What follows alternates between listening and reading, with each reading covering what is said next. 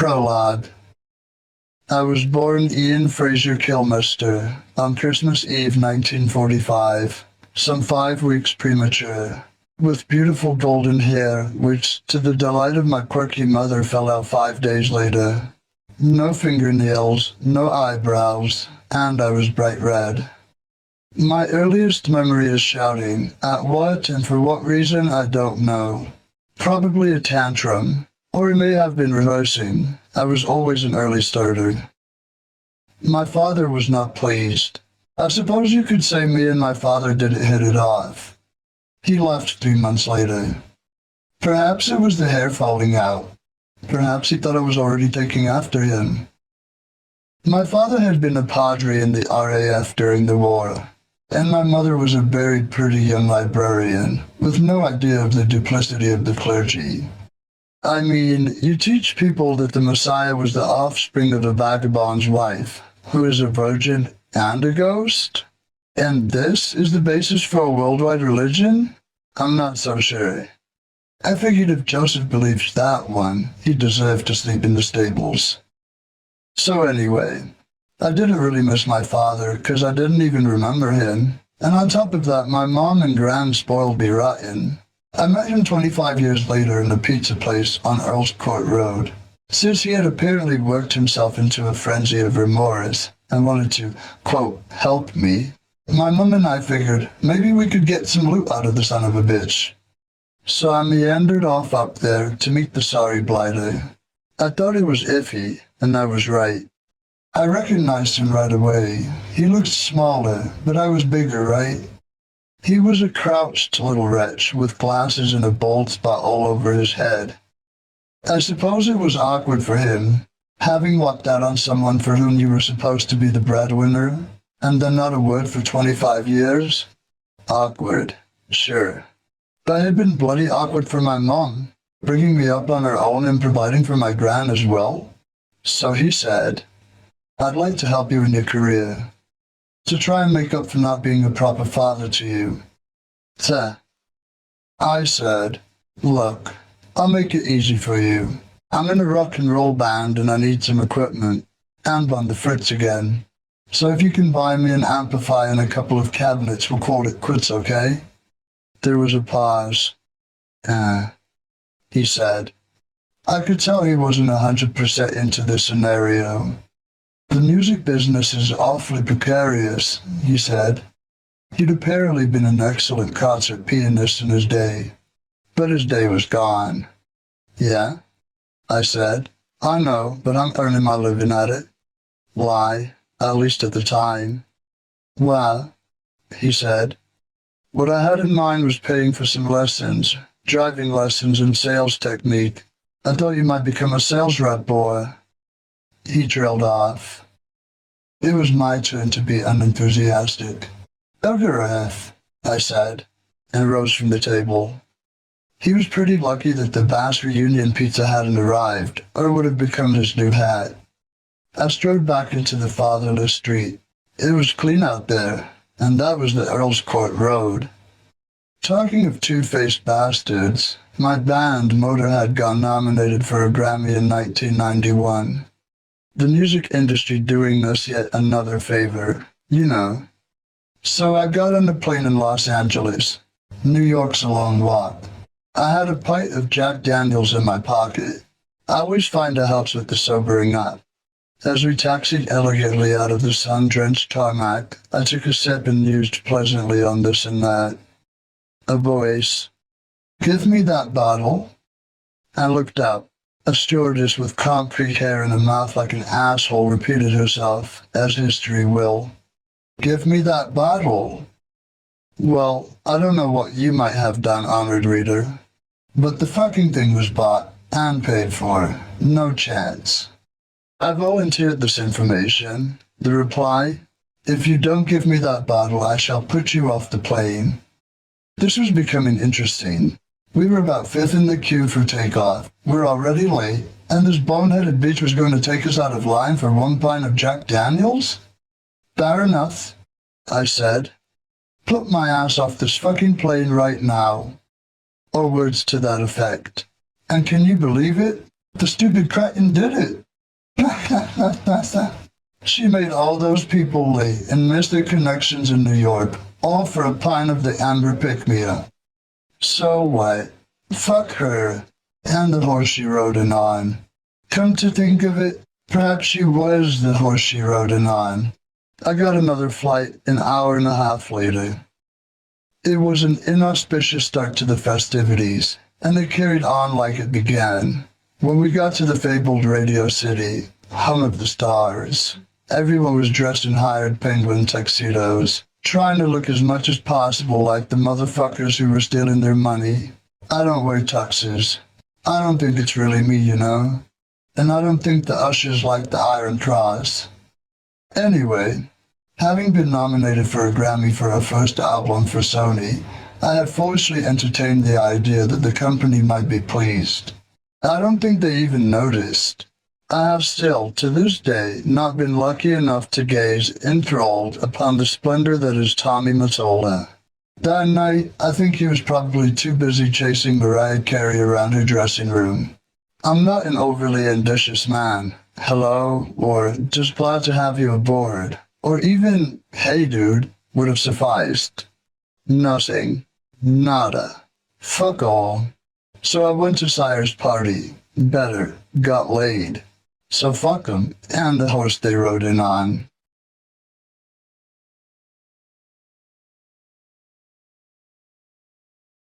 Chapter 1. Capricorn. I started life on Stoke-on-Trent, in the West Midlands of England. Stoke consists of about 6 towns clustered together. Burslem was the nastiest, so it's only fitting that I was born there. The area is called the Potteries, and the countryside used to be black with the slag from the coal used in the kilns that produced all kinds of pottery, including the famous Wedgwood. The ugly slag heap stretched over the landscape wherever you looked, and the air was dirty with the chimney smoke.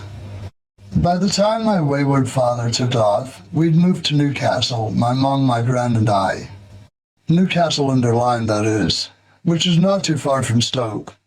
We lived there until I was 6 months old, and then we moved to Madley, a village nearby that was really nice. We lived opposite a big pond, nearly a lake, where there were swans. It was beautiful, but definitely amongst the hoi polloi.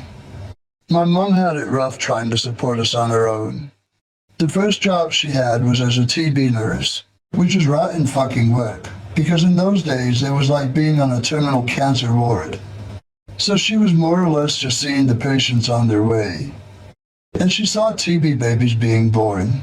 Apparently there were some real horrors. TB does something weird to the chromosomes. She saw newborn babies with rudimentary feathers on them, and another one born with scales. Eventually she left that job and worked for a time as a librarian, but then she stopped working for a while. I didn't quite understand the pressure she was under, and I figured we'd be alright. Later on she was a bartender, but that was after she married my stepfather. I had problems at school right from the start. The teachers and I didn't see eye to eye. They wanted me to learn, and I didn't want to. I was always like a fucking black hole when it came to maths. You might as well have spoken Swahili to me as tried to teach me algebra, so I gave up on it early. I figured I wasn't going to be a mathematician, so I might as well fuck off. I played truant constantly, and that was it from day one, really. The first episode in my difficult schooling that I remember clearly was at primary school. The stupid woman wanted to teach the boys knitting. She was probably a feminist, right? I must have been about 7, so it really was a bit pointless. And this woman was a real brute, too. She quite enjoyed hitting the kids. I wouldn't knit because it was sissy. In those days we still had sissies, see? They weren't running the country like they are now. I told her I couldn't do it and she hit me. Then I said I couldn't do it again, and after a while she stopped hitting me. Honestly though, I think hitting a kid's good for him if he's a bad kid. Not if he gets hit indiscriminately, but when he does something wrong.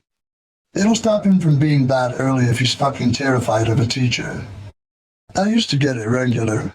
I got the board rule, the T-square that hung near the backboard. The teacher would stand behind us and he'd whop it in the back of your head. Later on, the physics teacher would hit us with the leg of a chemistry stool. That was a good one, but I never got it because I was pretty good at physics. That is, until I left school by mutual agreement. If you get a good smack around the ear so it rings and sings for about a half an hour, you're not going to do that shit again in class. You're going to listen to what you're being told. That's how it worked. But now it's gone. It worked for me and it worked for my generation pretty well, because as far as I can see, we're smarter than this generation shaping up to be. Anyhow, my mom remarried when I was 10. His name was George Willis, and she met him through my Uncle Colin, who was her only brother. I think the two of them were friends in the army, Colin and George that is. He had played professional football for Bolton Wanderers, and as he told it, he was a self-made man with his own factory, which made plastic shoe stands for shop windows. That went bust about 3 months after my mom married him. He was too much. He was fucking funny as shit.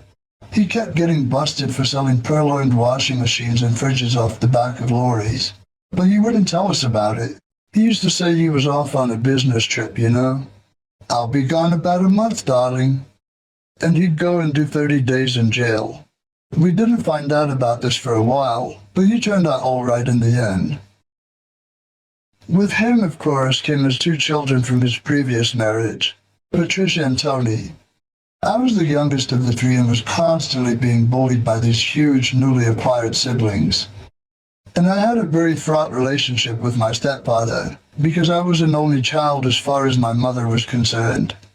She used to fight like a fucking bantam for me, so he'd get a terrible hard time. Patricia's lofty ambition was to work at the Treasury, of all things, and eventually all her dreams came true. Tony lives in Melbourne, Australia, head of some plastic division. I didn't know plastic was hereditary. He went in the merchant navy for about 10 years and didn't write to us for nearly 20. My stepfather thought he was dead. When my mum and stepfather married, we moved to his house in Banlick, a seaside resort on Ainsley. It was about this time that I began to be known as Lemmy. It was a Welsh thing, I believe.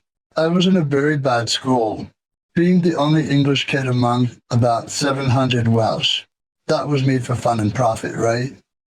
So I've been known as Lemmy since I was around 10, and I didn't always have the mustache. I've only had it since I was 11, but I did manage to entertain myself by stealing some gelignite and rearranging the coastline of Ainsley.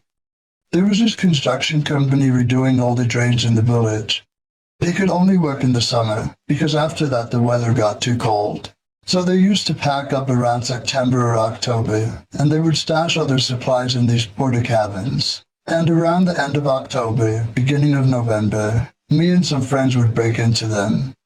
I mean, Jesus Christ, if you're a boy about 10 or 11, it was like finding buried treasure. We found caps and overalls, gelignite and detonators, and fuses, and all kinds of wonderful shit.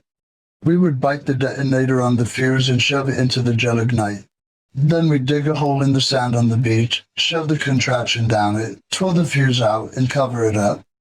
We'd finish up by putting a big rock on top, lighting the fuse and running like bloody fuck. And pull! The stone would fly 50 feet in the air. It was great. Later I'd find crowds of people standing there in the rain, looking at the damage and muttering, "What do you think? I don't know. Aliens?" I have no idea what the village copper thought was going on, 'cause he'd hear all these terrifying bangs, and you'd come out to the beach and half the cliff had slid into the sea. About 2 miles of coastline was different when we were finished with it. Just innocent fun, right? School kids get up to all kinds of shit, and after all, why not? That's their job, isn't it? To piss off their elders and give them a cross to bear? Otherwise, what use are they? Of course, these were mere diversions compared to my growing interest in the opposite sex.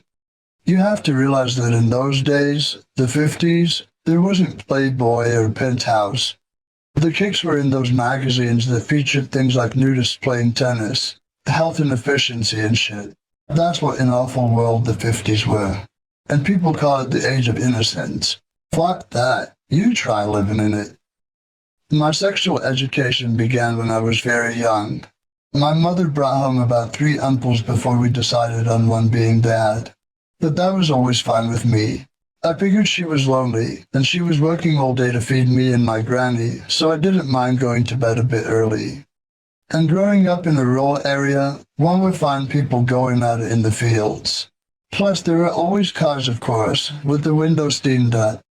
You could always get a good look at a bared leg or breast as a couple crawled from the front into the back seat. In those days, the fashion was those skirts with 2 petticoats underneath, which you whizzed around dancing the jive.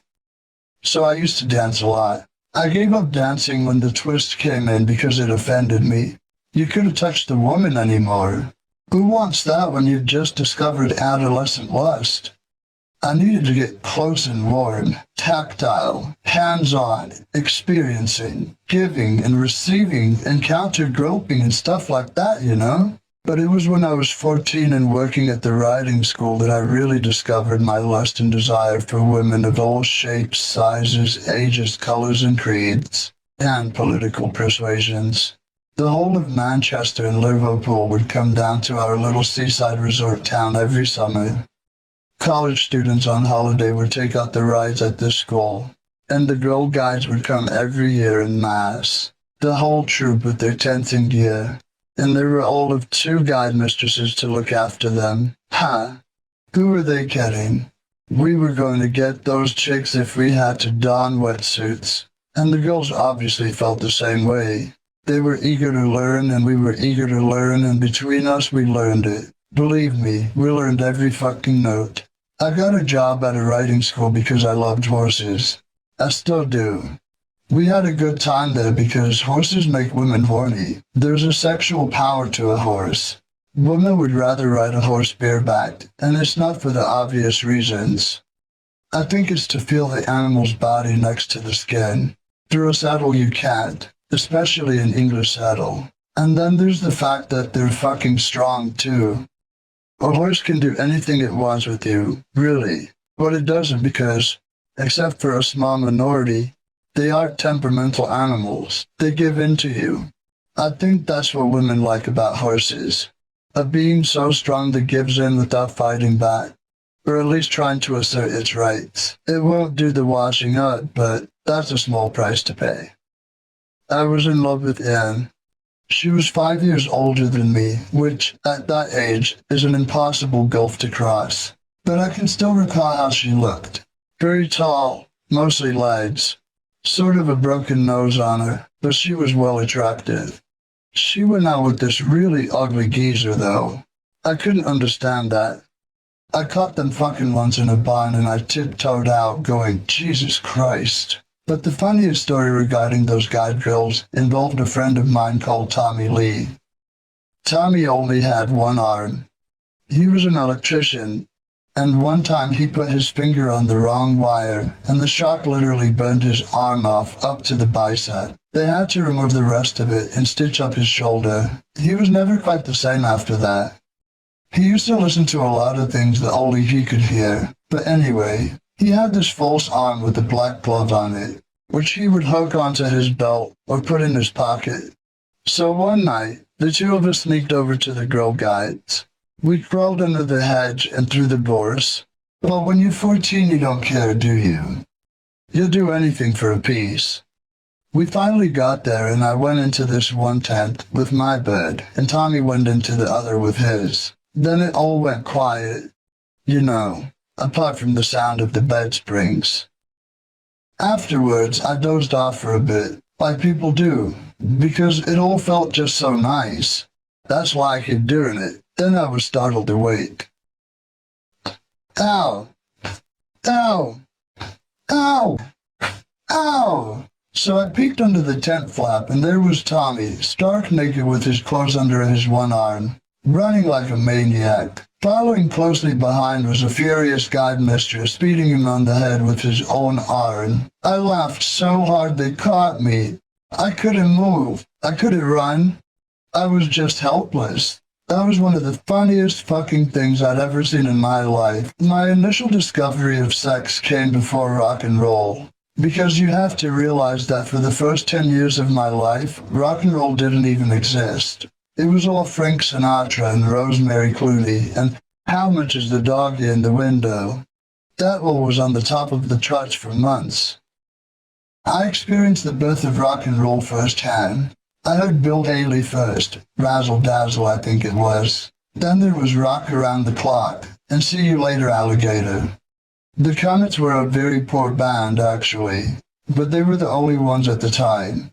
Plus, it was tough up in Wales. You could get Radio Luxembourg, but that was patchy. It would fade in and out, and you had to keep twiddling on the knob to get any kind of reception. Then you'd never find out what they were playing because they announced it once at the beginning, and if you came in 5 or 8 bars into the song, they'd never mention the guy's name again. It took me months to find out the name of What Do You Want to Make Those Eyes at Me For by Emily Ford and the Checkmates. There's a geezer who just vanished. Emily Ford and the Checkmates had 5 hits in England. He was huge, and then there was a scandal. He was caught charging a kid up for an autograph, and that's what killed him. The Checkmates went out on their own for a while after that, but it was no good. Then if you wanted a record, you had to order it and wait a month for it to arrive. The first 78 I ever bought was by Tommy Steele, the British answer to Elvis Presley. And then I got Peggy Sue. I'm Buddy Holly. My first full album was the Buddy Holly Story, which I got right after he died. Actually, I saw him perform at New Brighton Tower. See, that fucking shows your age. I saw Buddy Holly live. Nevertheless, I must say, my street cred is impeccable. It was a long time before I bought an Elvis Presley record. The first I purchased was Don't Be Cruel, I believe. His style, his look was great. He really was a one-off. But I thought he was inferior to Buddy Holly and Little Richard. The problem was that he had really naff B-sides. See, albums in those days were different. An album could be a collection of the last 6 hit singles and the B-sides. So half of Elvis's albums were crap. He only started making good B-sides when he did I Beg of You. Buddy Holly never did a bad track, as far as I could hear. Eddie Cochran, too. He was an idol of mine. He used to work at a studio in Hollywood, and if somebody finished an hour ahead of time, he'd dash in and make a record. And he used to write and produce all his own stuff. He was the first one to ever do that. A very intuitive guy. I was supposed to see him on the second leg of his tour through Britain, but that was when he was in an accident out by Bristol that killed him. I remember being dismayed. That was a great tragedy for rock and roll. He and Holly were the ones who inspired me to play guitar. I decided to pick up the guitar partly for the music, but the girls at least 60% of the reason I wanted to play. I decided to pick up the guitar partly for the music, but girls were at least 60% of the reason I wanted to play. I discovered what an incredible pussy magnet guitars were at the end of the school year.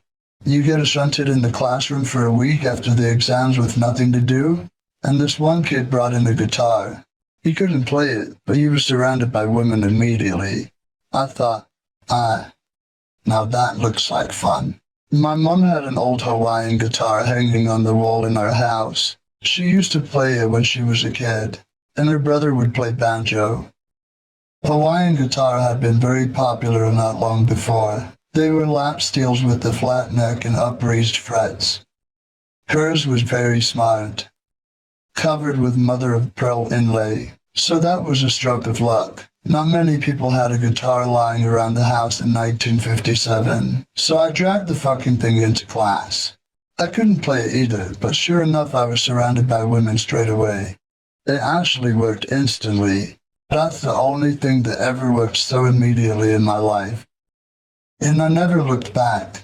Eventually, I got the idea the girls expected me to play the thing, so I taught myself, which was pretty excruciating on that Hawaiian guitar with the strings raised up. When I was 15, we went on a school trip to Paris, and I'd learned to rock around the clock, so I played for 3 hours one night. Even though I had just nearly cut my forefinger off with the flick knife that refused to do what it was told. I had blood on my guitar, and the chicks thought that was absolutely cool. You know, sort of equivalent to a Sioux warrior going out into the tall grass and killing a bear with his own hands. I suppose, laden for him. Back home, my mother and my stepdad knew exactly what I was up to. It was quite obvious. They saw the constant procession of chicks. The garage had been converted into living quarters, which I had to myself, and I'd take the girls there. My stepfather used to come in and catch me going at it. He caught me so many times, it was fucking silly. I think he was a voyeur. "Do you know you're on top of that girl?" he'd shout. "Yes, I know I'm on top of the bloody girl," I'd say. "How do you do it?" It wasn't long after that Paris trip that I was expelled from school. I played truant with two of my friends. We went on a train to the other side of the island for the afternoon and came back in time for the bus home. But as luck would have it, some bastards from another class saw us on the platform and turned us in. There's always a snitch, isn't there? So I was taken up before the headmaster. He was a real moron, a do-nothing. I think he had become headmaster because he was too old to be a magistrate. For 2 fucking weeks he had me in his office every day during break and lunchtime, trying to break me down. He was seen by 2 holy-head boys when the train turned around. He told me, "It wasn't me, sir," I'd insist. "I was never there." That's when I learned to lie.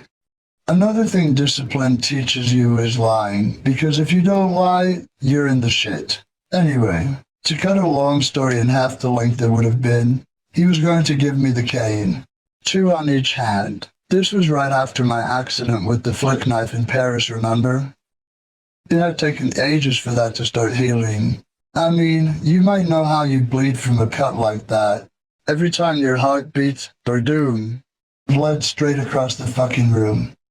I must have lost a pint at that time. So I asked the headmaster, could I have 4 on one hand instead because of my finger?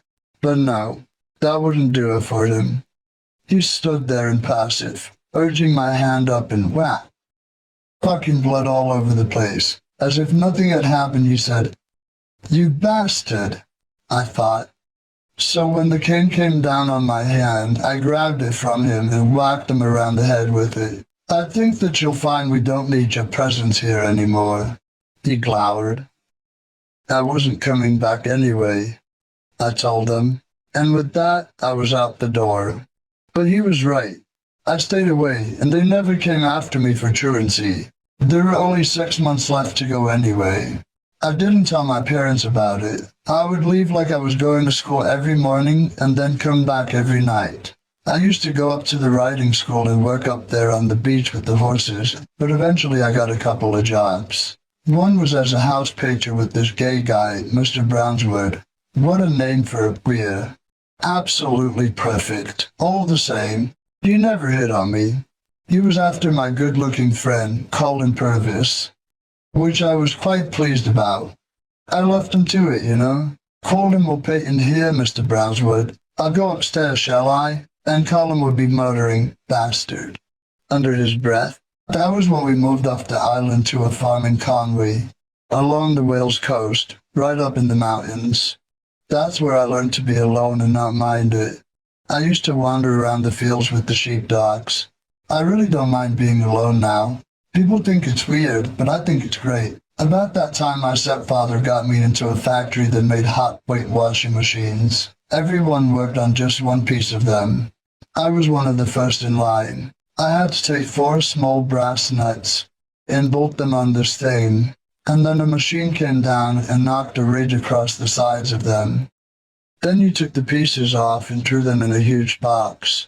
There were 15,000 of them to do, and when you were done with that batch, and really garnered a sense of achievement, they'd come and steal them and give you an empty basket. You can't be smart and do that job, man. It's impossible because it would fucking drive you out of your mind. I don't know how those people did it. I suppose they submerged their intelligence because they had responsibilities.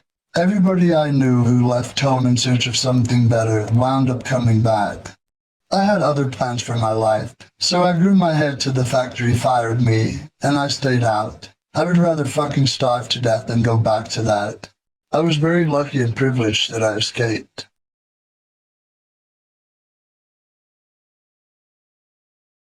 Chapter 2. Fast and Loose. I needed a companion, and one was right there, a guy called Ming after the Emperor Flash Gordon.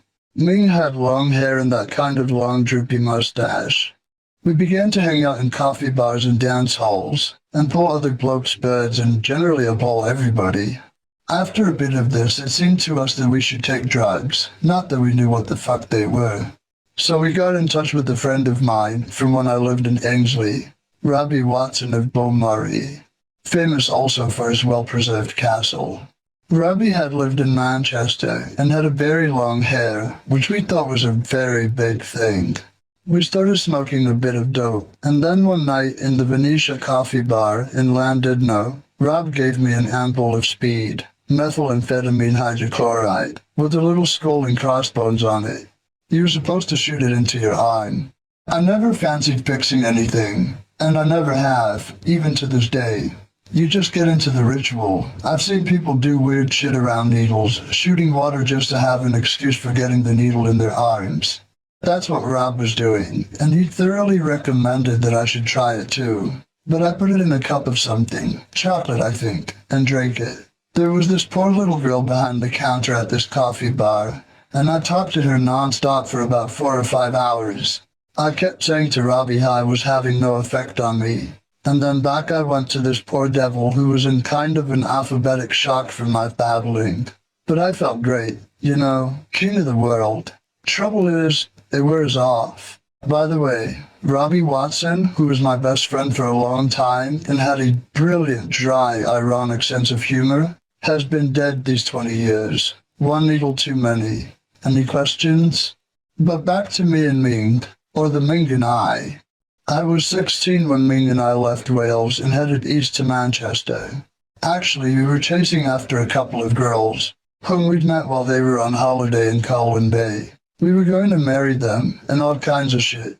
But of course, it ended up just being sex, as usual. They're much better off than if we had married them, I assure you of that.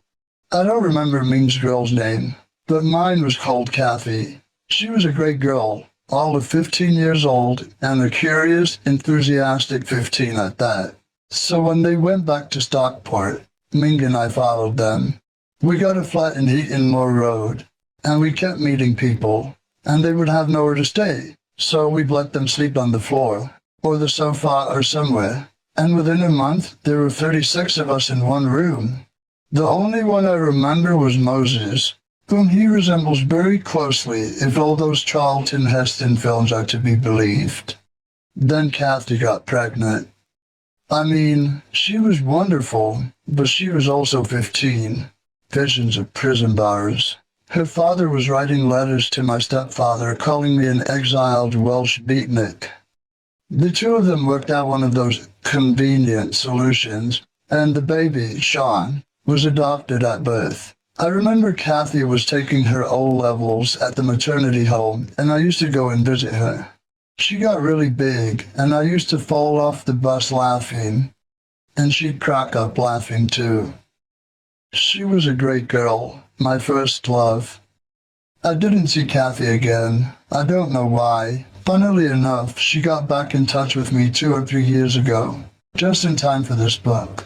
She'd said she'd found Sean. But I won't go into it here. Let him have his life. As for my living situation, we, 36 roommates, obviously got flung out pretty quick. The landlord probably wondered why the gas bill was for £200,000. Since Ming the fearless adventurer had gone back to Wales, eventually to become a clerk at the Social Security office, and you tell me there's a grand pattern and meaning to life, I was alone again. During the time I knew Kathy, and for a couple of years after, I was a dosser, which then was a particular occupation among kids in the country. We all used to wear U.S. Army jackets, the waterproof ones with the double lining. You could get them really cheap second-hand, and the thing was to get everyone that you knew to write their names on your jacket in felt tip pen, so you were covered in these weird autographs.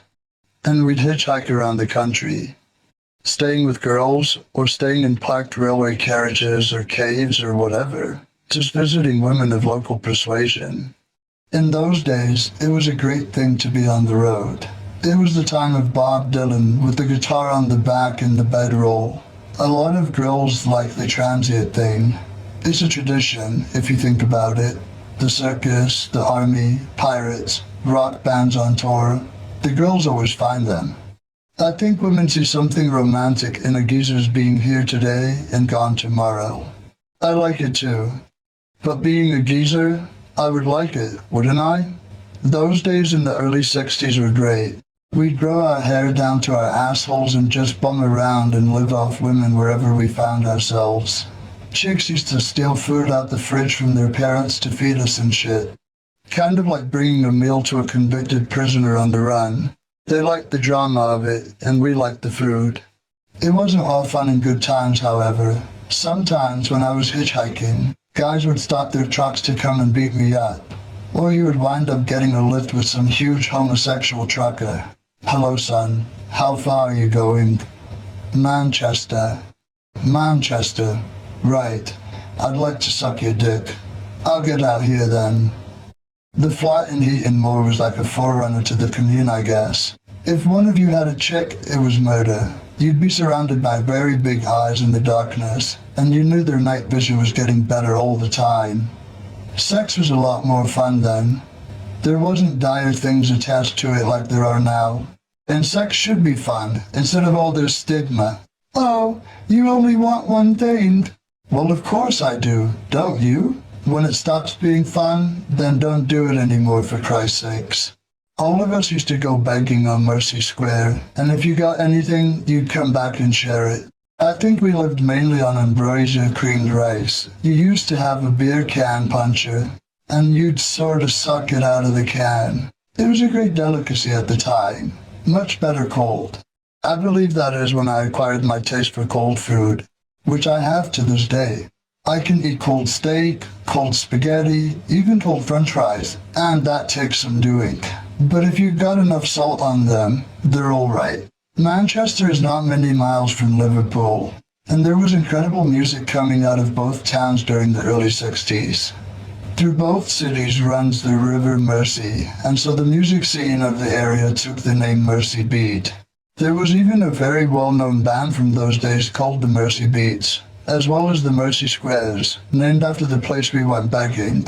There were hundreds of bands coming out Manchester and Liverpool, and they all played the same 20 songs. Some Other Guy, Fortune Teller, Ain't Nothing Shaking But the Leaves on the Trees, Shake Sherry Shake, Do You Love Me?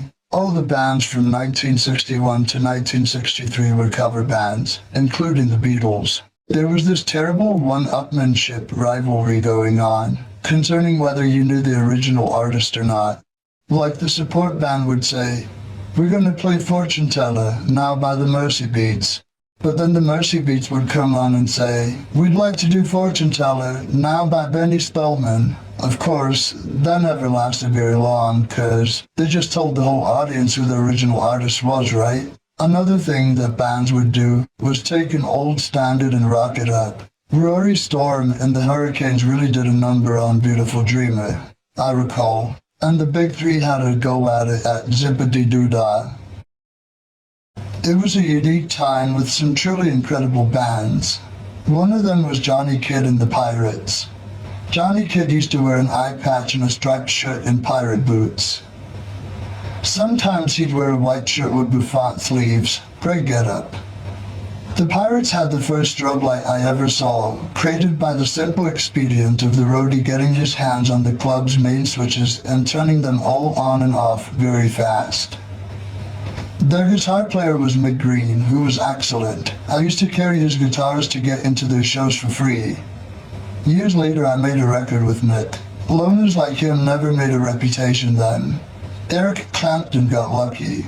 Being an isolationist worked for him, because people saw him out. All the other isolationists, people didn't bother with them. Another great band was the Byrds. Nothing like the American Byrds who were happening around the same time. This Byrds had Ronnie Wood, who later joined the Rolling Stones playing guitar. The Birds were magic, fucking excellent, far ahead of their time. They only had 3 singles and they were gone. I used to follow them all over the place, even slept in their van. The band I was in at the time, the Motown Sect, of whom you will hear more in a bit, had the honor of doing a gig with them. I still remember the Birds lineup.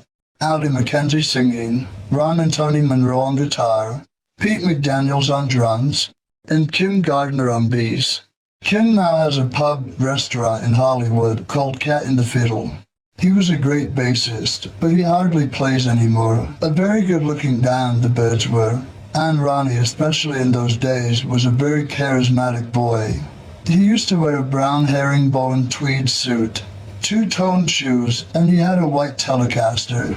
That was very cool. They were like mods with long hair, which I liked because I would never have to cut my hair. See, England has always been very fashion-orientated. Fads came and went very fast. The mods were a very odd sort, at least in my estimation. They had very short hair, combed over to one side, kind of like John Kennedy, but with a rooster tail-like swatch at the back. And they wore trousers made of this very thin cord material, with these bright print tropical-style jackets and 2-tone shoes. The nearest American equivalent would be the Beach Boys, but we didn't have the surf thing. It was really more in town, as far as England was concerned. And the mods used to wear eye makeup too, especially the boys. The crowd of people I was in disliked them, but in retrospect, it was no worse than what we were doing. I mean, we thought they were sissies, and they thought we were yobs. And you know, we were both right. I got to meet a lot of great musicians at the start of our careers. John Lord was one. John Lord was and is a consummate musician. He later played with Deep Purple, Whitesnake and Rainbow. But when I met him, he was playing for the Artwoods who, funnily enough, were fronted by Art Wood. Even funnier, Art Wood was Ron Wood's brother. But hold on a moment. There was this huge, great palace of a boozer called the Washington on the seafront in Ladidno, and they had rock shows in the upstairs ballroom. Then they started having jazz and blues nights. They had Grand Bond with Ginger Baker and Dick Hextall Smith. They had the Downliner Sect, Jasmine Allen Skidmore, and then one night the Artwoods. So I was lounging about the place, staring at the exotic equipment, and I watched them play. Pretty good, I thought, from my lofty critic's perch in North Wales. Anyway, I was talking to John Lord after the show, and he and the band offered me a lift back to Colwyn Bay. I'm sure John's regretted that ever since. The poor fool gave me his address in West Drayton, near London, and about 3 weeks later, off I went. I mean, this impossibly huge star would probably have a huge mansion, and he would probably let me sleep in the servants' quarters, and introduce me to other impossibly huge stars with whom I would seek my fortune, etc. Alas for dreams. The address turned out to be a house on a council estate. I arrived at about 3 in the morning and rang the knocker and banged on the bell. A sweet little old lady opened the door. Yes? Who is it? It's me, I said. Lemmy from North Wales. Huh? John Lord will remember me. He gave me this address. Oh no, dear. He's on tour in Denmark. Why hadn't I considered this possibility? I was young and dumb. That's why. Ah, I said. She looked at me. I looked at her. I said. Silence grew between us. Then she said something for which I will be eternally grateful. Star-turned that she was. Oh, well, never mind, dear. You can sleep on the couch and we'll see in the morning. You don't get much of that in our brave new world. So I awoke to find Ron Wood with 3 of his mates hanging over me, going, Oi, what you doing on the mum's sofa, eh? So she was Mrs. Wood, mother of Ron and Art, and John was living there. Coincidence, eh? I got to go to a Birds gig that night, and then I went to Sunbury-on-Thames, but more of that later. Back in those days, the most impressive band, hands down, was the Beatles. They were the best band in the world. There will never be anything like the Beatles, and you really had to be there to understand what I've just said. Nowadays, younger people think the Beatles were just a band, but they weren't.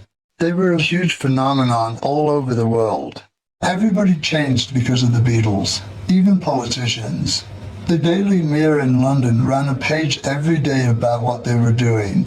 Imagine, a big national fucking newspaper devoting a page each day to a band? They were more than huge. The Beatles revolutionized rock and roll, and they also changed the way everyone looked. It seems ludicrous now, but for those days they had very long hair. I remember thinking, wow, how can any guy have hair over that long? Really, it was just combed forward, with the slight fringe over the collar. We all had quiffs then. Before the Beatles, it had been DuckTales and Elvis. I was lucky enough to see them play the Cavern Club in Liverpool, back at the beginning. They were really fun, eating cheese rolls while singing, and they used to tell a lot of jokes. They were hilarious. They could have been a comedy team, and they had weird guitars that none of us have ever seen. John had his Rickenbacker, and Paul had a violin-shaped bass. All the rest of us had Stratocasters. I mean, a Strat was the ultimate you could wish for. Gibsons weren't even around. And George, I believe, was playing Hofner Futurama. God help him. Later on, he got a series of Gretches. It was like, what? These weird guys with long hair and these funny guitars, and they're posing in their shirt sleeves with their ties pulled out. Everybody else was wearing these horrible rigid suits encased in these terrible 10-button suffocating Italian jackets. So that was quite the revelation. And the Beatles were hard men too. Brian Epstein cleaned them up for mass consumption, but they were anything but sissies. They were from Liverpool, which is like Hamburg or Norfolk, Virginia. A hard seafaring town. All these dockers and sailors around all the time, they'd beat the piss out of you if you so much as winked at them. Ringo's from Dingle, which is like the fucking Bronx. The Rolling Stones were the Mummy's Boys. They were all college students from the outskirts of London. They went to starve in London, but it was by choice to give themselves some sort of aura of disrespectability. I did like the Stones, but they were never anywhere near the Beatles. Not for humor, not for originality, not for songs, not for presentation. All they had was Mick Jagger dancing about. Fair enough, the Stones make great records, but they were always shit on stage, whereas the Beatles were the gear. I remember one gig the Beatles had at the Cavern. It was just after they had got Brian Epstein as their manager. Everyone in Liverpool knew that Epstein was gay, and some kid in the audience screamed, "John Lennon's a fucking queer!" And John, who never wore his glasses on stage, put his guitar down and went into the crowd shouting, "Who said that?" So this kid says, "I fucking did." John went after him and bam! Gave him the Liverpool kiss, sticking the nut on him twice. And the kid went down in a mass of blood, snot, and teeth. Then John got back on stage. "Anybody else?" he asked. "All right then, some other guy." The Beatles opened the door for all the bands that came out of that area. It was like Seattle became in the early 90s. The record labels came up and signed everything that moved. Oriole Records held an audition session in a ballroom that lasted 3 days. They set up some equipment and 70-something bands went through and played one song each, and the label signed about half of them. Epstein had other bands besides the Beatles. One of the few that he had that didn't make it was called the Big Three. Johnny Gustafson, who later was in Quartermass, Andromeda, and then the Mercy Beats, played bass. The band had a fantastic guitar player, Brian Griffiths, who had this old beat-up Hofner Colorama, a horrible fucking guitar with a neck like a tree trunk, but he played unbelievably. And the drummer, Johnny Hutchinson, did all the singing, which was unheard of then. A drummer singing? They were an excellent R&B band, but they got emasculated by the business. Band put out one record that they were happy with, but it didn't make it. So after that, they were stuck with 2 Mitch Murray titles. He wrote a lot of those saccharine, sweet pop songs. One of them was How Do You Do It for Jerry and the Pacemakers. Those didn't go anywhere either, so Epstein dropped them. It was a shame, because they were a great band. I suppose you could say that these bands were my peer group. A few years older than me, maybe. I was in bands myself all this time, of course. You were no doubt wondering when I would get around to that. I already had been put through the usual local band thing back in Wales. But in those days, putting together a group wasn't easy. You couldn't get equipment for a start. Whether a guy was going to play bass for you rested mainly on if he had a bass or not if he was a good player. And if he had an amp you could plug into, he was definitely in. It was primitive shit. I was lucky to have my Hofner Club 50 guitar. I saw it hanging in this music store, Wagstaff's, in Llandudno. Old man Wagstaff, he was about 107, and he was an alright guy. He ran an old-fashioned store that would let you take things on spec. Put a few quid down and he'd hold it for you forever. Needless to say, he went out of business. His son took over and immediately sold the fucking store. I think it became a ladies' lingerie shop. It was after seeing Oh Boy, possibly the best rock show ever, and 6 to 5 special, which was it. I was driven to buy a guitar slinger. There weren't many players around in Wales. You'd hear about somebody 3 villages up who had a guitar and you'd go interview him. I met Maldwyn Hughes somewhere in Conwy when I was living there. He was a drummer, or he had a drum kit. He played in a dance style, brushes and riveted cymbal, but he was okay for that. We got a guy he knew, Dave. His last name escapes me, but he came to a Motörhead gig last year. Who was a good guitarist, but a horrendous person. He had green teeth and his father, a failed comedian on a dinner club circuit, was always around cracking these rotten jokes. Dave, however, thought his old man was hilarious and would quote him when he wasn't there. At first we called our band the Sundowners, then our second name was the DJs. My first show in front of the people was in the Basement Cafe in Llandudno. My big moment was singing Travelin' Man, a song by Ricky Nelson who, incidentally, was a good singer, and as handsome as a few thousand motherfuckers. Otherwise, we did a lot of instrumental by people like The Shadows, The Venturers, Duane Eddy, stuff like that. Around the same time, I was also playing with this guy Tempe. He was an extraordinary person who taught me a lot about sarcasm, and was the most difficult person to get along with. He played bass, he really played bass. And for about 1.5 hours we hooked up with the local moody guitarist Tudor. But what with Tempe's scornful sarcasm, my amiable insult, and Tudor's eggshell ego, it was no surprise that, although we played together beautifully, that one rehearsal was it. Shows how good it could have been if I remember it 40 years later. That sort of petered out. So back to the DJs. We got a singer, Brian Grills, who was a dark heartthrob sort of guy. A bit like Johnny Gentle, if anyone remembers him. And we finally found a large bass player called John, who was a remarkable rarity in that he had a Fender bass and an amplifier. So he was sort of the Bill Wyman of the North Wales, I suppose. My God, we thought, we're made now. But amazingly, we worked.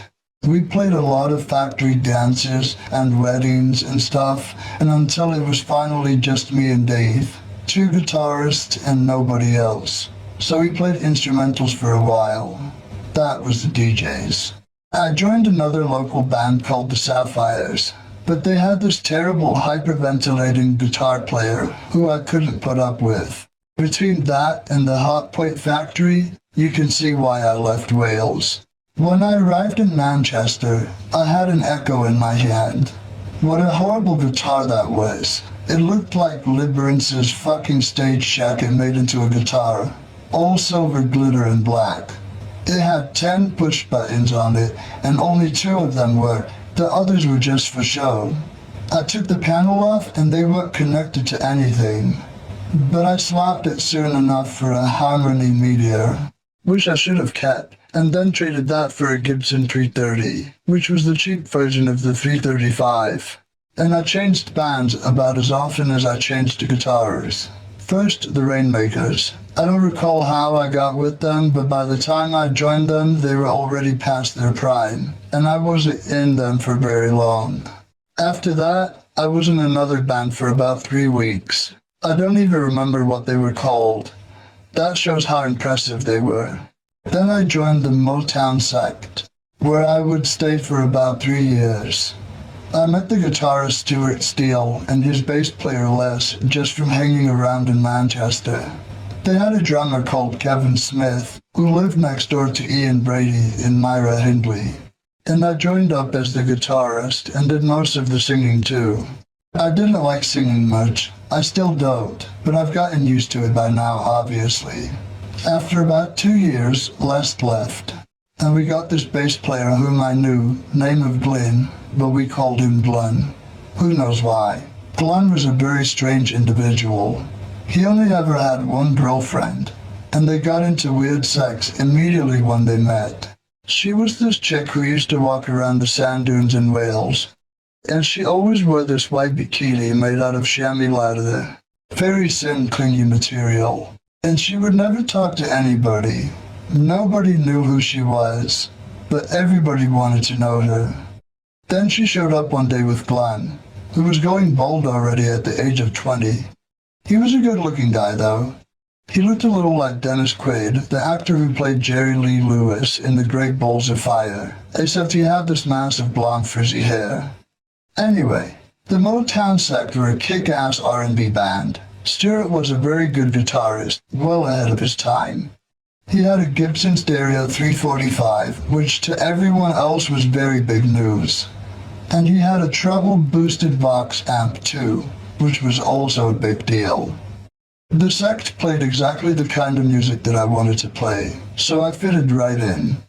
We only called ourselves Motown Sect because Motown was very big then, and it got us gigs. But we didn't play any Motown songs at all, not one. We all had long hair, dressed in striped t-shirts, and we would play harmonica and sing blues. We did some great covers of Pretty Things tunes and the Yardbirds. On stage, we used to say, "Here's one for all the James Brown's fans," and the audience would go, "Yay!" Then we'd say, "It's by Chuck Berry and it's called..." Some of the crowd would go for it because they'd never heard it before. Some of them would really hate it. But what the fuck could they do? We were on stage, you know?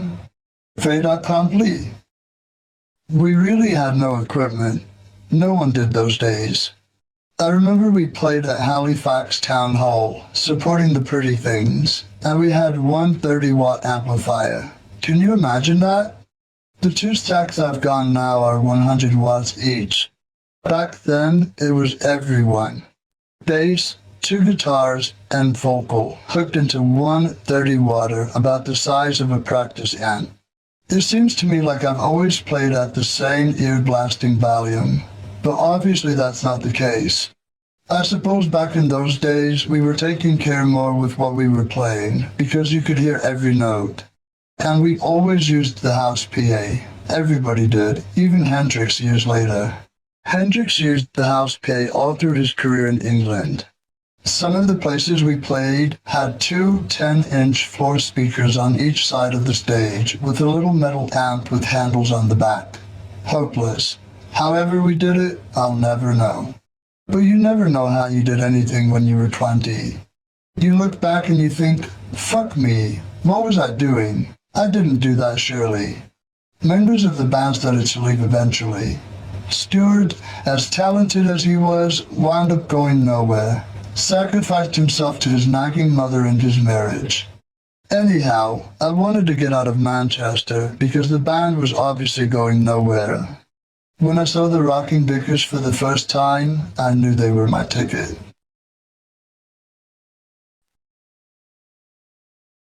Chapter 3. Jailbeat. I first saw Reverend Black and the Rocking Vickers at Manchester's Oasis Club. The Oasis was where all the bigger rock bands played. I took to the Vickers straight away. The drummer's kit had double bass drums, the first time I'd ever seen that. And he sat at the front. And they wore the Finnish national costume. Reindeer skin boots, white trousers with lace-up flies, these smocks from Lapland and Vickers collars. I thought that was very big, you know. They were extremely loud and smashed up all of their equipment, just bashed everything to bits. That was very cool too. And they have long hair. See, the drummer in Motown sect was hassling for all of us to get our hair cut short.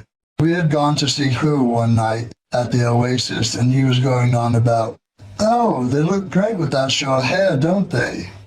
I wasn't going to cut my hair. In fact, I was the last one in the band with long hair. Everybody else did cut theirs.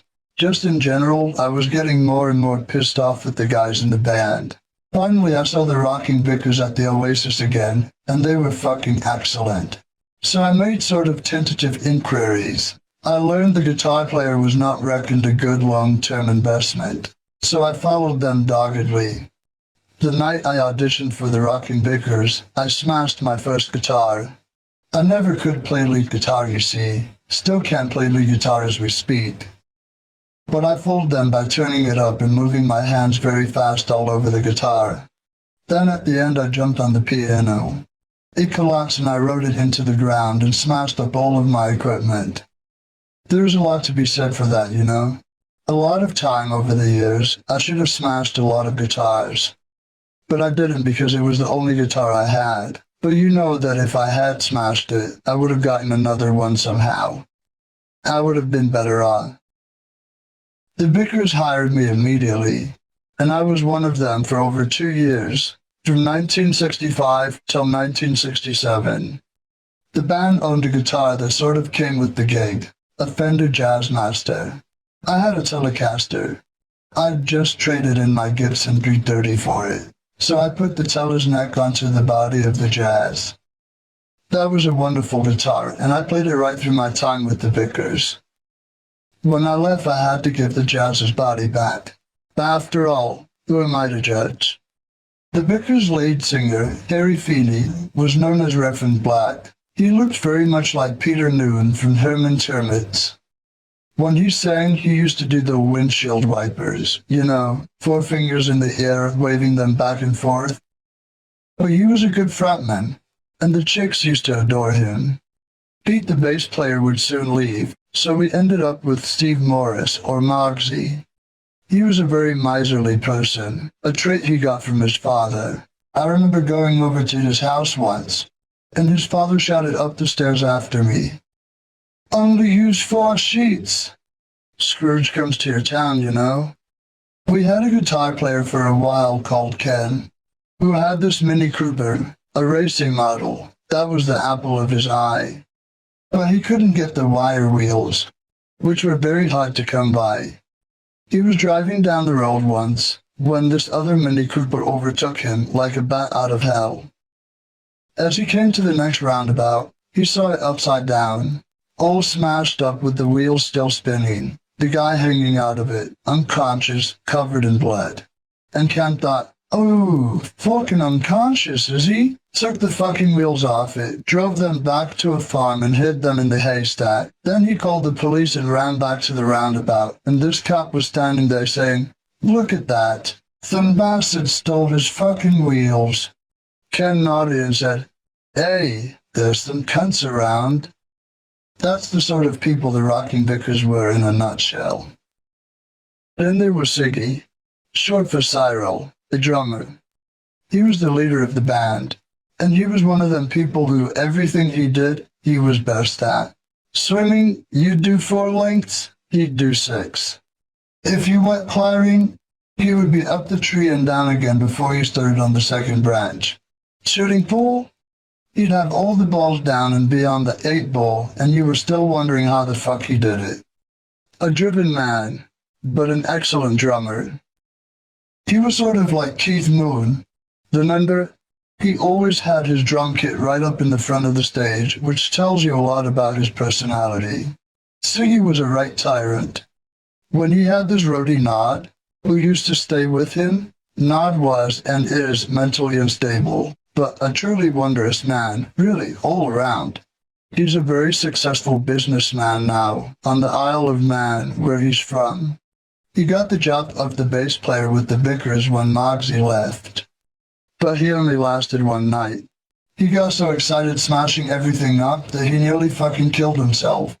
Before he roadied for the Vickers, Nod was the first DJ to ever broadcast on Radio Caroline, the first private radio station in the world. That kind of thing doesn't exist anymore. But back in the mid-60s, people would anchor a ship 3 miles off the coast of England so they could evade its radio laws and play what the ordinary radio stations wouldn't. There were a bunch of them around, and Nod was the first one. But he left that to be Siggy's servant because he saw the rocking Vickers and was immediately gone over them. Siggy had this huge bed in his bedroom, while Nod had a camp bed a couple feet away. "Do you know what I'm doing now, Nada?" Siggy would ask. "No, Sig. I'm stretching my arms out, don't even reach the edges of the bed. It's so big. And you're in that camp bed, Nada." "Yes, I know. Say sir when you speak to me." "Yes, sir. I know." Then, in the morning, Siggy would snap his fingers and Nod would be out there with a frying pan cooking his breakfast. There had to be some sort of latent gay thing going on there. They weren't fucking each other because Siggy was sleeping with his bird, I think her name was Jean, and Nodder used to go with girls too, so I don't think they were really aware of it. It was some weird subconscious thing.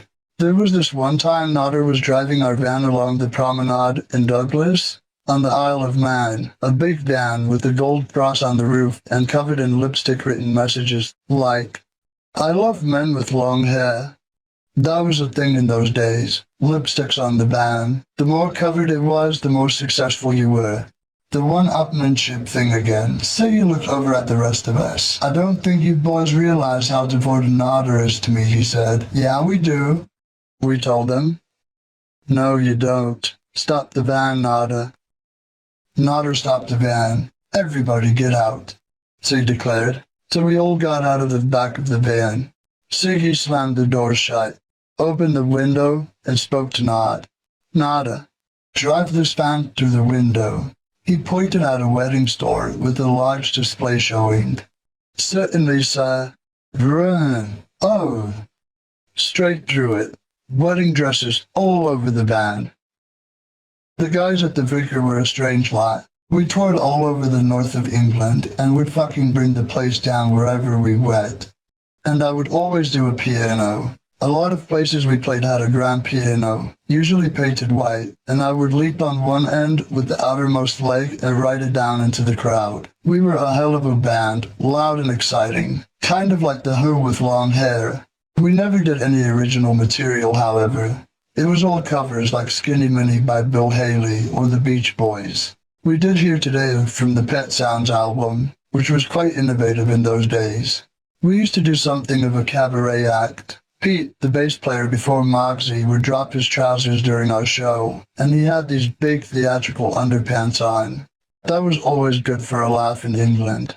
So Pete would stand there like that, and I'd hit him with the custard pie. I'd go right to the audience, pie in hand, asking, "Shall I? Shall I?" And they'd reply, "Yeah, hit 'em." They always do, don't they? Nothing as funny as a guy getting pied, you know. Every night, loose. Pete would get the pie, everybody would laugh, and we'd finish the song and pack up. The roadies used to make the pie out of flour and water, just mush the stuff around on a paper plate, and set it up behind the amplifier every night, and I never really checked on it. But there was one night where I went to the back to pick it up, and it was in a tin plate. A thick tin plate at that, like an ex-army tin plate. So I went over to Siggy playing away, and I said, "It's a tin plate." "Hit 'em," he hissed. "But it's a tin plate, look! The act. Hit 'em." "All right, then." So I went over to Pete and dop. You could hear his muffled scream of, "Fucking hell!"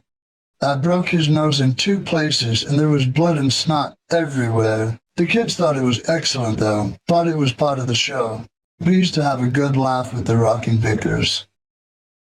We had this terrible manager, Jack Vinay, a Jewish crockery salesman. He had a shop full of wholesale crockery in Salford, North Manchester, near to the Jewish neighborhood of Cheetham Hill.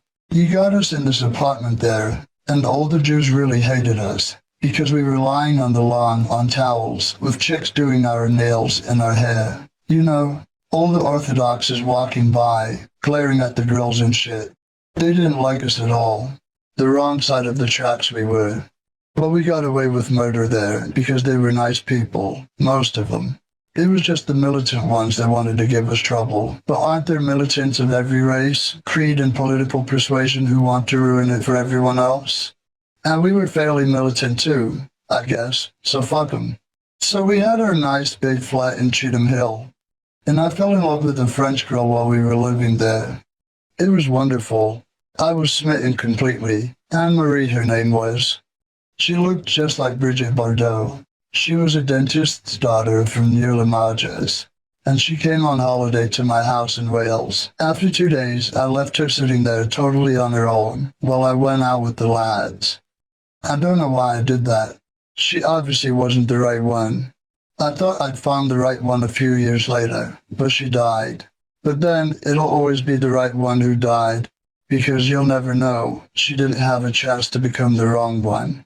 Come to think of it, my next unintentional foray into parenthood happened while I was in the Rocking Vickers. There were these two girls who were singers in a band that used to tour the American air bases in Europe.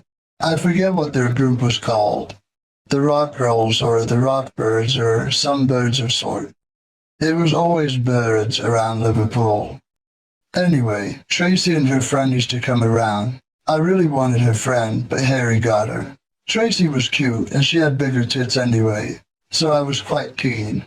The two of them came back to our apartment in Manchester and stayed for a weekend. Then after that, they would come and stay with us now and again. And then Tracy showed up one morning around 6 o'clock and woke me up. "I'm pregnant," she said, standing by my bed. What? Pregnant?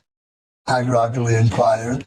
I mean, who's conscious at 6 in the morning? She took this as a terrible affront, that I wasn't immediately awake and at attention. "Right then," she snapped and walked out. That was it. She went away and had the kid, Paul, and brought him up on her own. I met him when he was 6, on a coke deal. I went to buy some cocaine from these Brazilian guys in Warwick Road, Earl's Court. We were all, waiting for the man, and I was in the kitchen making a piece of toast. Then in walked in this little blonde kid. "You're my daddy," he told me. "Mommy's in the other room." I walked in there, and sure enough, it was Tracy. I know why I was there, but how the fuck did she come to be there? I'll never know. So I got her a fridge, 'cause she didn't have one. Dragged it up 4 flights of stairs for her. Fucking terrible job, really, with only me and another guy doing it. Anyway, this kid was a great kid. He still is. I remember one time he came to see me. He was about 23 at the time. "Dad?" "Yeah?" "I have a problem." "How much is it, Paul?" "It's the landlord, Dad." "How much is it, Paul?" "He said he's going to throw us out on the street with all of our stuff, and he's going to take my guitar." "How much is it, Pam?" "Well, it's quite a lot." "Fuck it. How much is it?" "It's £200, actually." So I gave him £200 and he went away. The next day he showed up in a second-hand Lincoln Continental, the little fucker. He pulled up outside of the house saying, "Come and look at my new car." "Good corn, Paul," I told him. "But don't ever ask me for rent money again, 'cause you ain't gonna get it." An excellent scam, though, and then he stole one of my chicks off me. But I got him back. I stole one off of him. In fact, we swapped girls one night, as Stringfellows in London. You'd be amazed how many women want to fuck the old man and the son as well. Paul came over to the States a couple of years ago. He went over to my place and stayed for 1 day. The next day, 2 chicks called for him in a car, and he was gone. He went up the hills with them, and I didn't see him again. He went home without even calling and saying goodbye. I remember he was asking me for advice, and I was giving it to him. He's always done the exact opposite of what I've said, which I think is fundamentally sound. Chip off the old block, wouldn't you say? But as usual, I digress. The Rocking Vickers recorded 3 singles while I was with them. 2 for CBS and 1 for Decca in Finland. One of the songs was called It's Alright, which Siggy claimed he wrote, but it was mainly a bastardized version of The Who's The Kids Are Alright. Our other song was The Kinks' Dandy, and we actually got all the way up to number 46 in the charts with that one. We even wound up getting The Who and The Kinks' producer, Shell told me. He was an American who was living in London. His office was above a Chinese food store on Greek Street in Soho, London. Quite a multinational happening. But that Chinese store with all the ginger and shit in jars stunk really bad. When we had to go and see Shell, we would hold our noses and dash across the street and up the stairs until we got into the office. Shell was blind as a bat. He did have some sight, but it was pretty thin. He used to come into the studio saying, "Hi guys," and immediately blunder into the drum kit. He was always walking into the walls and doors and shit. He had minders lifting him up and out of debris everywhere, but he'd never admit that he couldn't see. He had friends who happened to be there, picking him up like it was an accident. His face was a constant mass of scar tissue about the eyebrows. But he was alright. He got the job done. We never had a hit, but we were huge on the circuit in the north. South of Birmingham, nobody had ever heard of us, but we used to pull thousands in places like Bolton.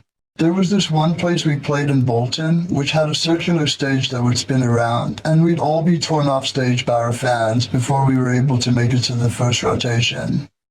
The chicks would pull us down and tear all of our clothes off us. The Beatlemania thing, you know? Sounds like fun, doesn't it? Ha! It's fucking agony, believe me. And the scissors, it was all the go then to get locks of hair from your fave combo. If you've never seen 40 serious, grim-lipped birds, all holding scissors, rushing at you. At another gig, Harry went running out to grab the mic like he always did to start the show. And these chicks had a hold of the cord and they pulled on it. Well, he went running out and he never came back. Just went over this 7-foot-high stage, straight into the crowd. Later on, he told us that as he was going down, a split-second thought ran through his head. Ah, great. We're really famous, and I'm really popular, and I'm going to fall into all these chicks, and they love me, and there's going to be a sea of tits and legs and pussy. But these chicks parted like the Red Sea. He could see the nails of the floor planks coming up very fast. He also broke his nose in 2 places, and some of the girls broke his finger once, pulling his gold ring off. Another time they took the boots off of Siggy while he was playing the drums. Siggy ran through the hall barefoot screaming, "Get that fucking chick! I haven't got any spares!"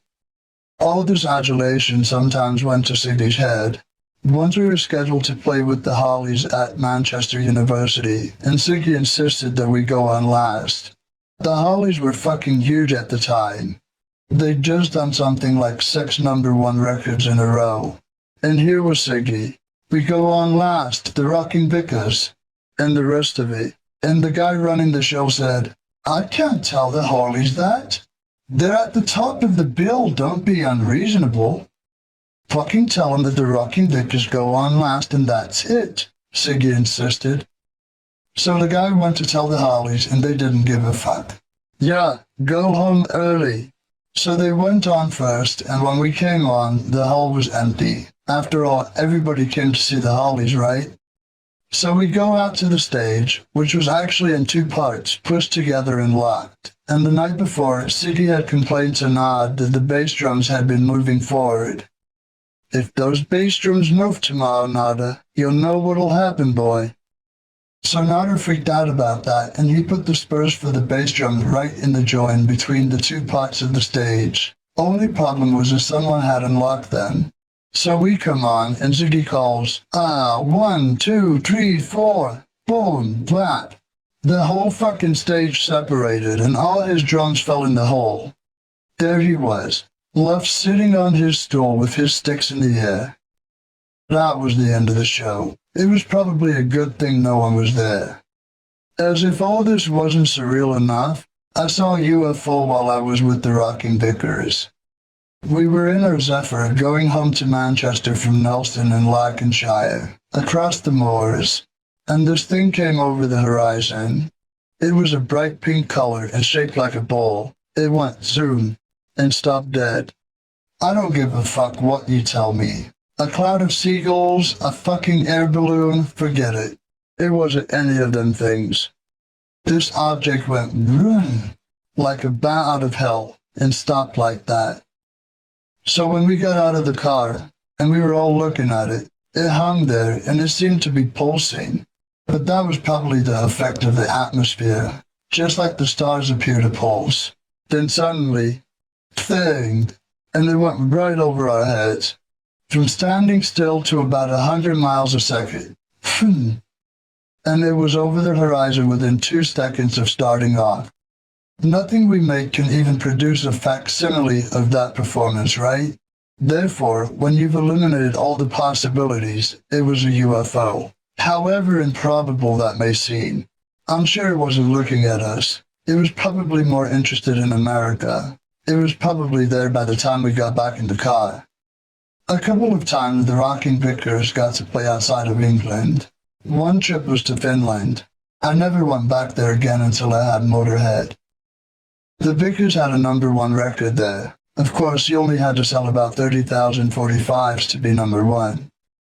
The Vickers were the first British band to play behind the Iron Curtain. I'm not sure how that got set up. Our manager was an enterprising geezer, despite the crockery. We played in Yugoslavia, which was sort of the crossover country of the Eastern Bloc.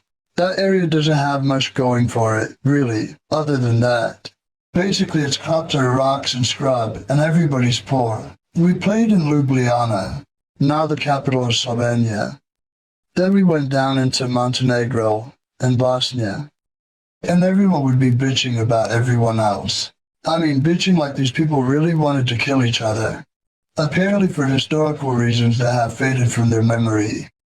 It's ingrained in the children from the time they're years old. It'll take a miracle to ever stop them. The Serbs hating the Croats, that's all you ever heard then. And it's still the same now. Of course I figured they were all bad guys, because the communists were doing shit that I wouldn't do to people. I didn't know my own people were doing the same shit to them. I can't say that Yugoslavian trip was particularly enlightening. We only got to see the good bits. You get the tour guide, you know, but in a communist country, he's the tour guide, right? If he says we don't go down there, we damn well don't go down there. Finally, in early 1967, I left the Rocking Vickers. They were still going until 7 or 8 years ago, as a sort of cabaret act, but I had bigger plans for myself, see? Conquering the north of England wasn't good enough for me anymore. I wanted London.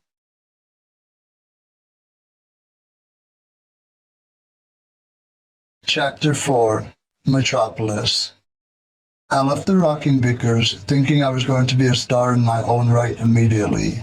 Everything was going to be wonderful, and huge women would get a hold of me and do things to me with raw carrots, you know, shit like that. Of course it didn't happen quite that way. The first time I went to London, I lasted there for about a month, after waking up on Rod Wood's mum's sofa. I stayed with a friend of mine called Murphy, whom I knew from when I was living in Blackpool. He was a little Irish folk singer, fellow dosser. Nice character. We used to know these 2 gay tailors who would make all of our clothes. They'd measure the inside of your leg 4 or 5 times. They liked Murph, and Murph would go hang out with them now and again. He wasn't fucking them, no. At least, I don't think so. But they made him a Batman suit, with the hood and bat wings that went from the arms to the waist. He was going to fly off Blackpool Tower. See, publicity stunt like. Blackpool Tower is the scale model of the Eiffel Tower. It's about a quarter the size. Still, too tall to fly off of it if you don't make it, really. But Murph got all dressed up in his bat suit, and we all went with him to the tower and headed straight for the geezer at the ticket stand. "Hello," Murph announced. "I am Murph the Batman, let me in." "Why?" the ticket-selling geezer phlegmatically inquired. "I'm going to fly off the top." Murph declared. No, you're not. I am, Murph insisted. No, you're not. Out of my way, demanded the 5'5" that person. I'll tell you what, mate, the guy told him.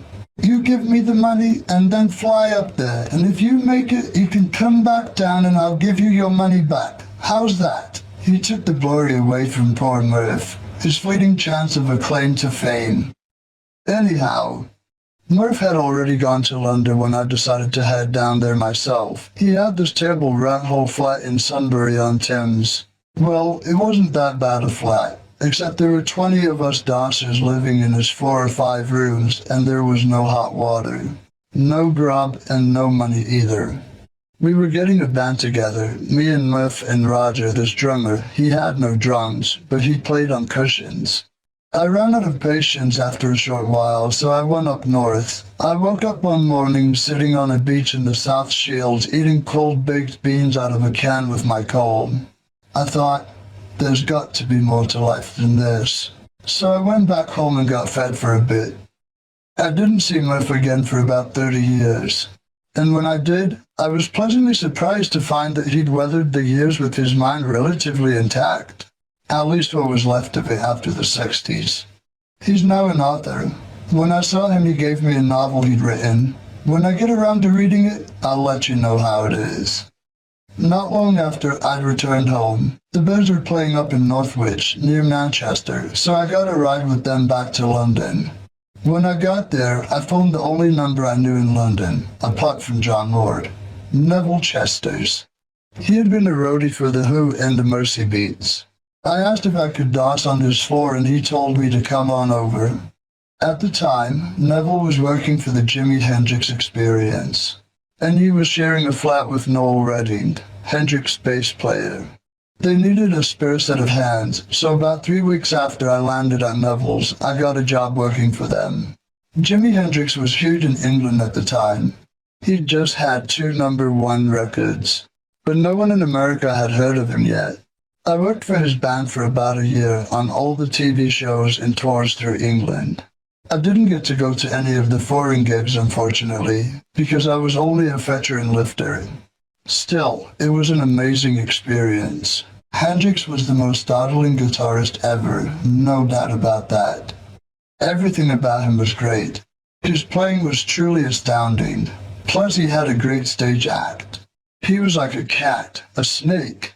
When he performed, he would drive the chicks fucking nuts. I've seen him go in his bedroom with 5 chicks, and they'd all come out smiling too.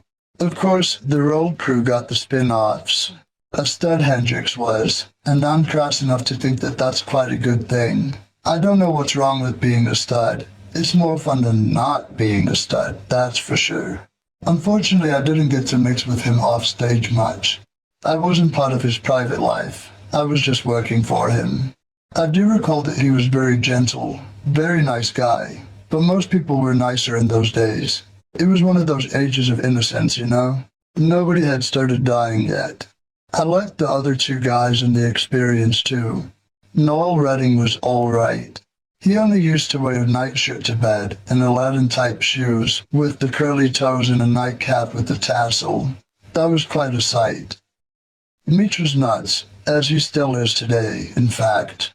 One time I was standing on a traffic island in the middle of Oxford Street, and Mitch bounced up to me wearing a white fur coat, white trousers, white shirt, shoes and socks. Complete vision, you know? Hello. I don't know who I am, he said, and ran off again. I don't think you know who I was either. This period of time, the late 60s, was brilliant for rock and roll in Britain. There hasn't been such a wealth of talent in one era since. The Beatles, the Stones, the Hollies, the Who, Small Faces, Downliner Sect, Yardbirds had all come out of the same 3-year period. The British invasion had changed the face of rock music for all time, so in London we were sitting on top of the world. There was a lot of blues going on. Savoy Brown, which was much bigger in the States than in England, and Foghat started off as blues bands, and the jazz blues thing came in for a little while. There were people like Graham Bond, who had Jack Bruce in his band, and Ginger Baker, both of whom went on to be in Cream. The Beatles had just come out with Sgt. Pepper, so they were certainly flavor of the fucking month. Two of them had just gotten busted too, so they could do no wrong. John Lennon, an icon martyr, and Yoko looking violated at his side. Everywhere you looked, there were good bands coming up. It's depressing nowadays because you have to dig to find a really great band. And there seem to be thousands of awful ones. There were thousands of bands then too, but really at least half of them were great. Just to give you an example, I was along for Hendrix's second UK tour, which ran from 14 November 1967 until 5 December. Co-headlining with The Move, who had also just had 2 number ones in a row. Then Pink Floyd with Syd Barrett, his last tour. Amen Corner, who were then at number 2. The Nice, featuring a young organ player called Keith Emerson, and Ira Parrott, later to become the Grease Band backing Joe Cocker, all for an entrance fee of 7 shillings and 6 pence, 70 cents American, and that was normal for the era. You didn't think I'd get to talking about 60s London without mentioning drugs, did you? Oh no, not I. Our whole crew was on acid during the entire tour, and we all got the job done just fine. Orgasms on acid, by the way, are fucking excellent. Really unbelievable. So I was doing plenty of that too. As a matter of fact, acid was still legal back then. There weren't any laws against it until the end of '67. And as for marijuana, well, you could have passed the average copper on the beat, smoking a joint, and he would have known what it was. In fact, a friend of mine once told a cop it was a herbal cigarette, and the guy went for it. It just seemed like all of London was out of their heads back then. We used to get high and go down to the park and talk to the trees. Sometimes the trees would win the argument. We were told acid didn't work on 2 consecutive days. But we found out that if you take double the dose, it does. There were some great clubs in London, like the Electric Garden in Middle-earth. You'd go there and everybody would be tripping. There was a chick who used to stand in the doorway of the Middle-earth by the cash register handing out acid. She'd give one to each person as he or she walked in, free. One thing we used to do was get a crystal of acid, which had 100 tricks in it, and dissolve it into 100 drops of distilled water in a bottle.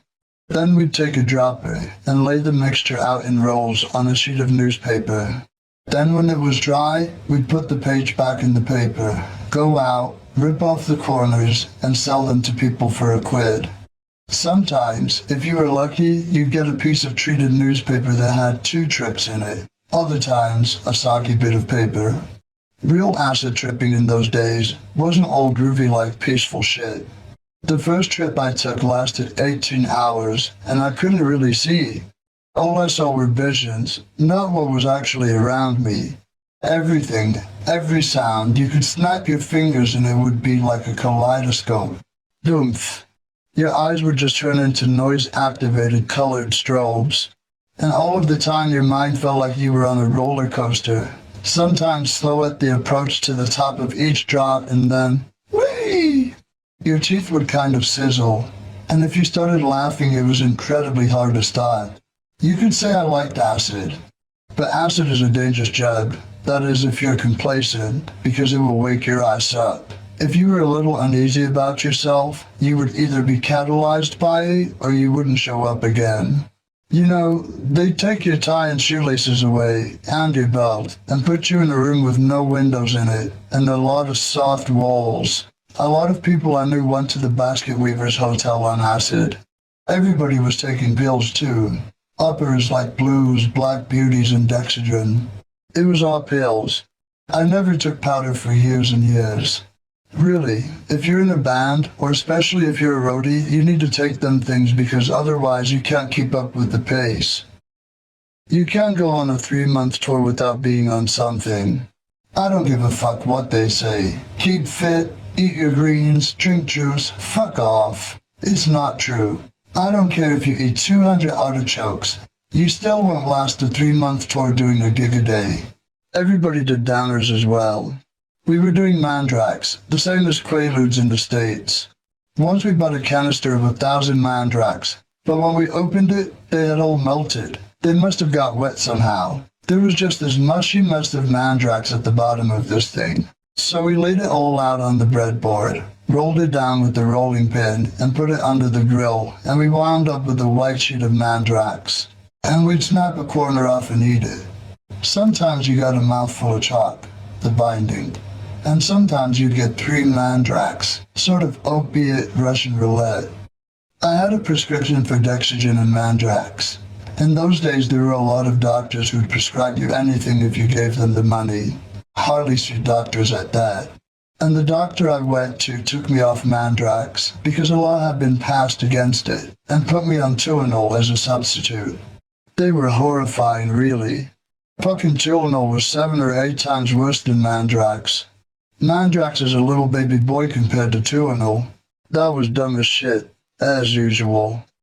But back to the rock and roll part of my story, as opposed to the drugs or the sex parts. Eventually I did start playing in some bands around London. At first, I got a job playing guitar for P.P. Arnold. She used to be one of the Ikettes, and she had a couple of hits in England. I was in her band for about 2 weeks until she discovered I couldn't play lead. So I lost that job. Then in '68, I wound up singing for Sam Gopal. He was half Burmese, half Nepalese, or something like that, I forget now. But he played tablas, which are impossible to amplify. They're too boomy, see? At least they were for the equipment of the time.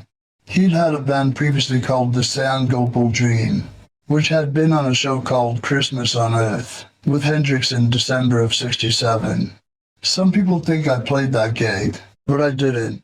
By the time I'd met up with Sam, he'd dropped the Dream and was just going on as Sam Gopal, in suitably modest fashion. I was introduced to Sam by a friend of mine called Roger Delia. He played the guitar and his grandmother was Mary Clare, a very famous English actress a long time ago. I was living at Roger's house and he told me he was forming a band with Sam Gopal and this bassist Phil Duke, and they needed a geezer who could sing. The music was sort of a blend of psychedelia, blues and Middle Eastern rhythms meets The Damned. We recorded one album, did one tour through Germany, and played a gig at the Speakeasy in London. That show at the Speak was a standing ovation time, so we thought we were going to be stars, but it was actually all downhill from there on in.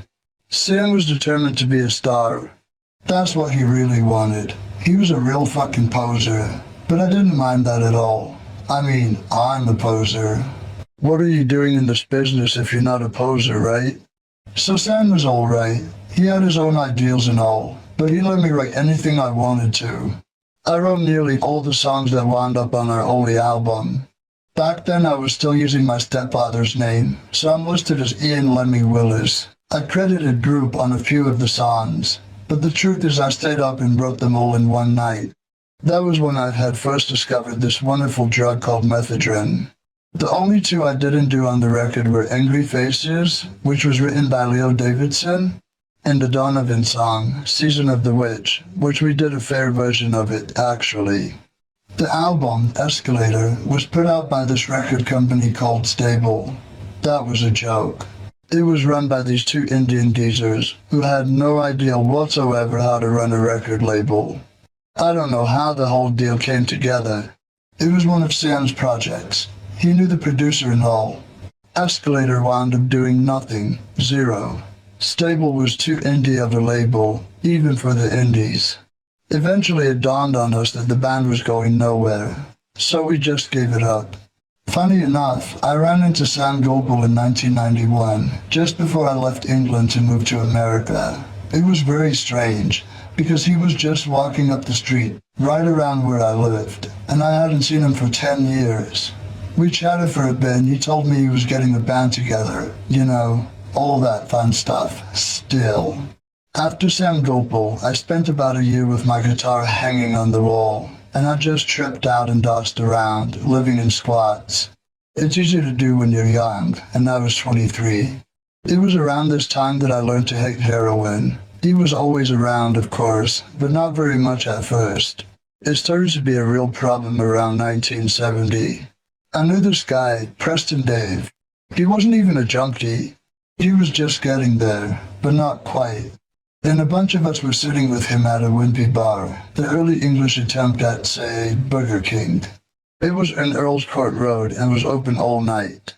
Preston was shaking and shit, so he went off to Piccadilly, where he went to score heroin. So he came back and went to the toilet. A few minutes later, he came lurching out backwards. His face went black and his tongue was sticking out.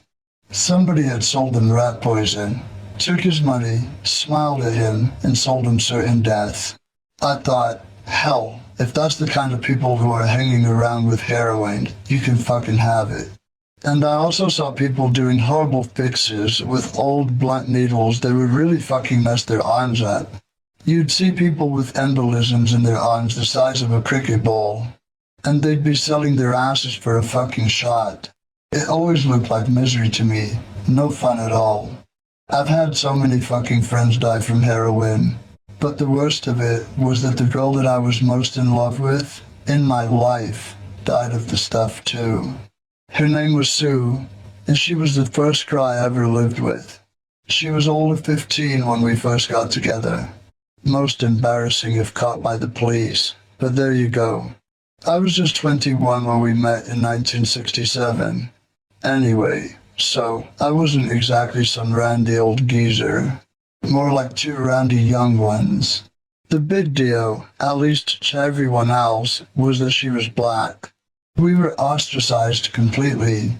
All of our friends left us, hers and mine. This was supposed to be the era of peace and love, you know. Everybody was listening to black music for the first time and all. It just proved how hypocritical they all were. Nobody knew how to deal with us. My friends left because I was associating with a nigger, which I thought was very bad news all around. Fucking assholes. Her black friends thought that I was an oppressor, stealing a young black girl and making her my plaything and shit. Bollocks. I pointed out to them that when I left the house, I didn't hold her by the wrist. She could come with me if she wanted and stay if she wanted. But Sue and I didn't care, really. Hell, if you lose friends like that, they aren't your friends anyway. Besides, we were in love, so no one else mattered anyhow. Sue and I used to fight like cat and dog, though. She was a triple Gemini, so you never knew which personality you were talking to. We never had enough money. And then she started working at the speakeasy. She kept getting offers from people. She was young and had only just discovered she was beautiful, so people took her for a ride. While she was working at the speak, we split up. One of the 4 or 5 times during the course of our relationship. And then she screwed Mick Jagger. I asked her afterwards, what was it like? And she said, well, he was good, but he wasn't as good as Jagger, you know? Which was perfect. She meant, of course, that Jagger couldn't live up to his own reputation. No way he could. Even if he swung and pole-bolted into the room on his, well, you catch my drift. Anyway, Sue eventually got a job in the Lebanon, dancing in the Beirut. That was before it got demolished, and it was still a playground of the Western world. She returned with a staggering heroin habit, and it was never quite the same after that. I just got back with her, and she went up to her granny's. While she was there, she got one of her friends to come around with some smack. So she went into the bathroom and shut the door, did the shit, drew herself a bath, and then passed out and drowned in her own bath water. She was all of 19. I was in London when she died. I had joined Hawkwind by this time. But I didn't go to the funeral. I mean, who wants to see them dead? I liked them alive. She had a sister, Kay. She was as pretty as Sue. I don't know what happened to her, but if she's reading this, get in touch. We'll talk about Sue a bit, yes? So I knew from personal experience that heroin was the most awful drug to get involved with. But that doesn't mean I didn't go through a few harrowing experiences involving the search for my own substance of choice. One time, about 69 or 70, I really came unstuck. A bunch of us were sitting around waiting for the speed to arrive. This guy was going out with the nurse, C, who worked at a dispensary, so he bribed her into getting us some amphetamine sulfate.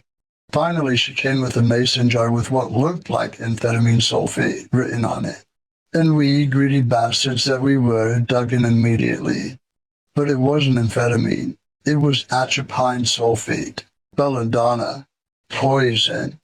We'd all done about a teaspoonful of it, which is like 200 times the overdose. And we went berserk, the whole lot of us. I was walking around with the TV under my arm, talking to it. Somebody else was trying to feed the trees outside his window. It was really interesting for a while, actually. Then we all passed out and somebody called Release, the firm with the free drug rescue van, and they loaded us all in the back like bundles of wood and took us to the hospital. I woke up in the bed and I could see through my hand. I could see the wrinkles in the sheet under it. Then I saw the institution walls. Fuck me, I thought. I was convinced I'd landed in the loony bin. Then I realized it was a normal hospital because the sleeves on my jacket weren't long enough. And I saw across from me my friend Jeff, just waking up. Psst, Jeff. What? We're in a hospital. Why? We've got to get out of here. Are you okay? Yeah. Be quiet. So we got out of bed and I was just pulling up the jockeys when... Blah! They're all over the floor! Worms and grubs and ants! Oh! I got back in bed. Eventually the doctor showed up. If we'd got to you in another hour, you would have been dead. I was thinking, I bet you're sorry, you miserable bugger.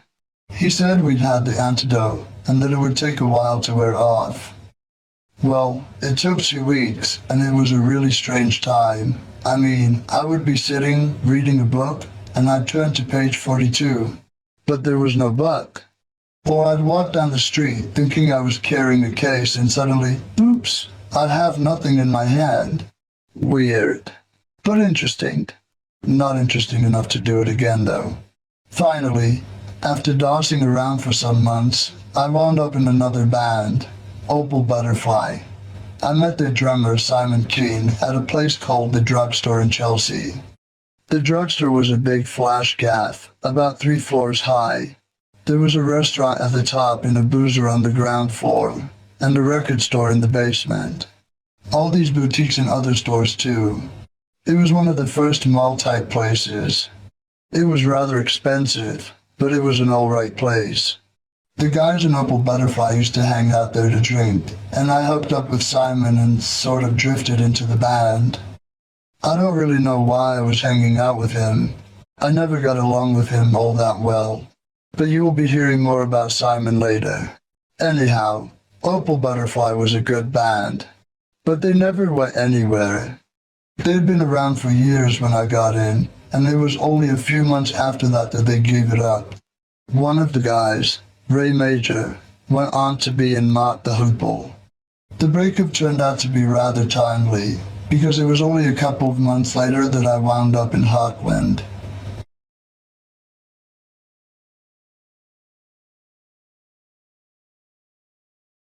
Chapter 5.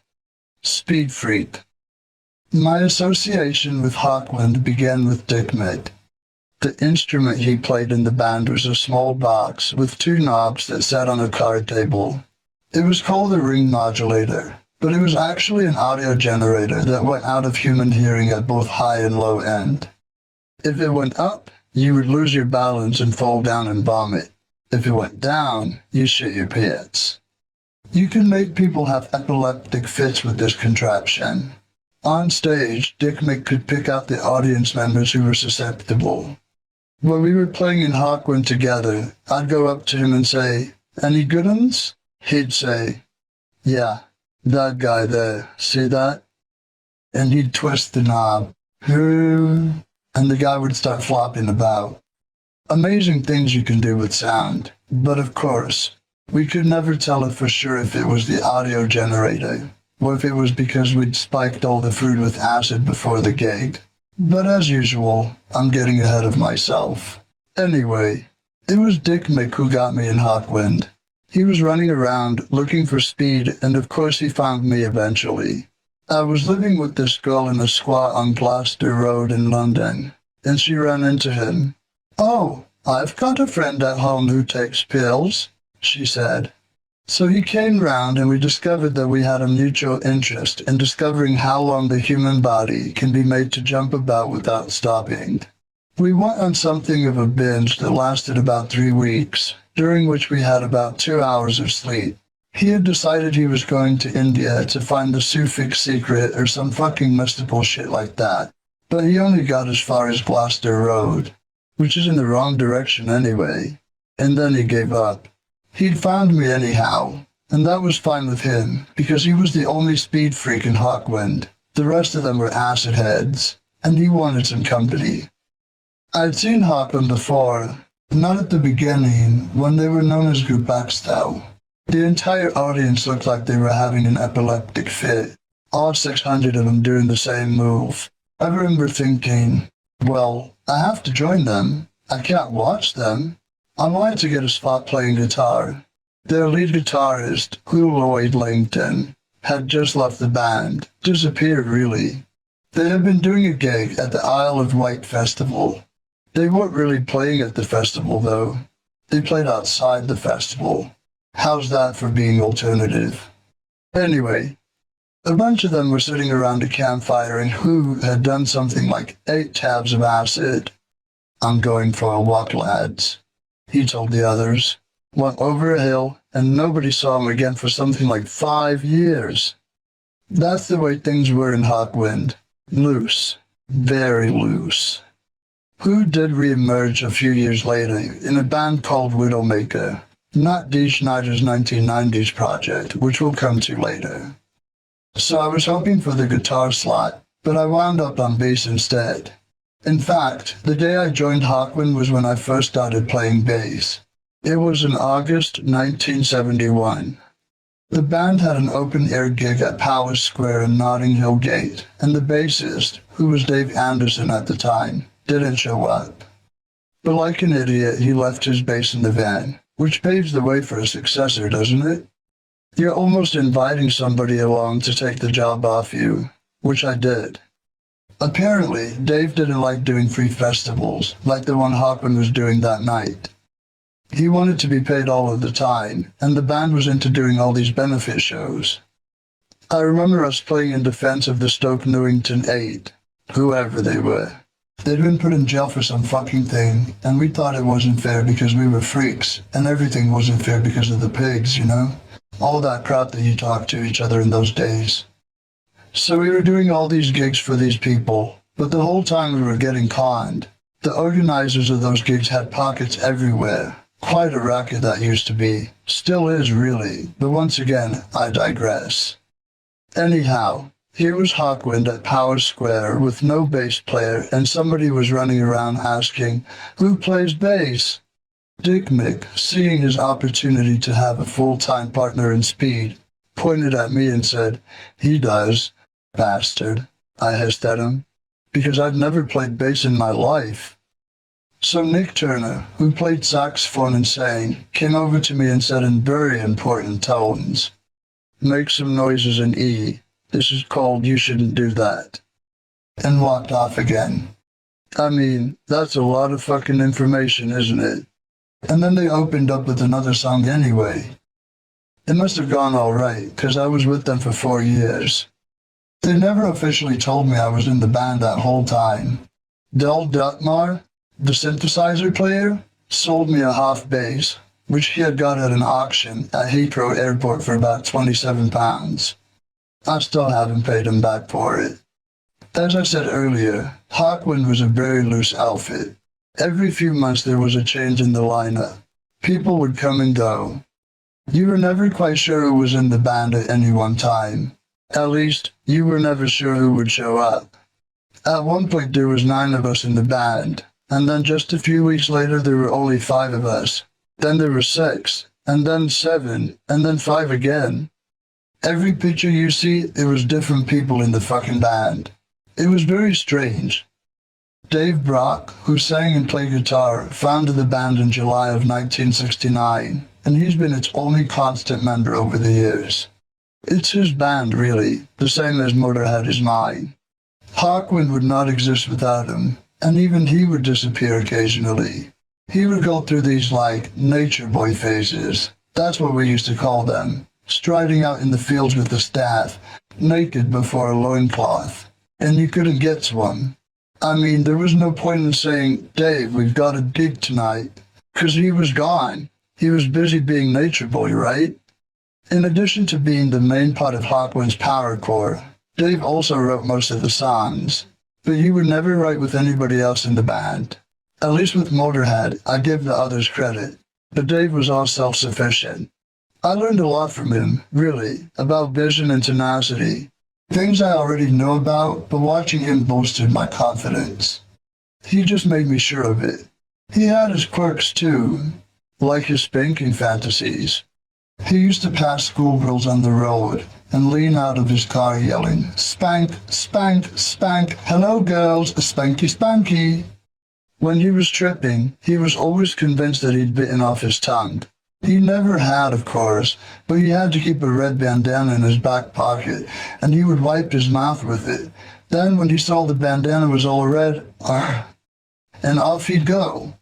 One time, in Grantchester, we pulled that trick on him, and it took me 45 minutes to talk him down. I was tripping at the time myself, so I probably wasn't doing a very good job. Dave was always trying to beat the tax man out of money.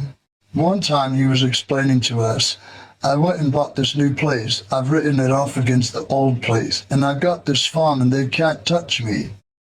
And it transpired that as he was telling us that in London, the marshals were going through his house in Devon and taking all the furniture. Fucking miraculous, that. Nick Turner was the other half of the power core in those days, since he was the frontman basically. He was in Hawkwind from the beginning too, and he was one of those moral, self-righteous assholes, as only Virgos can be. Nick was the oldest one in Hawkwind, older even than Dave, and I think that's where some of his behavior came from. On the one hand, he could be very old-fashioned, but he was also keen on showing off how outrageous he could be. I guess it was some sort of post-hippie midlife crisis. And he would do annoying things like play his saxophone through a wah-wah pedal, right on top of the fucking vocals.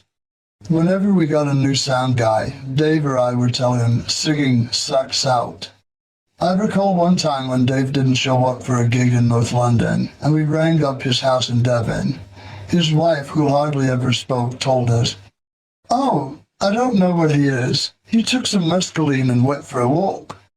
That was this morning and I haven't seen him since." So Nick got this guy, Twink, who later founded the Pink Fairies, to play lead. The only guitar we had 2 strings on it, and he couldn't play either of them because he was a drummer. That was one of Nick's great decisions. He was also one of those who later got me fired from the band, so there you go. But Nick was occasionally a source of high amusement. One time he walked up to the mic, holding his sax, which was plugged in, and he disappeared in this fusillade of blue sparks. We were all laughing. "Yeah, great, Nick." He finally shot back into the amps and they fell on him, which gave me immense personal satisfaction. Another time we had a gig on an open stage that had the smoke running in front of it. So we were playing, and it was pouring fucking rain. All these hippies were sitting under bits of plastic, just sopping wet and buying hamburgers for 15 pounds. All that good festival shit. Part of the stage was under this bowl-shaped enclosure, but the front 4 feet were totally open and wet. Me and Dave were out there, and Nick makes an entrance from the left, dressed as a frog. He had black cowboy boots, green tights, a green leotard, and a full rubber frog head on. He was holding the saxophone and capering. He was a great caperer, Nicky. So he came capering along the stage, and I said to Dave, "It's about time somebody pushed that fucking frog into that pond." And as I said it, he skidded straight into the fucking water. I had to stop playing. I was laughing so hard. And then Stasia, our dancer, came up and tried to help him out, and she fell in with him. I was on my knees, fucking helpless with laughter. Another time we were in Philadelphia, or somewhere like that, and he was doing his trick with his jaw sticks. He used to light these joss sticks and fill his mouth with lighter fluid.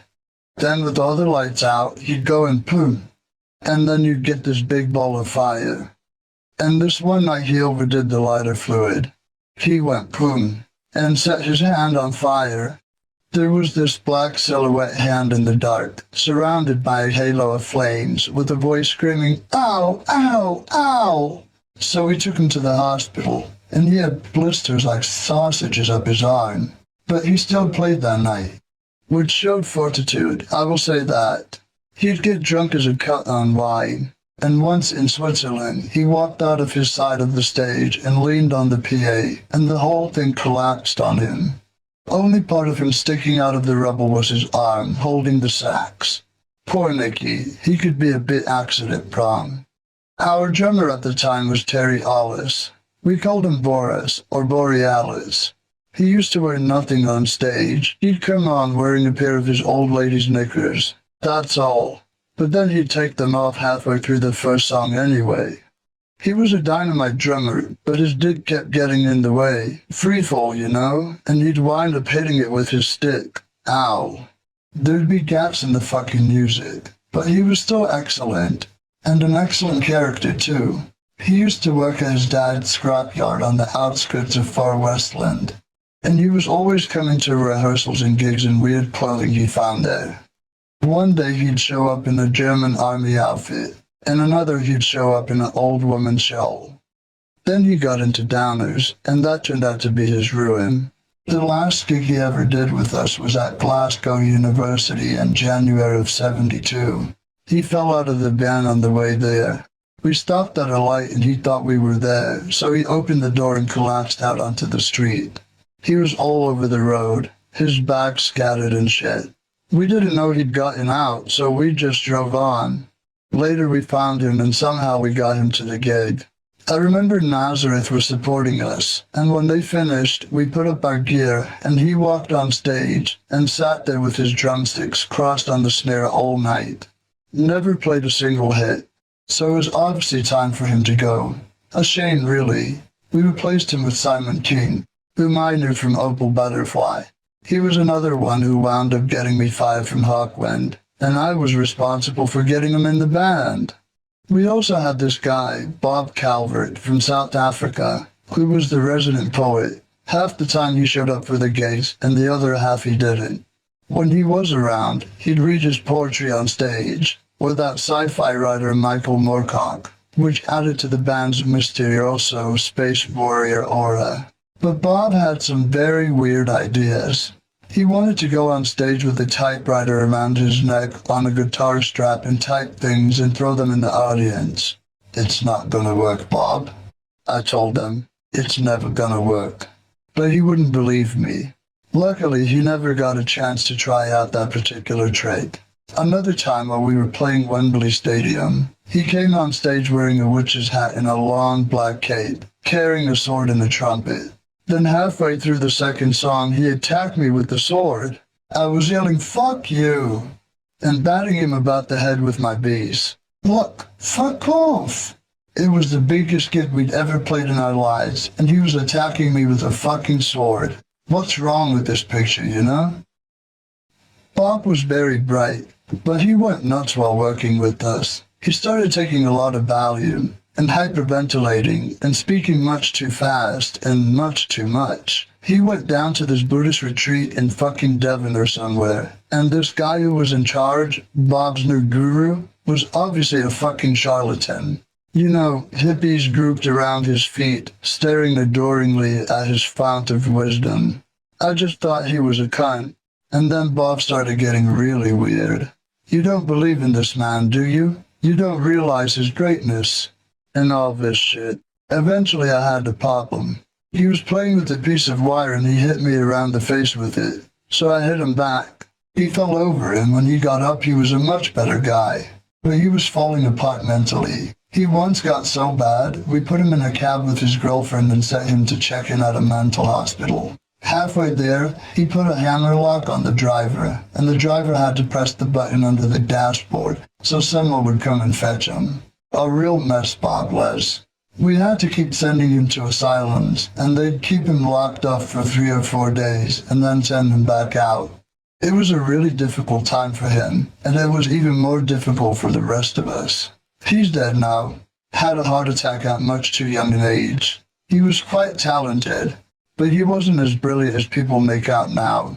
Of course, when you die, you become more brilliant by about 58%. You sell more records and you become absolutely wonderful. Man, what a pity we didn't buy any of his records while he was alive. But still, I'm sure that's where I'm going. How about Motorhead? What a brilliant band. If only we'd seen them. But I liked Bob. I played on his solo album, Captain Lockhead and the Starfighters, which he recorded in early 1974. He named it after that terrible plane, the F-104 Starfighter, which the Americans foisted onto Germany. There was a joke going around Germany at the time. Do you want to buy a Starfighter? Buy an acre of ground and wait, 'cause they were crashing all over Europe. Captain Lockhead was a good album. Brian Eno produced and played on it, and some of the other guys who played on it were Dave and Nick, Simon Keane, Twink, and Adrian Ladner. I must get a copy of it one of these days. I had some wild times with Bob. When he got together with Viv Stanshall, the singer of Bonzo Dog Doodah Band, it was like hell. Once I was with Bob and Nick, and we were on our way to eat. We picked up Stanshall, who was standing at the crib. He was holding a briefcase and wearing this blue shirt with big black checks on it, and his head was shaved because he was in the Sean Headband at the time. And he had a Homburg hat on, and he was chewing Valium. So we all went to this Greek restaurant, and Viv and Calvert started smashing plates on the floor. Off they went, screaming at each other across the table, having these convoluted intellectual discussions.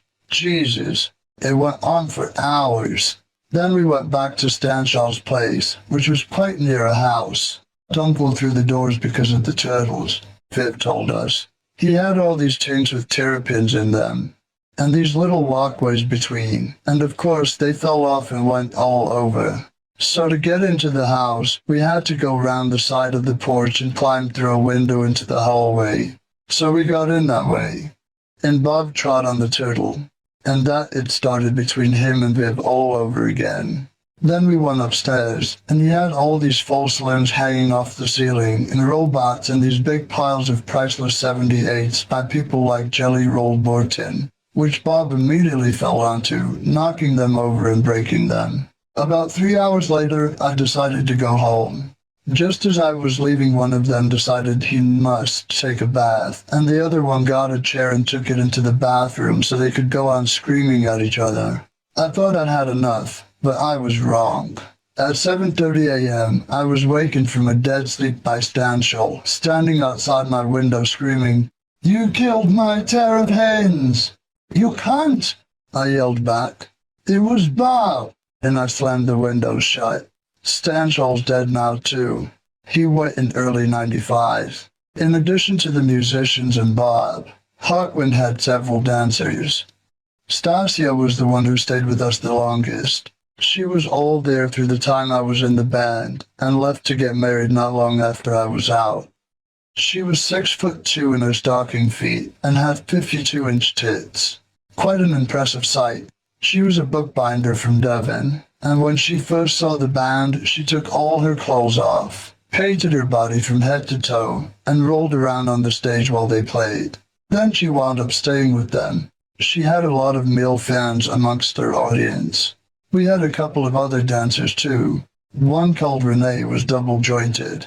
She was small and blonde and looked very pretty until, presto, she started her contortions, and everything twisted all wrong.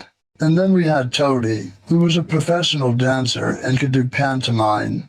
Occasionally, Michael Moorcock would take part in some of our performances and recordings. He's on Warrior on the Edge of Time.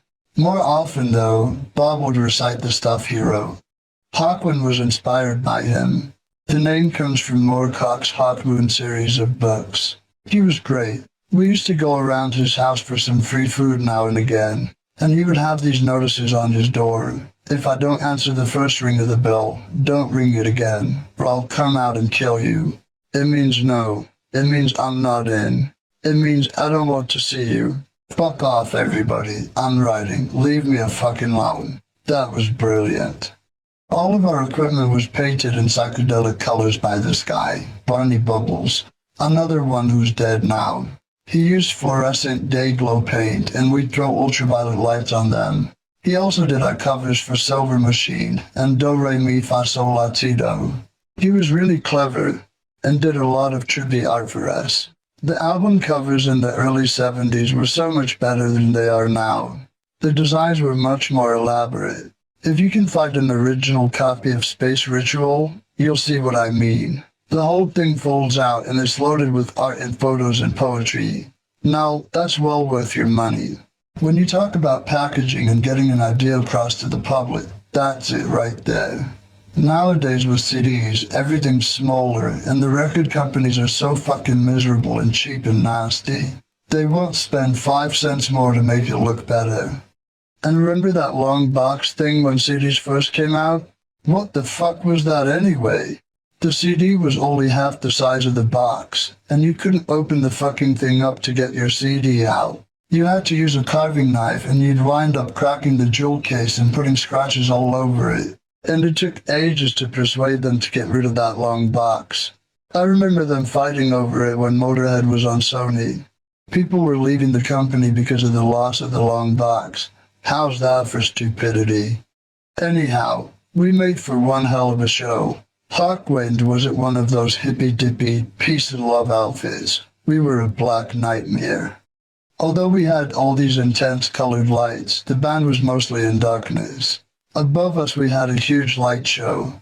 18 screens showing things like melting oil, war, and political scenes, odd models, animation. The music would just come blaring out, with dancers writhing around on stage and Dick Mick shaking up the audience with the audio generator. It was quite an experience, especially since most of our fans were tripped out on acid to begin with, not to mention everyone in the band. That included me and Dick Mick, of course. Just because we were Hawkwind's only speed freaks, it certainly didn't keep us from indulging in anything else we could get our hands on. There's one legend about how I was so loaded that supposedly I had to be propped up against my amp on stage so I wouldn't fall over. Well, as loaded as I may have been, I remember that show, and it's not true about my having to be propped up. That gig was at the Roundhouse in 1972. When we recorded the songs Silver Machine and You Shouldn't Do That, that was a big venue. It was once an old engine shed, where they used to turn the trains around on a huge turntable. These rock and roll people leased it and turned it into a venue by taking the turntable out and putting a stage at one end. There were still bits of locomotive lying around inside and shit. It was a great place, but now it's used for theater troupes. You know, Japanese acrobats and shit. Very interesting culturally, I guess, but back to my story. Dick Mick and I had been up for about 3 days prior, walking down Dextrodon. Then we got a bit paranoid and took some downers, Mandrax. But we thought it wasn't very interesting because it calmed us down too much. So we took some acid, and then we took some mescaline to make it more colorful. It started getting a bit freaky, so we took a couple more Mandrax. And then we took some more speed because we got too slowed down again. Then we went to the Roadhouse. Dick Mick was driving and he was really interested in the side of the road, so he kept steering over to look at it. Finally, we got up there and we walked in the dressing room and it was full of smoke. Everyone was smoking dope. So we sat there for a while, and somebody came in with some cocaine, and we had some of that, and then some black bombers, or black beauties as they're known in the States, uppers, arrived. So we each had 8 of them. Oh yeah. And we took some more acid as well. By the time we had to go on stage, me and Dick Mick were like boards. "Fucking hell, Mick," I said. "I can't move, can you?" "No," he replied. "It's great, isn't it?" "Yeah, but we've got to get on stage soon." "Oh, they'll help us," he assured me. So the roadies hooked our boot heels onto the back of the stage and pushed us up. and they stopped my bass on me. Right, okay, I said. Which way's the audience, man? That way. How far? 10 yards. So I stepped up. 1, 2, 3, 4, 5, right, hit it. And that was one of the best live gigs we ever taped.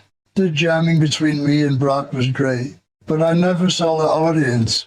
We got Silver Machine, our only hit, and a number 2 at that, from that gig. My vocals wound up on the recording, even though Bob sang it at the show. Bob wasn't on that night, and he sounded terrible, so everybody tried overdubbing it later, and I was the only one who sang it right. That was really my only time singing lead, except for The Watcher on Do Re Mi Fa Sol La Ti Do, Lost Johnny on Hall of the Mountain Grill, and Motorhead, which was a B-side for the single Kings of Speed, and later appeared on the re-release of Warrior on the Edge of Time. But I did sing a lot of backups. It was magical, the time I spent with Hawkwind. We used to go to this huge deserted estate and trip out. It had immense overgrown gardens, surrounding little pathways, ornamental leaks, and tunnels all around this burned-out house. It was like madness in there. The whole band with about 10 chicks and a couple more guys would climb over the wall, and we'd get high and wander around. You'd find the occasional person tied in a knot under a tree gibbering. That was a great time, the summer of '71. I can't remember it, but I'll never forget it. Maybe you're wondering what the massive amounts of drugs I consumed in those days, why I never became a casualty. I did die once. Well, the band thought I had, at least. But I hadn't. The whole thing started when we were going home from a gig in the van. This guy, John the Bob, was our driver. Actually, he died about 2 years after this incident, come to think of it. He was going down the road, dropping everyone off, and I was the last one. We were in the midst of dividing up about 100 blues, pills that had speed with downer mixed in them between us. I had the bag on my lap and I had just handed him 50 and I had 50. Right then a carload of cops pulled in front of us. Brilliant timing that. Look, Lemmy, John said, we're getting busted. Well, no shit. But I wasn't about to let that happen, so I said, fuck this, and ate all my blues. John did the same. So here we were, chewing 50 blues apiece. Let me tell you, that was fucking foul. And we couldn't exactly take a drink to wash them down either, because the cops were standing right outside. Step out the van. All right, officer, we mumbled through the mush in our mouths. What were you doing in front of the van there? One cop interrogated me. You were doing something with your hands when we pulled you over. No, I wasn't, I insisted, drilling blue shit all the while. But they missed that somehow and let us go. So John dropped me off in Finchley, where I was living in a house with the rest of the band. Apparently, I fell asleep and my metabolism hit an all-time low. It looked like I'd stopped breathing, although I had it. But I was lying there with both eyes open, and it scared the shit out of Stasia. She freaked out. He's dead! He's dead! She began screaming. Then she got Dave, and he was standing over me too, screaming, he's dead! Meanwhile, I was lying there thinking, what the fuck is the matter with these people? Can't they see I'm trying to get some sleep? I wanted to tell them to shut up, but I was having kind of a hard time speaking. Eventually they figured out that I wasn't dead, and after a while it was all right again. Other than a couple of scares like that, I have to admit, I had a lot of fun. So did everyone else. You have to realize it was okay in those days to do shit like that. It really isn't now. Everyone's into health and being politically correct, anti-drug and all that. But back in the Hawkwind days, drugs were a common denominator. It was the only way we freaks could tell if somebody was one of us. We were always showing up at our gigs completely spannered. And like I said before, sometimes those turned out to be some of our best gigs. There were also the legendary shows where we spiked the food and drink with acid. Actually, we only did that a couple of times. One was at the Roundhouse, I recall. And since most of our fans showed up at the gigs already stoned, it didn't make much of a difference anyway. There was an innocence about those days, because we didn't know yet that some people would go nuts on acid, or that others would start putting needles in themselves and dying from an embolism. We started getting a few psychotics, but they were usually taken away after a short while, so we really didn't know about all that. It was all bread and circuses for us. Because of our massive drug use, there was always a chance of running afoul of the cops. But as you can tell from my adventure with John the Bod, they were pretty thick. I'll give you another example of police stupidity. Often, cops would be lurking around the outside of the clubs. One time, I was leaving the speakeasy with this guy Graham, who was working for Jimmy Page, and who later became Motorhead's tour manager. I had half a gram of speed on me, and we were walking down the road to his truck. And then these two cops who were waiting in the doorway opposite the club started following us. "Let's do this quick," I said, and I quickly unwrapped the packet. Just as I had opened it in my hand, this arm came over my shoulder and closed over my fist and contents. "What have you got there, son?" the cop inquired. "It's a piece of paper." "Well, let's have a look then." So I opened my hand and he took the piece of paper. All this white powder spilled out all over his black cop outfit. He looked like he'd just been powdered like a baby. And he turned the paper over and said, "Nothing on there." "That bitch," I said. "She didn't write her number down after all." "Oh, right," he nodded. "Let's have a look at your pockets." And there he was, with the shit all over him. His mate didn't notice either. So he searched the both of us and we didn't have anything and they went away. How's that for dents? But we did get busted all the time. Cops would be standing outside your house just waiting for you. Finally, we got pretty good at stashing our contraband. Nick would hide stuff in his saxophone, and the undercover cops never did get that hippie look right. You know, the guy would be standing there, wearing a narrow jacket with a big green medallion, thinking he was really hip. Then you'd look down and see plastic sandals. It was fucking terrifying really at times, but it certainly never stopped us. The first album I made with the band was Do Re Mi Fa Sol La Ti Do, their third.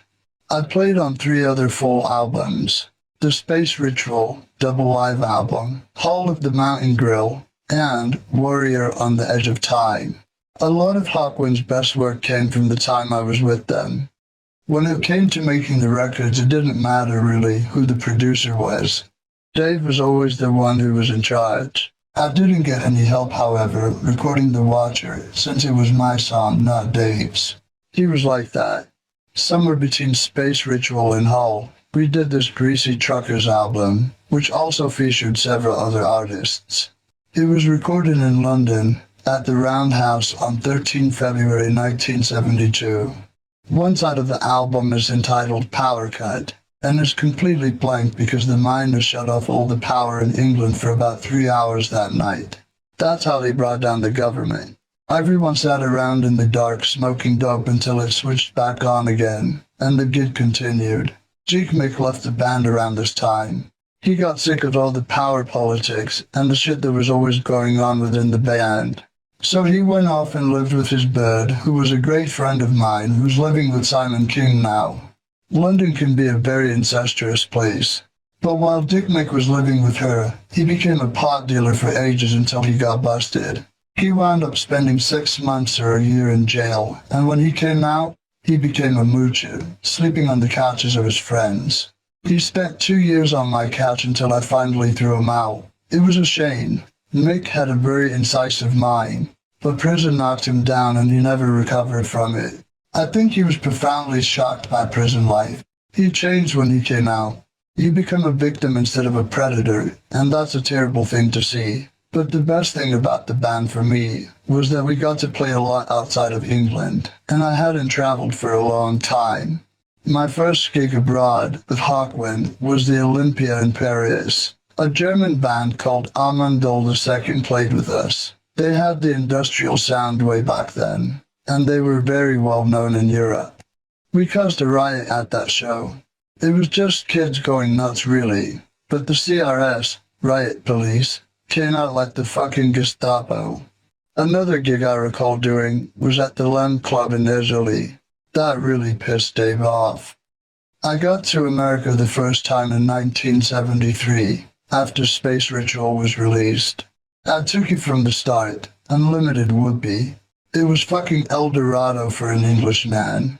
You've got to understand how drab and awful England was to grow up in back then. Even more than now. Then you get to Texas. You can get England into Texas 3.5 times. You can drive through Texas for 2 days and still be in Texas. And the clarity of the air in places like Arizona and Colorado is incredible. The first time I was in Boulder, I looked out the window and there was this range of mountains that looked like they were right on top of the hotel. But they were 50 miles away. We'd never seen anything like that. And it was the same for any European band.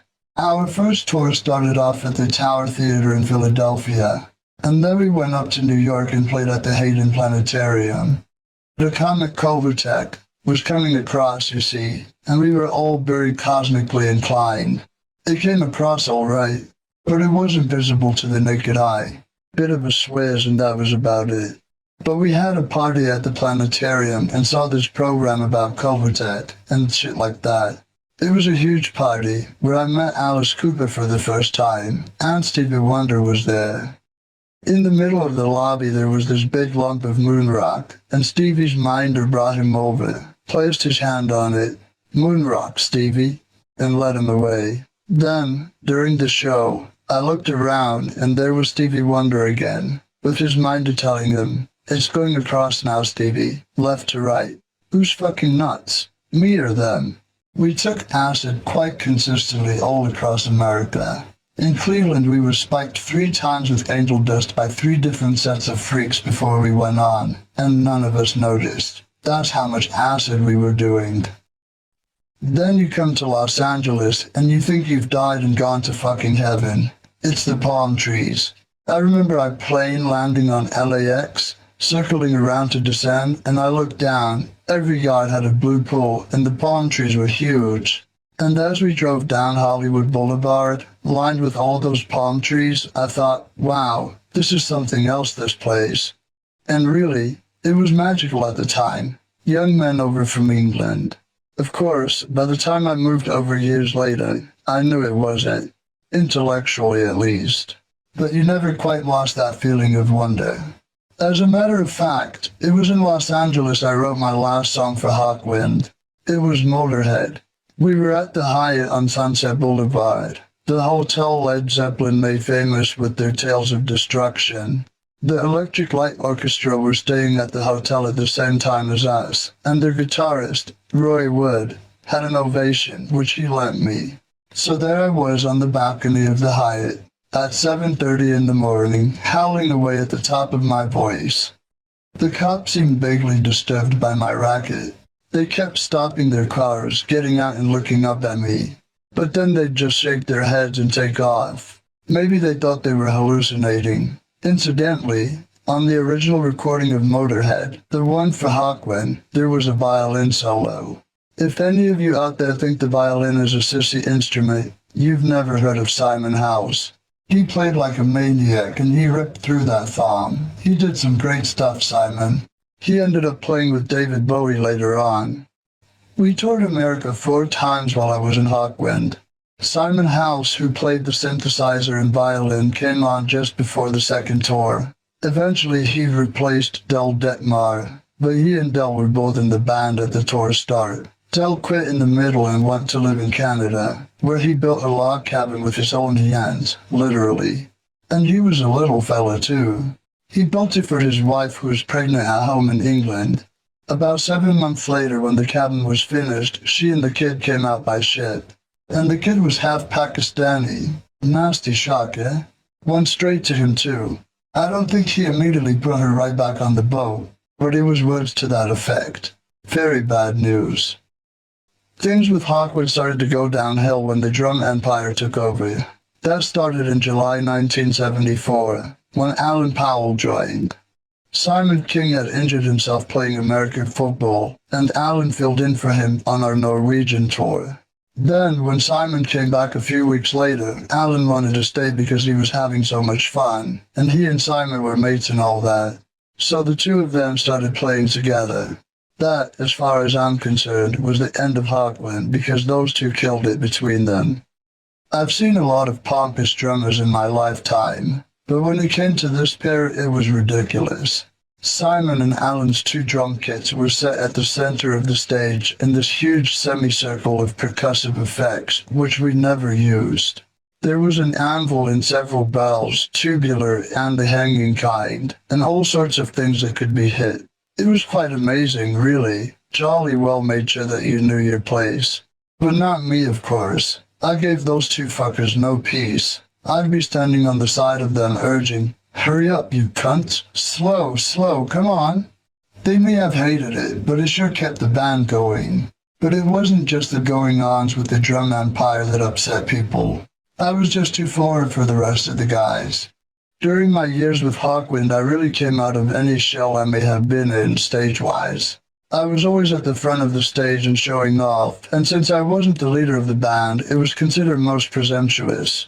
And I'd started to write songs, which I think pissed everybody off as well. Not to mention the drug thing. See, I was the only speed freak left in the band. Dickmick had been gone for a couple of years, and I was a minority of one. I was the bad guy, as I still am today. So when I got busted over the Canadian border for cocaine possession, they took that as an opportunity to fire me. The really fucked up, but also lucky thing about the whole situation was that I didn't even have any coke. It was May of 1975. We had just played Detroit, and we left early the next morning for Toronto. Some chick at the show had given me some pills, and I had about 1 gram of amphetamine sulfate. Apparently, when you're traveling from Detroit into Canada, you can go over the bridge or under the tunnel. The thing to do if you don't want to be hassled is to go over the bridge, but we weren't paying attention. Under the tunnel we went, and got a surprise awakening by the border police. 'Cause it was early and I wasn't thinking, I stuffed my contraband down my pants. Not a good idea. They searched us to the skin, and the cops got my stash.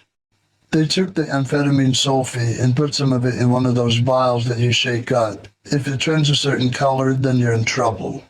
But it doesn't differentiate between speed and cocaine. Well, it turned the right color. For the cops, that is. "This is cocaine, buddy. You're going to jail." I said, "I don't think so." But the bastards kept me and the rest of the band went off to Toronto. So there I was, stuck with the Canadian police. They didn't even bother charging me for the pills, but I was arraigned and sent down to jail on remand. This was, as you can well imagine, not a pleasant experience. I'd been locked up in cells overnight, but never in a serious jail like this one. I remember I was in the delousing room, ready for the spray when this wonderful voice behind me said, "You're bailed." Well, as I found out later, the only reason the band got me out was because my replacement wasn't going to get to Canada in time. Otherwise, they would have just let me rot. I wouldn't have rotted anyway. Since what I had was amphetamine sulfate and not cocaine, the case was thrown out as a wrongful charge, and they couldn't charge you again on the same substance, so I was free and clear. The band had got me a plane ticket and they flew me over to Toronto. I got there just as they finished the sound check. We did the gig to tremendous applause.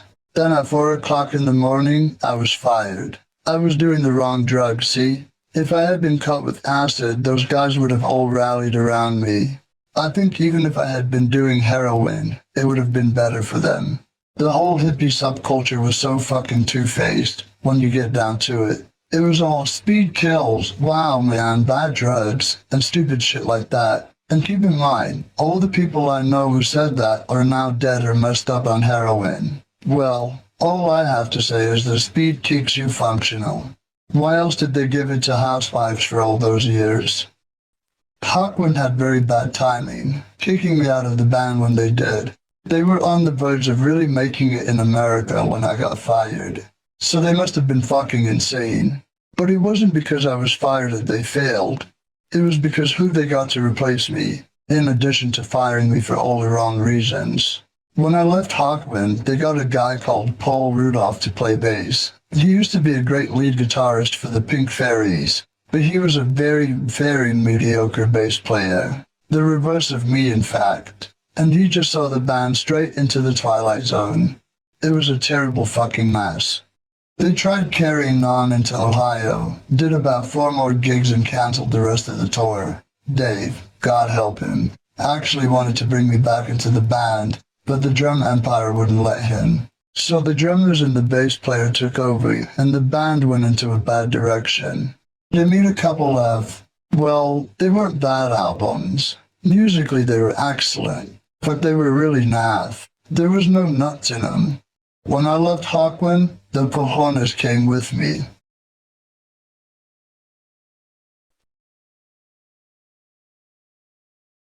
Chapter 6. Built for Speed. I had my revenge on Hawkwind for firing me. By the time they got back to England, I'd stolen my equipment out of the band storage space. I don't remember how we got in now, actually. We must have got somebody from the office to nick the key for me or something. In fact, I don't even remember who came along with me. It was Lucas Fox, probably, who wound up drumming in Motörhead for the first few months. He was the only one I knew who had a car. We had just got my stuff in the van when Alan Powell caught us. That was a nice coincidence, since I'd just seen his wife. He was shouting, "Yeah, you cunt, you thought you'd steal your stuff back." We drove off laughing, and I yelled back, "Yeah, go and ask your wife." But I don't think he did, because I saw her again the week after and she never mentioned it. I was also busy doing other, more important things. Within 2 weeks of getting back to London, I put together the band that was to become Motörhead. I wanted it to be sort of like MC5, since that was the big hero band of most of the underground, and throw in elements of Little Richard and Hawkwind. And that's more or less how it turned out. We were a blues band, really. Although we played it at 1,000 miles an hour, it was recognizable as blues. At least to us it was. Probably it wasn't to anybody else. It was pretty easy getting the band together, really. Too easy, in fact. Within a very short period of time, I'd recruited guitarist Larry Wallace and Lucas Fox as the drummer. Larry I already knew. He had been in UFO before they made a record. And he had been playing guitar for the Pink Fairies after the departure of Paul Rudolph, the guy who replaced me in Hawkwind. Pretty incestuous, eh? On top of that, the Pink Fairies and Hawkwind used to play on stage together, billed as Pinkwind. Hawk Fairies didn't work really. Lucas was introduced to me by a roommate at the time, a girl named Irene Theodoro, who I called Motorcycle Irene after the Moby Grape song. I'd begun living with her before I went on my last tour with Hawkwind. She wasn't a girlfriend of mine, just a friend, although we did have some wild times together. She was a very nice girl, and a good photographer. She did some shots of us in the early days. Lucas had been hanging around with Irene, hoping to fuck her. He never did, of course. He was a bit of a dork, but he was a very sound guy, really, and since he was always around, and a drummer, and had a car, he appeared very handy. I didn't want to sing. I wanted somebody else to do it. But the problem with that, of course, is you get stuck with a fucking singer. No matter, we never did find anybody else and I wound up doing the vocals. At first I was going to call the band Bastard, a name which pretty much summed up the way I felt. But the guy who was managing us at the time, Doug Smith, he'd been managing Hawkwind, that's how I knew him, didn't think it was a good idea. "It's very unlikely we're going to get on the top of the pops with a name like Bastard," he pointed out. I figured he was probably right, so I decided to call the band Motörhead. It made sense. Motörhead was the last song I wrote for Hawkwind, and it was also the American slang for speed freak, so all the pieces fitted. And it was a one-word name. I believe in one-word names for bands. They're easy to remember. So I took my psychedelic-colored amps, painted them flat black, and Motörhead got underway. The press was having a field day with us. My firing from Hawkwind had been on all the British music papers, and everyone wanted to know what I was up to. That was when I came up with the famous quote that first appeared in Sounds. "It'll be the dirtiest rock and roll band in the world. If we moved in next door, your lawn would die." Actually, I stole that line from Dr. Hook, but it quickly became the first of Motörhead's many catchphrases.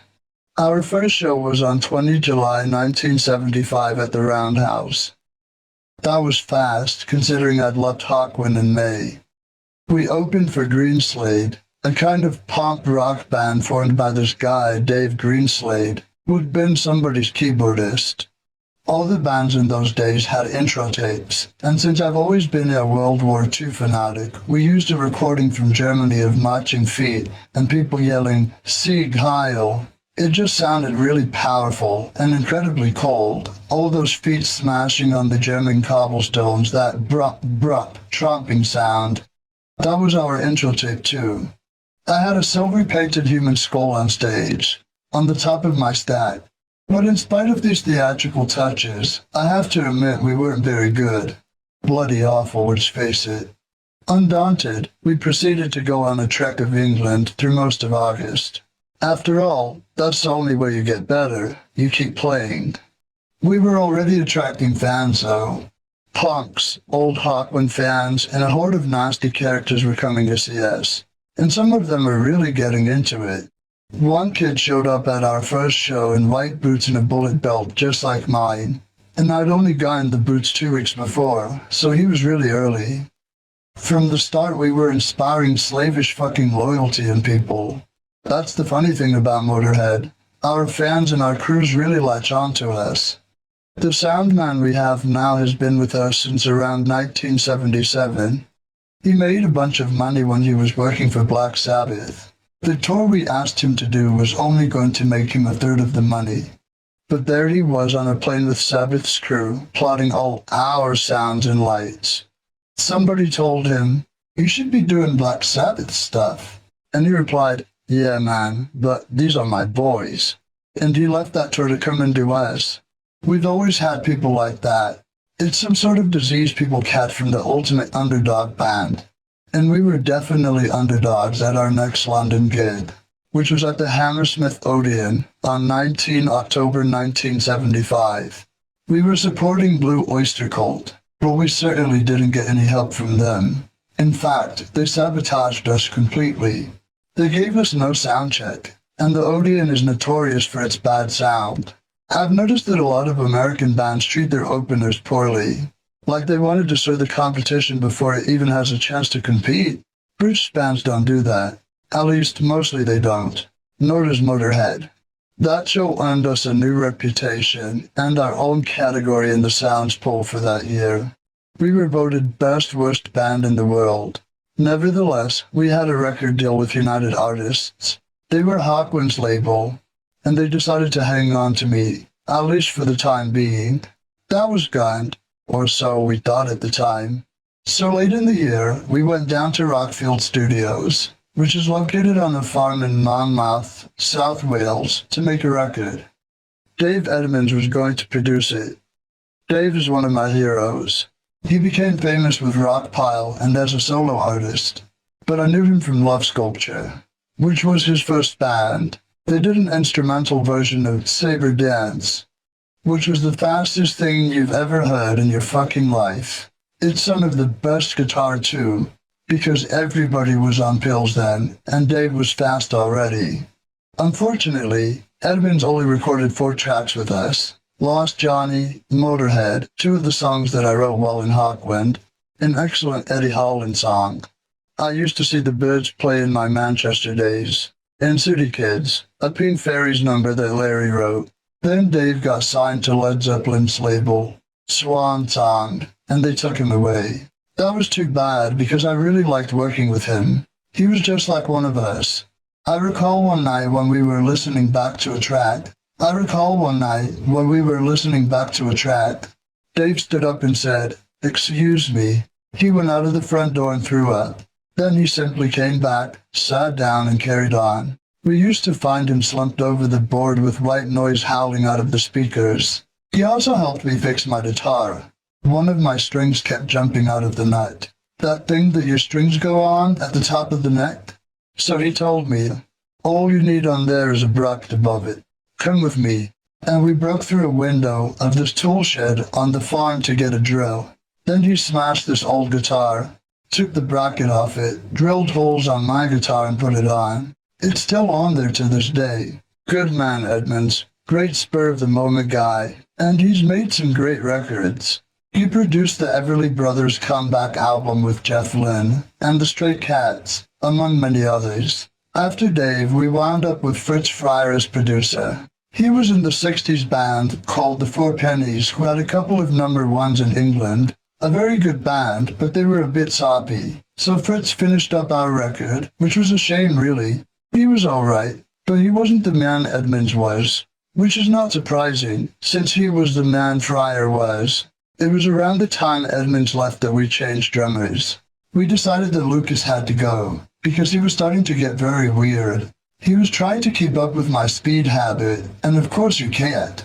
In fact, I don't especially recommend my lifestyle. It will slaughter the average person. This is no joke, and I'll tell you how I know. Around 1980, I decided to have my blood changed. You know, the same process Keith Richards is rumored to have gone through. It is a good idea logically, because instantly you get untainted, fresh blood, and your body doesn't have to go through all the stress of detoxing. So my manager and I went to the doctor, who took some blood tests and came back with bad news. I've got to tell you this. He said, "Your blood would kill you." What? You don't have human blood anymore, and you can't give blood either. Forget it, you'd kill the average person because you're toxic. In other words, what's normal for me is deadly to another human, and what's normal for other humans is deadly to me, which is okay with me. I suppose that means I've made medical history of some sort. I'm going to leave my body to medical science fiction. Me and Stephen Wright. So keeping up with my habit was getting Lucas very tense. The veins on his head would stand out, and he'd stare at you very intently for long periods of time without speaking. He'd been doing this, and the rest of us would look at each other thinking, well, he's obviously gone over the fucking top. We were in studio once listening to a playback, and Lucas was leaning against the console. The top part was hinged a certain way so it could be cleaned, and somebody hadn't put the catches back right. And there was all this stuff on it, half-finished drinks and ashtrays and shit. So when Lucas leaned on it, the whole fucking console flipped open, and everything fell in. Sparks flew. The whole fucking thing blew up. So he screamed and stepped back and knocked the phone off the wall. Then he shot out the door. And Larry opened the door and called after him, "Hey Lucas, don't walk past my fucking stacks, they'll burst into fucking flames." So it was clear that Lucas was on his way out. I ran into him, funnily enough, a couple of years ago in Paris. He was dressed like a Frenchman, with a handkerchief hanging out of his pocket. Looking at him, I thought maybe he'd turned gay, but he said he was living with a girl over there. Lucas was a good geezer, really, and a good friend to me, but he just didn't have the bite. Meanwhile, Phil Taylor had been hanging around. I met him about 6 months prior at this guy's flat, Paul, a guitar player. Paul's a great anti-heroin advertisement. He fell asleep, passed out on smack, with his arm leaning against an iron bedstand, and his hand died. He'd cut all the tendons in his arm. I saved Paul's life. He was fucking dead. He was blue, and I beat him on the chest till his heart started again. He wasn't the first one I saved, and he certainly wasn't the last. But back to Phil. He had a car, so he was able to give me a lift down to the studio, which was about 200 miles from London. And he mentioned to me that he was in the habit of banging on drums now and again, so we thought we'd give him a go. We played a couple of numbers down at the studio, and Larry in particular was taken with him. "What's a horrible little fucker?" he chortled. "He's fucking perfect." Phil wound up overdubbing the drums on nearly the whole album. The only song he didn't do was Lost Johnny, because that track sounded okay as it was. Overdubbing drums is quite a feat because the drums are what you usually base a song on. It's kind of like going ass backwards, but Phil did it great, and for a long time he was an asset to Motörhead. One thing he couldn't do though was sing. On this album, which eventually was called On Parole, Larry sang on 3 of the songs, On Parole and Fools, both of which he wrote, and Vibrator, which he wrote with his roadie, Des Brown. Des also wrote the words for Iron Horse, Born to Lose. Larry thought it would be good to have Phil sing on one track, so we tried him out on City Kids. It didn't work. He sounded like 2 cats being stapled together.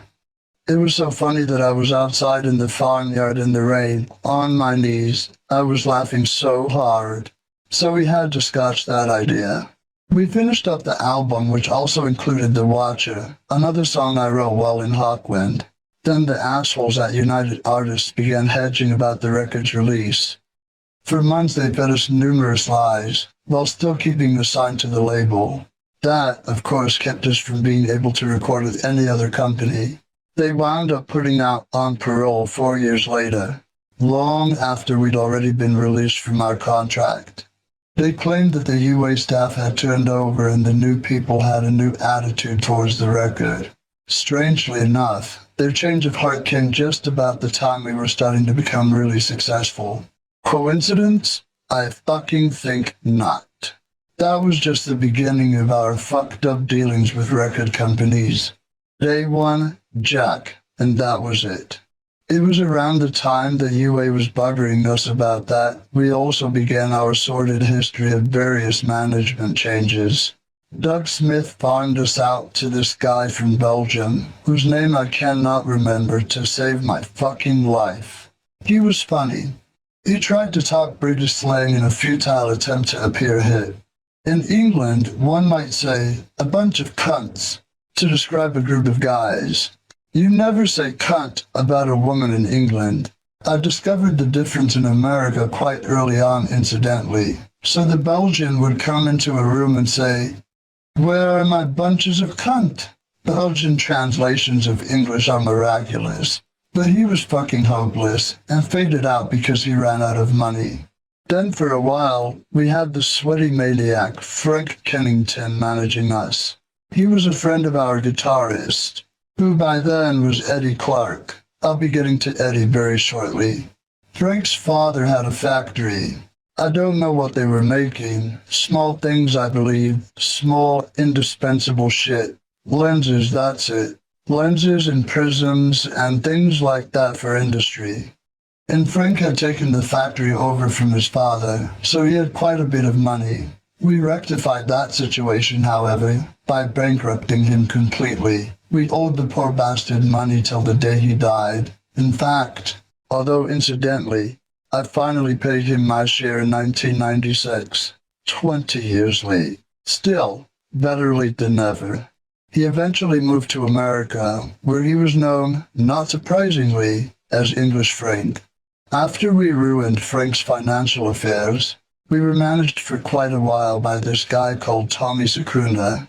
I believe I met him through Chrissy Hyde, who I'd known for a number of years.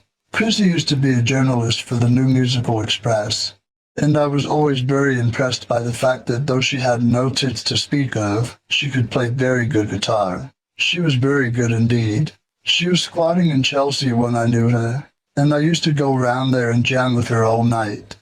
Before she had the Pretenders, she was in a band called the Moors Murderers. That was an extremely bad taste. They all wore black pointed hoods when they played. Very bad taste indeed. Luckily, they never had a hit, or we probably would have never seen Chrissy's face. She would have been in a black hood for the rest of her professional career. Anyhow, back to Tony Secunda. Tony used to manage the Move and Steel Ice band, and he had a label, Wizard Records, in England. He was a very interesting man, from an anthropological point of view. A complete fucking lunatic. He went to Peru and came back with this Indian, who went everywhere with him. And he was doing cocaine like nothing on earth. Teaspoons of the fucking shit. And he was paranoid about people eavesdropping. He used to mutter, "Fucking earwigs. Listening to what I say, earwigs all over, fucking bastards." And this Indian would be standing behind him, arms folded across his chest. Really, very weird. But Secunda came up with some wild publicity schemes. He did this publicity stunt once, where the Move took an atomic bomb to the middle of Piccadilly in Manchester for a photo shoot. And once, on being told that he had a very large tax bill coming up, he changed £20,000 into £1 notes. Then he dropped them through the ceiling at the end of one of Steel Eye's gigs at the Hammersmith Odeon. He figured since the government would have taken the money away anyhow, he might as well make it a deductible gift. Another Secunda stunt with the move involved the pornographic postcard with British Prime Minister Harold Wilson. But that backfired on him. He had to apologize to the Prime Minister and pay all kinds of money and shit. Libel, you know? While he was working with Motörhead, he had our logo painted on the side of this building on the main roundabout coming into London from the west. It took us an hour to get it up. We put 10 art students up on a scaffolding and had them paint a square each, but it took the resident 3 months to get it taken off.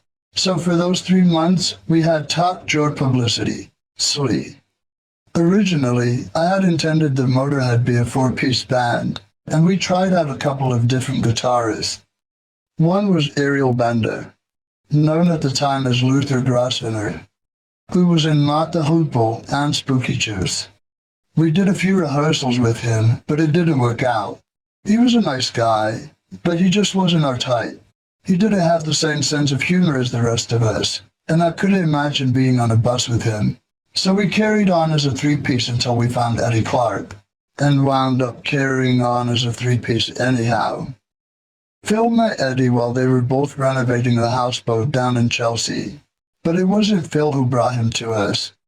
It was Aeroplane Grody, who was a receptionist for this rehearsal studio in Chelsea. We were rehearsing there for free. If somebody quit early and there were a couple of hours left, we'd whip our gear in and use the leftover time. Grody used to wear a hat with a plastic aeroplane stuck on it, hence the name Aeroplane Grody. She was living with Eddie, and it was she who brought him round to the rehearsal studio. We decided to try him out, and it turned out to be a very weird situation. Larry didn't show up right away, so me, Eddie, and Phil began jamming. It was going along pretty well by the time Larry showed up, hours later. Then Larry started playing along, but he was so loud that we couldn't hear anything else for half an hour. After that he left and that was it. He'd quit the band. And Larry was the one who was always on to us about getting another guitar player, so go figure. But Motörhead always worked really great as a trio anyway, and still does today.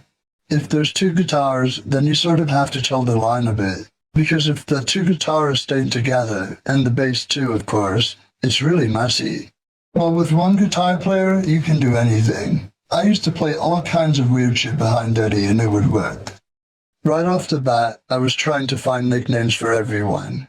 Nicknames are good, people like them.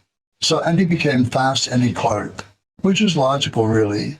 I mean, he was a fast guitar player. Phil became Phil Dangerous Taylor for a few months, but although the name was apt, he certainly was dangerous to himself. It didn't last. It was Motorcycle Irene who christened him Filthy Animal Taylor. By then, Phil and Irene were living together, so she knew whereof she spoke.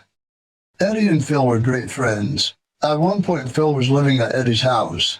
They were as close as brothers, which was occasionally problematic because they fought like brothers too.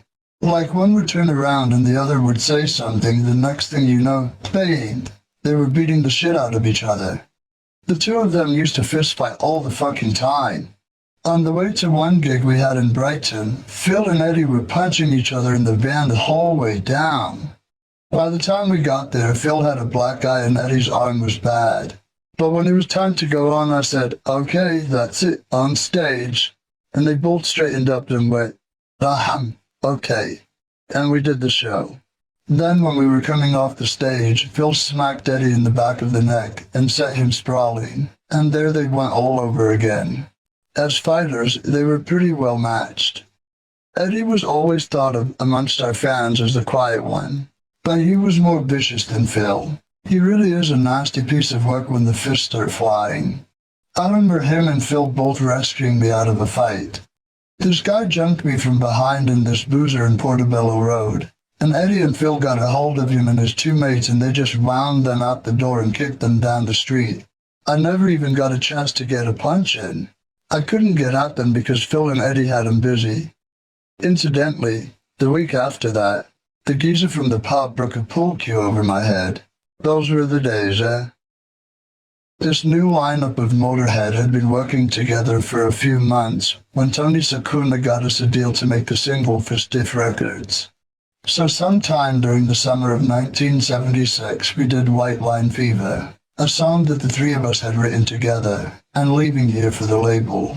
Somehow, UA got wind of this, and started giving us trouble because we weren't yet officially out of our contract with them. At that point, we hadn't talked to UA in months. I don't know why they gave a shit. But they kept the single from being released until 1977, which frustrated us. All through the rest of 76 and early 77, we played gigs here and there, a lot of one-offs. I remember at one gig, in a disco place in Shrewsbury, Tiffany's for God's sake, Eddie and I both fell flat on our backs on stage.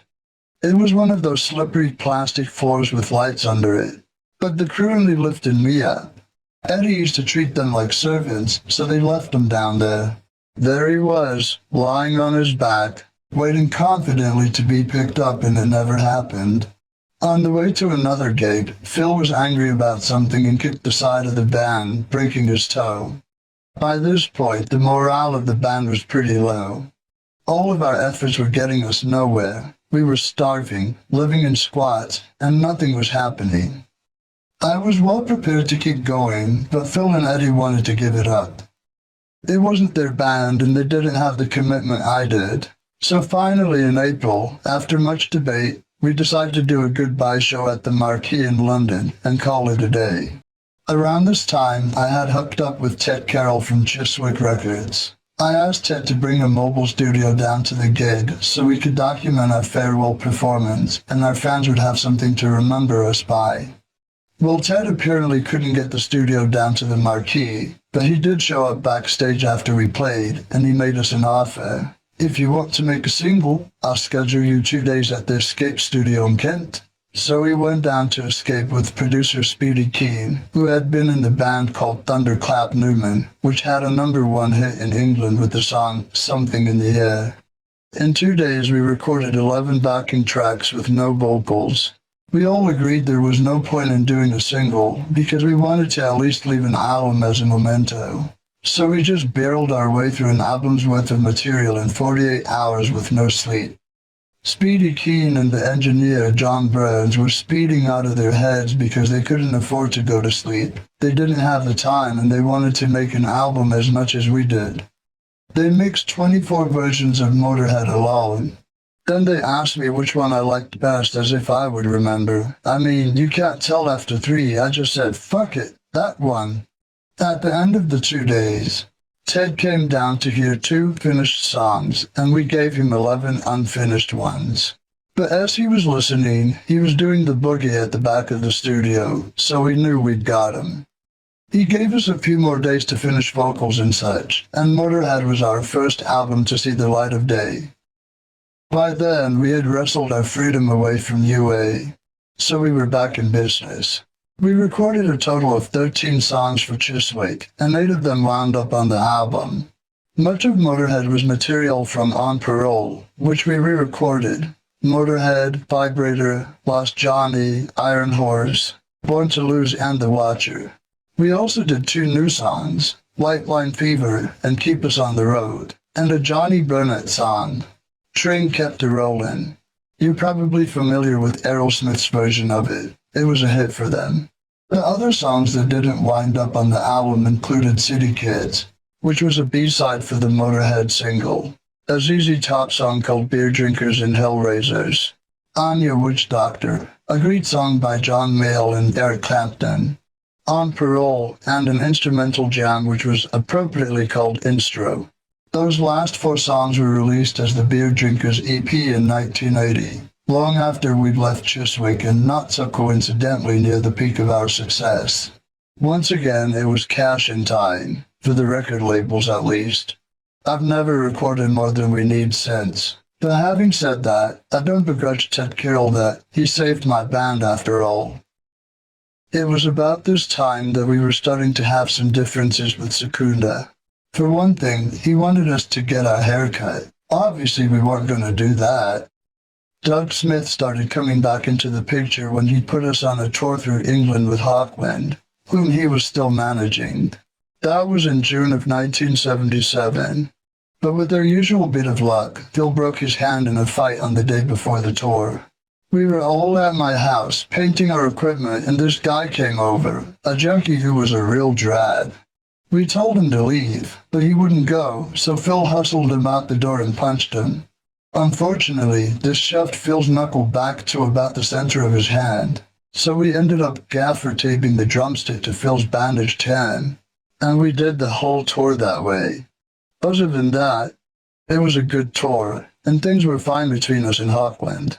Phil injured himself again a couple months later, with more disastrous results. We'd just started headlining a tour to promote the new album, which was due out in a few days, and we were supported by a band called the Count Bishops, who were very good. We called it the Beyond the Threshold of Pain tour, which should have given us a hint. Round about the fifth show, Phil got into an argument with Bobs, one of our roadies, over motorcycle Irene. This time he broke his wrist instead of his knuckle, so we had to cancel the whole tour. Tony Secunda fired Bobs that night, but it wasn't really Bob's fault. It was unfortunate because Bobs had worked hard for us. He was actually going down to the phone boxes with bags of 2-pence pieces and getting us gigs. But in the end, I guess it didn't matter. We had to wait for Phil's hand to heal before we did any more shows, and we were off stage until November, when we did a show at the Marquee. During the first few months of 1978, nothing much was happening. The odd gig here and there, including one in Cowlin Bay, near where I grew up. But that was about it. Tony Secunda had some sort of dispute with Chiswick and fired them. I believe it was also around this time that we parted ways with Tony. He bailed out and eventually went to work for Shelter Records in San Francisco. In 1995, he died. Rest in peace. This was a bleak period for us. It seemed like we couldn't even get arrested. Our lack of forward motion was getting to Eddie and Phil once again. So they went off and did some shows with Speedy Keen and a bassist, Billy Rath, who had played with Johnny Thunders and the Heartbreakers and Iggy Pop. They called themselves the Muggers.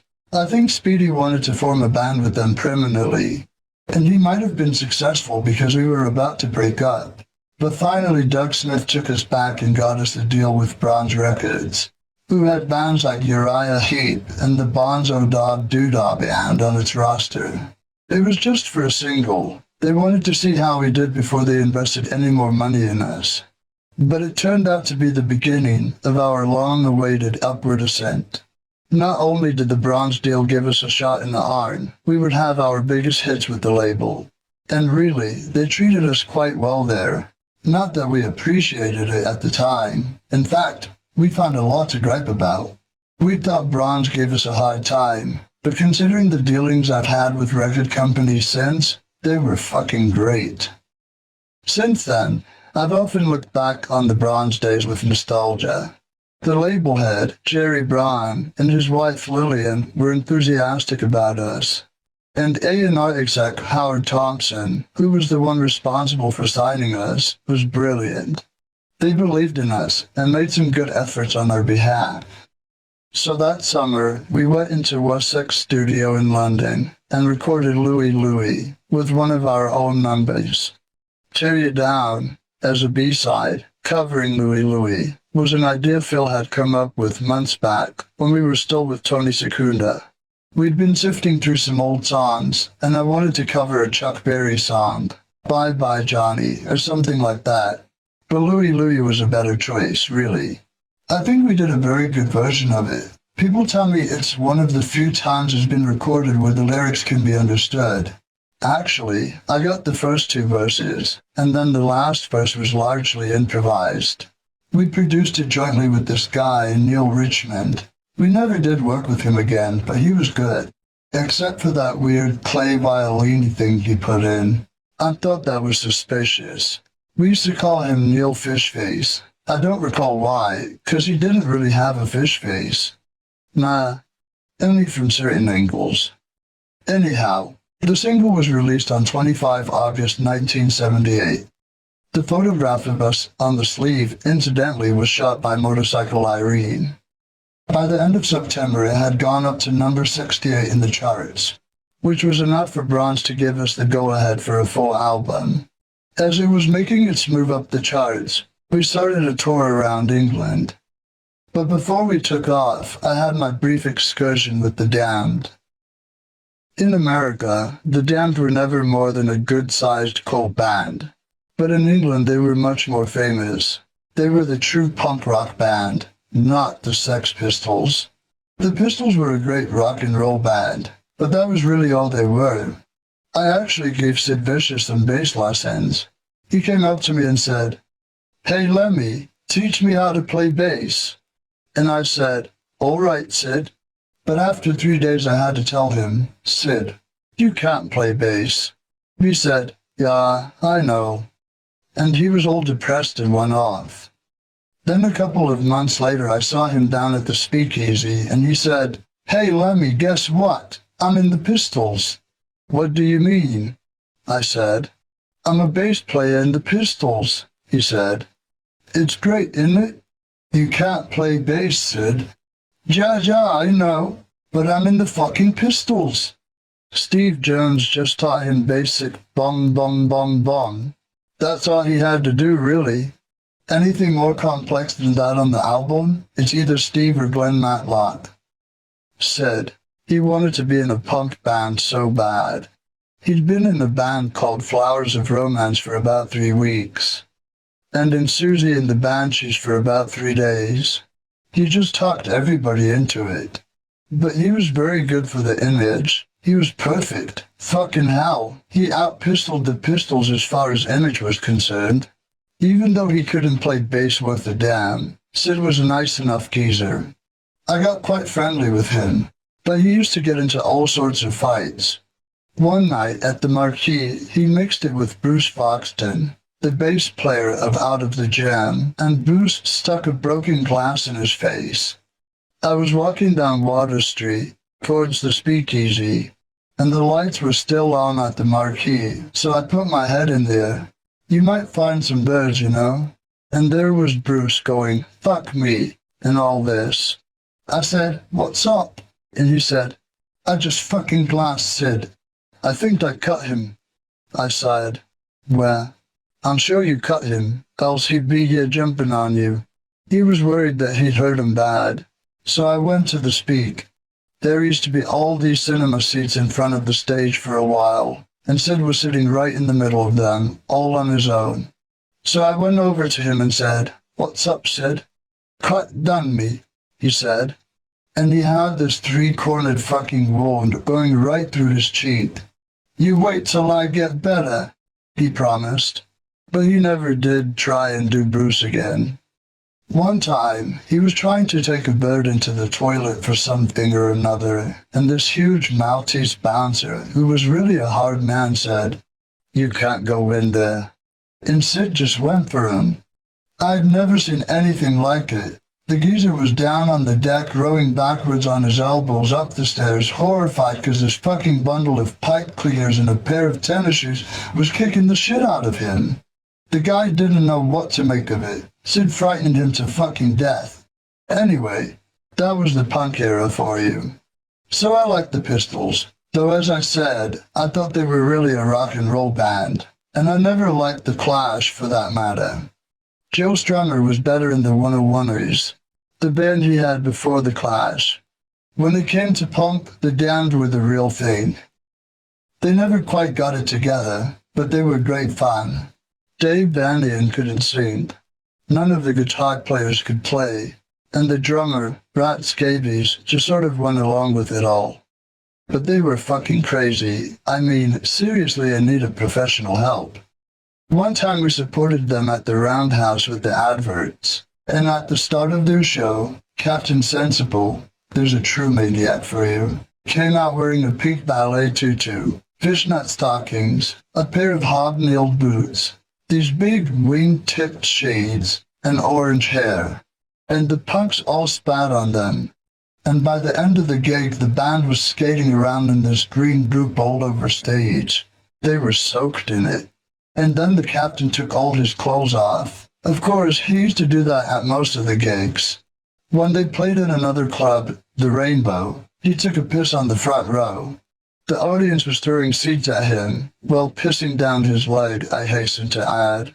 Just your typical mid-70s punk show, and then some. Anyhow, I'd got to know them over the years. I met right at Dingwall's. I was at the bar and this over-scruffy urchin came up behind me and said, "Howdy, you fucking Lemmy, are ya?" So I replied, "Yeah, I fucking am." "Yeah? You fucking think you're a rock star or something?" the little bastard inquired. "No," I said, "but you do. That's why you're talking to me." "Fair enough," he shrugged. "I'll buy you a drink." The band went out of business for a while, after Brian James left the band. Then, when they reformed, the captain wanted to play guitar. It was probably his idea to ask me to fill in on bass for a gig at London's Electric Ballroom. They were calling themselves Doomed for that show, but they returned to being the Damned shortly thereafter. We had about 5 hours of rehearsal. I learned 11 of their songs, and they learned one of mine, which they wound up fucking up on stage. I shouldn't have even bothered having them do any one of my songs, really, but it was fun playing with those boys. So much fun, in fact, that Eddie, Phil, and I wound up doing a recording session with them too. We recorded a couple of songs, a version of the Sweets Ballroom Blitz, and a Motörhead tune, Over the Top. That was a joke. The captain was watching cricket on TV and wouldn't come out of the TV room, for starters. And Eddie and Phil were fighting, as usual. Dave Vanian showed up late, and by then we were all drunk as shit. He took one look at a song, spun on his heel, and walked straight back out. In the end, only me and the damned bassist Algie Ward were still alive, so to speak, so we just went in and fucked around. I did a bass solo on the Ballroom Blitz, and he did the vocals. That song wound up as a B-side to the damned single, I Just Can't Be Happy Today. But we had a rough mix that was much better than the one that appeared on the record. We never did get around to putting vocals on Over the Top. Oh yeah, and we broke the toilet bowl at the studio too. I think the captain kicked it in, but back to motor business. We toured through September and October, and on 24 October, we filmed our first Top of the Pops appearance. Top of the Pops is a terrible program, really. They had bands on the show who were either in the top 30, like Slade and the Nolan Sisters. I did a record with those innocent little virgins once. More on that later. Or who the program thought were headed for the top 30. There was no regard to anything like talent. It was just reflecting the charts. We weren't anywhere near reaching the top 30 at the time. Louie had peaked at 68. But this friend of ours who worked at Bronze, Roger Bolton, used to work for the BBC, so he had a lot of handy influence. Roger wound up getting us on the show about 5 times before we really had a hit. In fact, Roger's efforts on our behalf helped us quite a bit on our way up the charts, for which I will buy him a drink any time. So we went down to the Labyrinth and BBC studios to tape our appearance. It's like a rat's net in there. Hundreds of studios and corridors, and you need a guide to take you to the studio. It's lunacy. Someday, all the guys are going to be ill and everybody's going to be fucked. We were supposed to re-record the song, but no one ever did. We just used to remix the original track slightly, put the vocals up a little bit higher or something. Then we put our amps up, lean the guitars on them, and turn everything on. Then, the inspector from the BBC would come round to the studio to make sure you'd done the work. You know what was going on, of course. Now we knew that he knew. It was all a game. Tacit agreement, we call it. At least we really played on our records, instead of having studio musicians like a lot of pop stars did. The Top of the Pops people treated us all right, but only because they had to. I don't think they liked us much, really. Especially because I won £100 on the one-armed bandit that was in their canteen. That pissed off everybody from the BBC, because they'd been waiting for it to pay off. By this time, we had already worked up several songs for the upcoming album, playing them on stage, and we were looking for a producer. We wound up getting Jimmy Miller. who had produced Exile on Main Street and Goat's Head Soup for the Rolling Stones. So things are really starting to look up for us. Our years of struggling were paying off, and by now Phil and Eddie had stopped complaining about the lack of momentum. That doesn't mean they stopped complaining, however. The kicker was in November, when we headlined the Hammersmith Odeon, the same place where Blue Oyster Cult had so soundly fucked us over 3 years earlier. It was fully packed with 3,000 fans cheering us on. You could feel the energy. Our rise up the rockstar food chain had begun.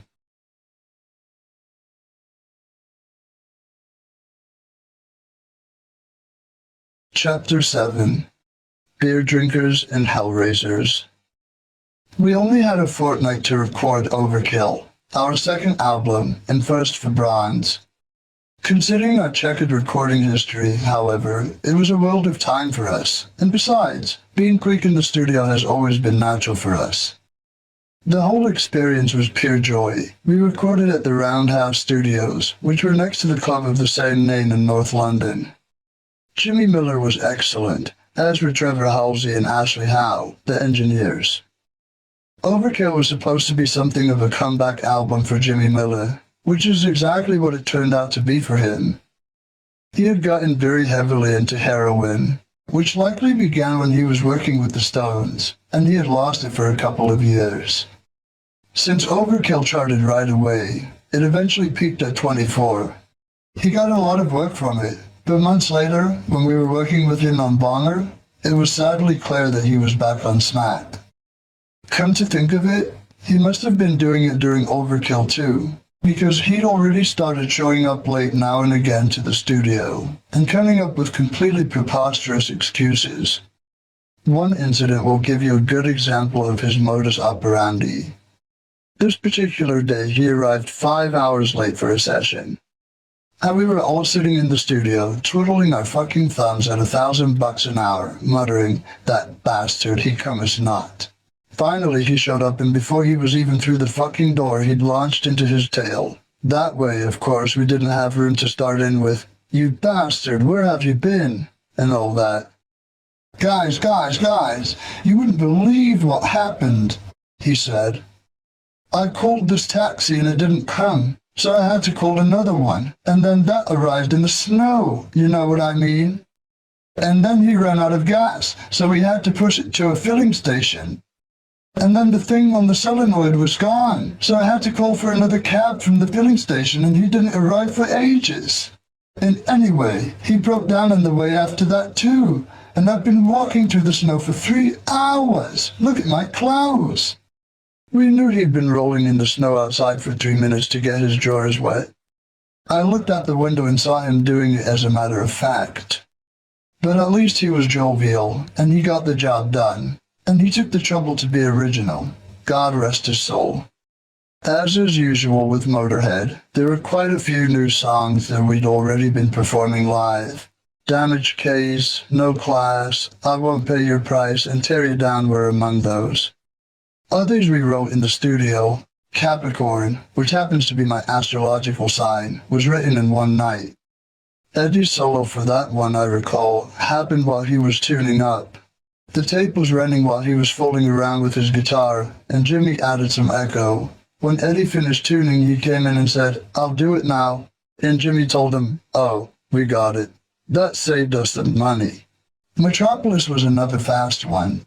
I went to see Metropolis the movie at the Electric Cinema in Portobello Road one night. Then I came home and wrote the song in 5 minutes. The words don't make any sense though, they're complete gibberish. Metropolis, the worlds collide. Ain't nobody could be on your side. I don't care.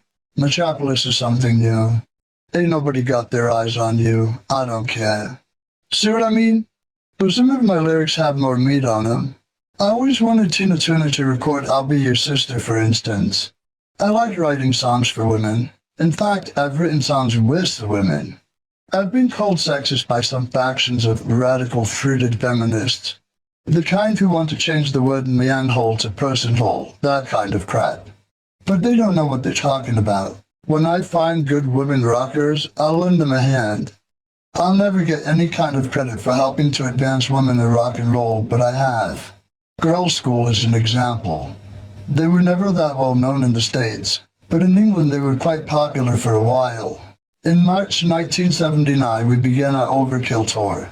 Our first big outing really. They were our opening act.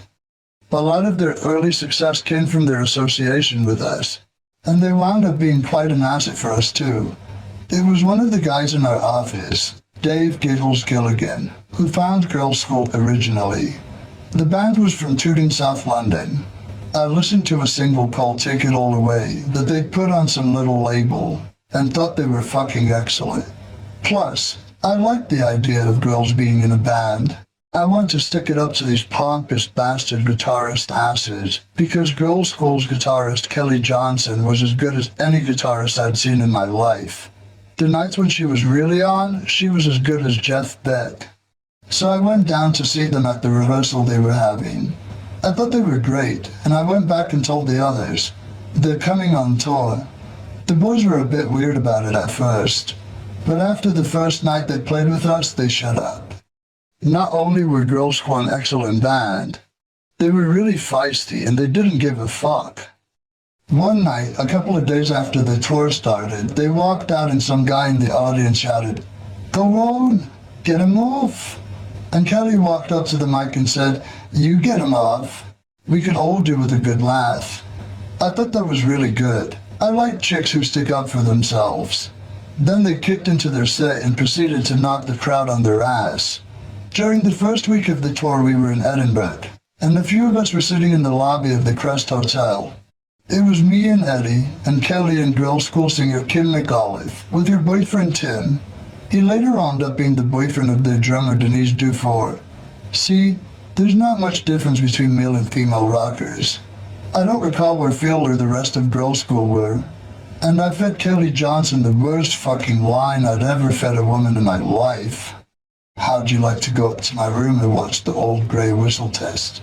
Fuck me, that's lame, isn't it? "Would you like to go in my room and watch TV?" But she said, yeah, which only goes to show. So off we went, and I heard that later, Kim leaned across to Eddie and said, "Let's go to your room and watch the old grey whistle test, too." Eddie was a bit embarrassed, but she got up and led him to the elevator, with Tim still sitting there in the lobby. And Tim walked out of the hotel, got in the van and drove home to London, stranding all the chicks at the hotel. So we had to take them on our bus with us for the tour, which suited me fine. They were great people and really funny. A couple of them were real handfuls. Kelly could behave almost like Keith Moon. She used to get drunk so she couldn't even see, and then try to take baths and bowl over in the tub, shit like that. Eventually Kelly left the band because she fell in love with Vicky Blue of the Runaways, and she moved to the States. Vicky got her a green card. So maybe they got married? When I was having the overnight relationship with Kelly, she hadn't yet realized she was gay or bisexual, but I knew. When I was with her, that was something wrong.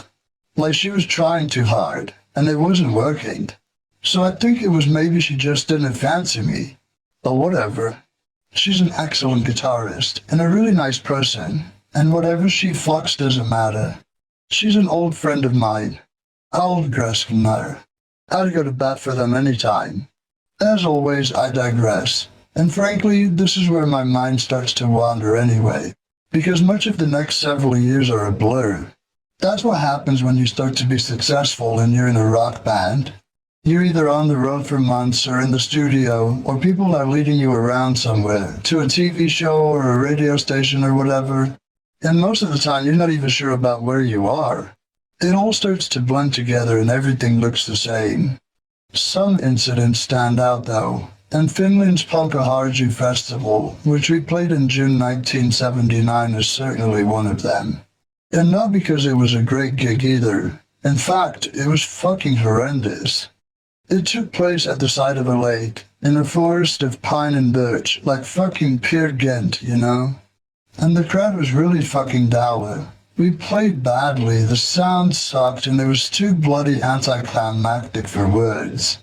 When we came off stage, we thought, oh, what a fucking awful gig. And I said, Well, let's run out through the equipment. So I went round behind my stacks and ran out through them, and they all fell over, but didn't. And Eddie was trying to knock his ants down. God, he was terrible at that. Ed could never knock a sack over. Then Phil, Plumzo the Wonder Dog, walked through his drums, but I think he did as much damage to himself as he did to the gear. Our roadie Graham got so excited that he pushed the PA over on the crowd, and there's more. We were given this terrible caravan as a dressing room. There was no cooling in it, and Finland in the summer is fucking hot with loads of little mosquitoes flying around. Not the frozen place it becomes in the dead of winter. And there was no booze in there either. Whores! So we were sweltering in this thing, and Chris Needs, a writer for Zigzag magazine, was walking about with this tree for some reason. It was a small tree, but nevertheless he put it through one of the caravan's windows while he was trying to talk to us. I guess he forgot he was carrying it. So we felt, well, we fucked up the caravan now, so we had to better disguise the fact by sailing it into the lake and setting it on fire. Give it a Viking funeral. And it went out very well, floated off in a very Arthurian manner, flames and smoke pouring out of it, and is sunk in quite a dramatic display. That wasn't the end of it. Back at the hotel, Phil and Eddie took all of the furniture and everything out of the room and put it in the garden outside. It was a complete replica of the room's layout, only out of the doors. Like I said, Finland's summers are warm. Then we had a food fight on the bus on the way to the airport. Well, we had to do that because the driver told us in a very firm Finnish accent, "Anything has happened to my bus, make dirty, then there's coming trouble." So immediately all the packed lunches came out and started flying. The bus looked totally destroyed with fruit and eggs all over it, but it wasn't exactly damaged. Then when we got to the airport customs area, the trouble really started. "I think you have done something very terrible at Punkaharju," the customs guy told me. "Not me, governor. Come this way, please." So they stuck me in this room and took my passport away.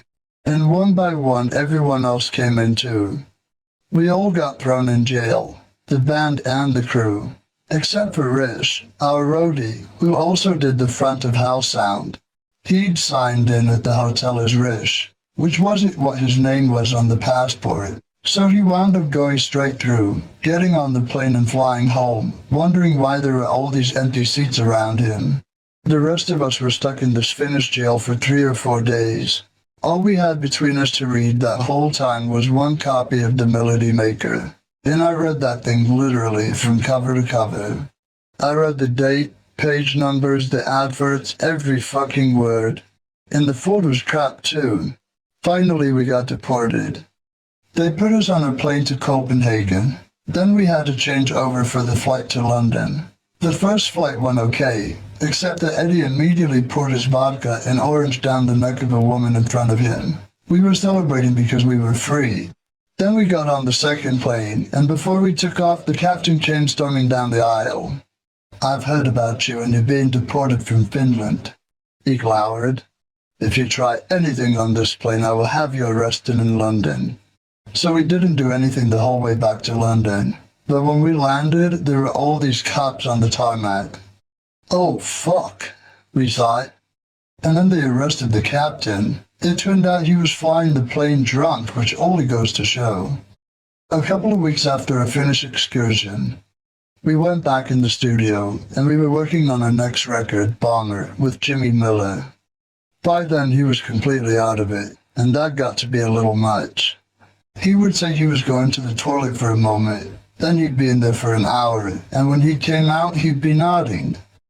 Once he went to the men's room and never came back at all, so we went in and he was gone. Apparently he'd left to find his dealer, and we found him in his car asleep at the wheel. Even when he was around, he was in absentia. When we had the rough mix down, we transferred it to a 1/4-inch tape, and we started playing it back. Jimmy was nodding out in his chair the whole time we were setting it up. And when the music came on, he woke with a start. He looked at us and started moving the faders up and down like he was working. And the tape wasn't even going through the desk. That was a bit of a giveaway. Poor bugger. He died a couple of years back. It's a shame. He was truly a good guy. Ironically, or perhaps not so ironically, Bomber has one of my first anti-heroin songs on it, Dead Men Tell No Tales, which when we play it live is often called Dead Men Smell Toenails. It was about someone else though, not Jimmy. Bomber is also the one album where Eddie sings a track, Step Down. He'd been bitching that I was getting all the limelight, but he wouldn't do anything about it. I got sick of him complaining, so I said, right, you're gonna fucking sing one on this album. Oh no, man, he protested. I can't sing, man. I don't fucking got no voice. You're a perfectly good singer, man. Get on the fucking microphone.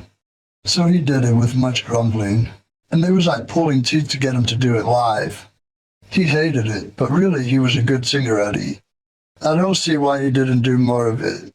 Later on, when Wurzel was in the band, he wouldn't sing either, and he was good too. He used to sing in all his other bands. Whatever. I came to the conclusion long ago that there's something wrong with you if you're a guitar player. They whine about how artistic they are, and they never get any recognition. And they think they're the main force of the band, which, when it comes to my band, is really dangerous. Overall, Bomber was a good record. But there are a couple of really naff tracks on it, like Talking Head, Bomber, Stone Dead Forever, All the Aces. Those were great. Lawman was a weird pace for us.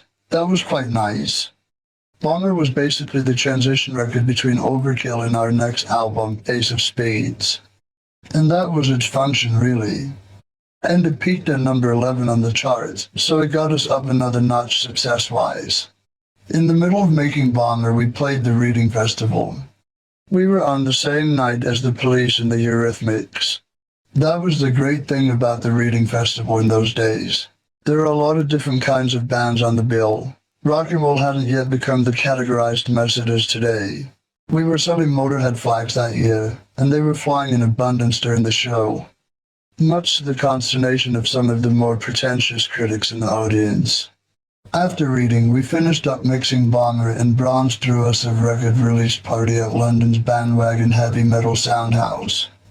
That was awful. I've always hated those things. You're supposed to be all things to all people all night, which is impossible and fucking unpleasant besides. Funny bullshit is what it is. We were far more excited about getting back on the road. We had a few dates in Germany, our first, and then it was back up and down England again. Our infamous Bomber lighting rake. The rake was a replica of a German World War II bomber, made out of heavy aluminum tubing, 40 foot by 40 foot. It flew 4 ways, backwards and forwards, and side to side. The first lighting rig that ever did that, by the way. It was heavy as hell, and if it had ever fallen, it would have smashed us flat. But it was an impressive prop, and we used it for several tours. We never got the chance to take it to the States though, because it was too massive for the venues we played there.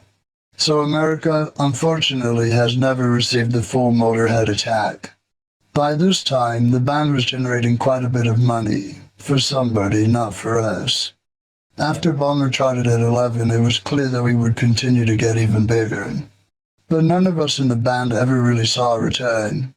All we made immediately went into more elaborate stage productions. We were alright though. Around the time Overkill came out, we were put on wages and we finally found decent places to live. Before that, we were always living on somebody else's couch. Eddie was sharing with 5 other people, so his flat was halfway decent. Phil had been sharing a place with a couple of guys in Battersea. But for ages I was crouching at people's flats and walking around London with this little World War II tank map case that contained a tape recorder, 5 tapes, and a pair of socks. It didn't have a map in it though. I needed one too, wandering around London. I quite liked drifting about like that, really. You go and live with chicks for a week and disappear. That was quite fine. But that all changed when our records began selling. Our living conditions showed much improvement, even if they weren't exactly castles. Of course, having a home isn't all that important when you're spending most of your time on the road. We did something like 53 gigs with 2 days off before having a break. On our dates through England, we had Saxon supporting us. They were nice guys, but kind of weird because they didn't drink or smoke. They had a tea urn in their room. We found that a bit odd. Interestingly, their drummer Pete Gill wound up joining Motörhead a few years later.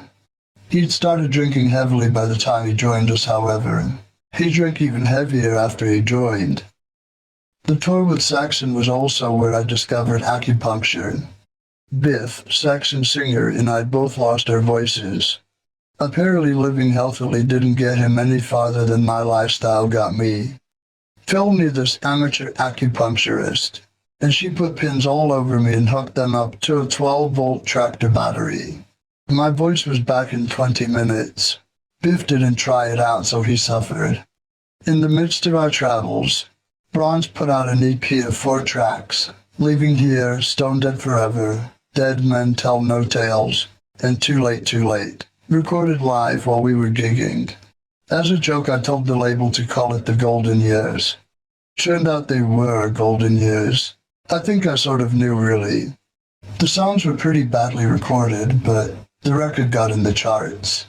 In July, we played Stafford Bingley Hall, and we were presented with silver discs for Bomber. It had sold over 250,000 records, and they had this Queen Elizabeth impersonator give them to us. The 3 of us got down on a bended knee to receive them, like we were being knighted. Actually, that woman impersonates the Queen to this day, but she looks a bit rough now. The real Queen isn't looking all that great these days either, for that matter. In fact, I was feeling a bit rough at this particular show. I collapsed backstage after we'd finished and had to be revived for the encore. I don't recall why. I'd probably been up for 3 days, so I blacked out, but Phil and Eddie, those 2 miserable bastards, thought I was gold-bricking. I was sitting there with damp towels on my head, and those 2 cunts were standing there going, "Fucking hell, man, you fucking stayed up for 3 days, how dare you, you motherfucker." They were just worried about the slant on their careers it would cause and shit like that. Jesus. Talk about the pot calling the kettle black.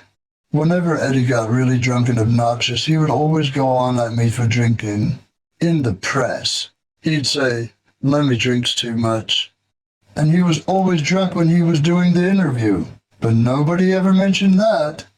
After that gig, I told the papers that I'd collapsed because I had 3 blowjobs that afternoon. The part about getting the blowjobs is true, actually. There were chicks all over the place, and there was this really cute little Indian bird. She was 2 of them. There was this room in the hall that was full of cushions and shawls hanging down. It was like some Maltese fucking dream. So I locked myself in there with her and wouldn't come out. Well, wouldn't you do the same? See? Wonder where she is now. Not long after Stafford Bingley Hall, we went into rehearsals to prepare for our next record. Ace of Spades was one of our longer albums in terms of the recording process. It went easier than our previous albums because we were on a roll, and we couldn't be stopped then. Well, we can't be stopped now, but we couldn't be stopped nationally then because the band's popularity had been building. Bomber did better than Overkill, and Ace of Spades promised to do even more. We were on our way up, and we knew this one was going to be a hit. We felt good. I didn't realize then how doomed we were. It was the end of something, really, instead of the beginning. Ace of Spades was the ultimate record for that particular lineup of Motörhead. I only started thinking about that when we were recording Iron Fist. Out the frying pan and into the bear trap. We were at Jackson Studios in Rexmansworth for about 6 weeks, from the beginning of August 1980 until mid-September. Our producer was Vic Meal.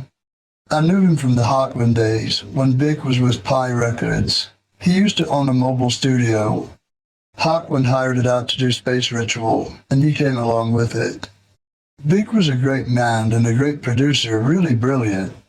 He had diabetes, of which he later died. It's just an ongoing thing. The nice guys always go. That's why I'm still around. The songs on Ace of Spades are considered classics by Motörhead fans. And I must say, they are an excellent bunch. We really enjoyed doing them. Those were the good times. We were winning, and we were younger, and we believed it. The older you get, the less you can believe. It's not your fault, you know. It just comes to you that everything isn't cornflakes and Skittles and beer. It's the jungle out there. But I never cared about it when I was young. I wasn't starving, you see, and I was having a good time. It certainly beats high-paid plumbing. Like always, there were a lot of funny little segments in the songs. We had a tap dancing part in Ace of Spades, you know, ding ding ding gandy. We always imagined ourselves tap dancing at that point. I used gambling metaphors, mostly cards and dice. When it comes to that sort of thing, I'm more into the slot machines actually, but you can't really sing about spinning fruit and the wheels coming down. Most of the songs just poker really. I know you got to see me read 'em and weep. Dead man's hand again, aces and eights. That was Wild Bill Hickok's hand when he got shot. To be honest, although Ace of Spades is a good song, I'm sick to death of it by now. 2 decades on, whenever people think of Motörhead, they think Ace of Spades. We didn't become fossilized after that record, you know. We'd had quite a few good releases since then, but the fans want to hear it, so we still play it every night. For myself, I've had enough of that song. My chief memory of We Are the Road Crew is Eddie lying on his back in the studio, helpless with laughter, his guitar feeding back all over the place, halfway through what was supposed to be his solo. And we left it on because it was so fucking funny. The song was my first 10-minute lyric. That's how long it took me to get the words down in the studio. I remember going off somewhere because Vic had to go eat something. It had to do with his diabetes. He hadn't finished buttering his first cracker when I was back in there telling him, I've done it. Took off, he said. I haven't even eaten yet. When he realized I had really finished the lyric, he was astonished. I was quite surprised myself. 10 minutes of real work ain't bad. I've dashed through a few more songs that way since then. One of our road crew cried when we first played that song for them. I'm not going to say who it was. We took the lot of them up to the studio one day and played them the track. And this one guy cracked and broke down right then and there. He was weeping. Oh, that's a great one, that's great. It was really nice to see that it affected somebody that deeply. Bands as a rule don't shoot their crews too well. I try to. I've caught hell from feminists for several songs I've written, but for some reason they've never said anything about jailbait. They never mentioned anything about that, and it was fucking blatant. But basically, my lyrics on Ace of Spades came from what I know personally. Like, the chase is better than the catch. Well, it is, isn't it? I mean, whenever you move in with somebody, it's fucking gone, you know?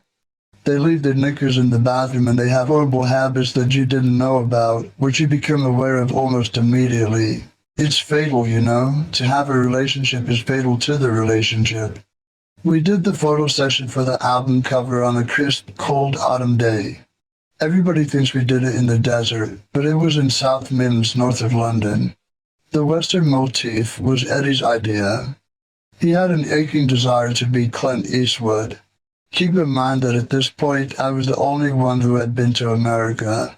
We all looked pretty good dressed up as gunslingers, though. We had a slight problem with the wardrobe. The spade-shaped studs on my pants were too far apart. I took them off one leg and put them all on the other, so it turned out that I could only be photographed from one side. But other than that, it went quite well. After we finished the album, it was back to all those TV shows and interviews, which seems to blend together in a haze. But there were some highlights. One was in November when we went on ITV show called Tis Was. It was a kid's Saturday morning show that featured a rock band every week. Chris Tarrant, who hosted the show, was a real strange person, but he knew what kids want to see. Kids want to see grown-ups fuck themselves over, you know? They love that shit. There were buckets of water everywhere on this program. It wasn't warm water either. It was fucking cold and they were singing it all over. And there was this phantom flan flinger. He'd come up to somebody during the show and go boof with this huge fruit pie. It was great fun, completely slapstick. We were on that show a couple of times. Once, we were on with Girls' School, and we were having a game of musical pies. The pie stopped in my hand and I had to smash it in the face of Denise, Girls' School's drummer. The poor girl was cowering a bit, but it was like, sorry, I've got to let you have it, babe. Everybody who went on got it bad. At one point on this November show, Eddie Clark was decimated by about 6 buckets of water. It was funny as shit. And they had this cage there, and they'd put people in it. Viewers wrote in for weeks ahead of time, volunteering to get in. There was a waiting list to be stuck in this cage, where everything in the world was dumped on them. They had this big trough full of green guns, viscous, garbagey slop. And they'd tip that all over them at the end of the show. Phil had volunteered to be in the cage, but our manager Doug Smith went in. Then they wouldn't let him out again. So we had some revenge on the son of a bitch. Great show. Our Ace Up Your Sleeve tour that fall was fucking mammoth. We barreled through all the Great Britain with the bomber rig, the Overkill backdrop with its flashing eyes, and on a couple of the earlier shows we also had these lightning tubes form a gigantic Ace of Spades playing card. The latter didn't last very long. It was a bit on the fragile side, and I believe it met an untimely demise. It was around the time of this tour that our old label Chiswick released the Beer Drinkers EP, the leftovers from the Motörhead England album sessions. The record charted peaking at 43, and although we didn't see any big monetary returns, it was good for us. Anything's good that gets the name around, you know?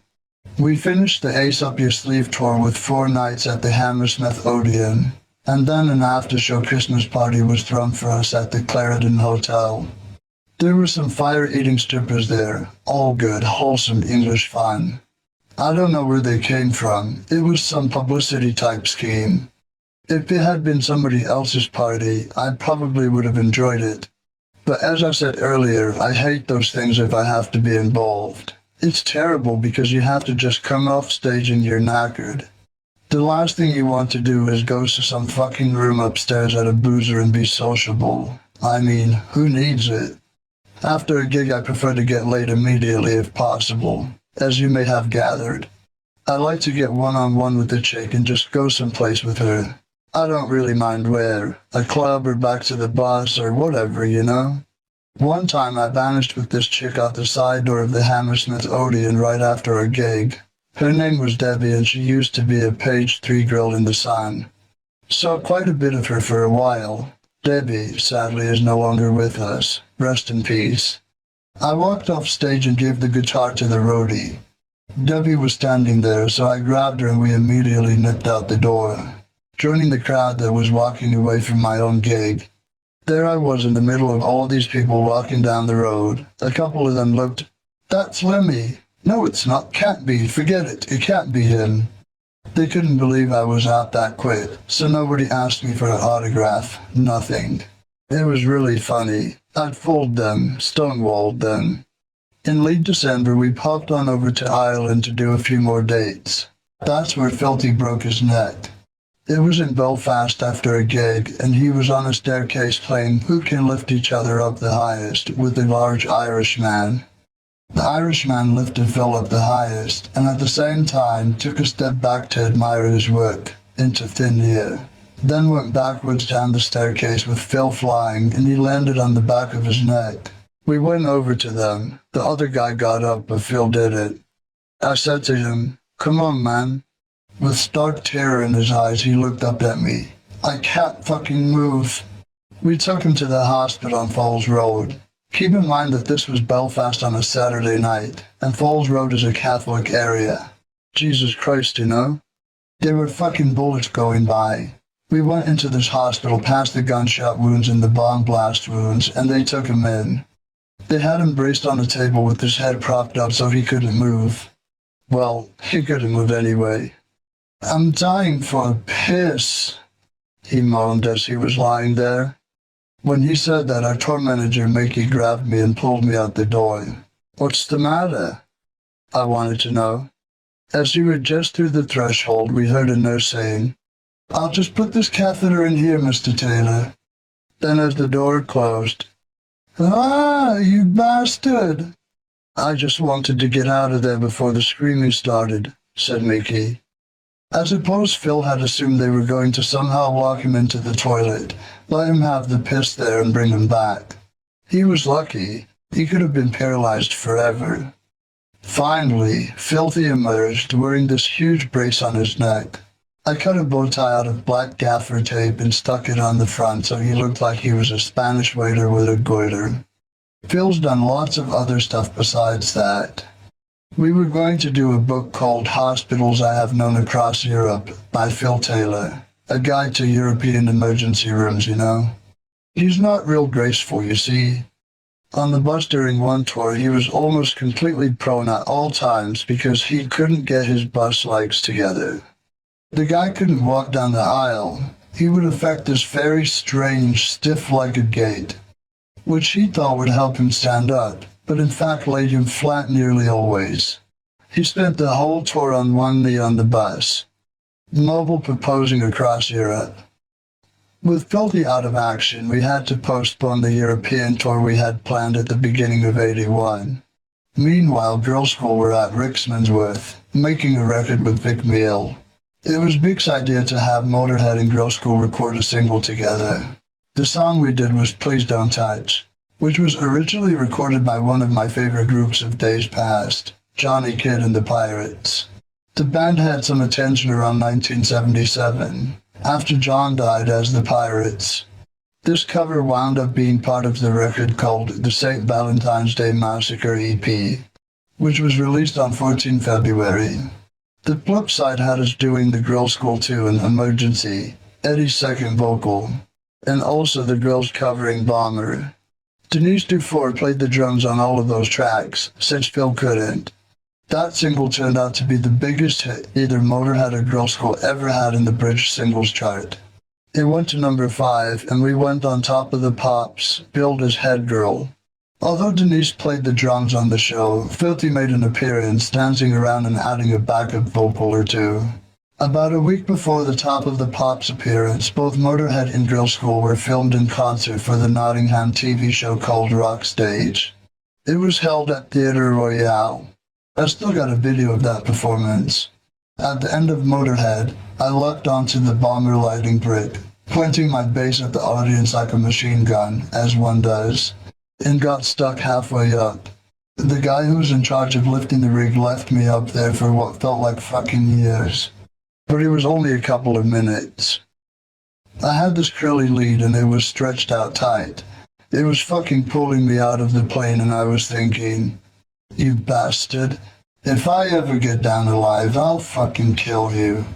You can't tell that from watching the show, however. The effect looked great. The guy responsible for that snafu miraculously and wisely disappeared after the show.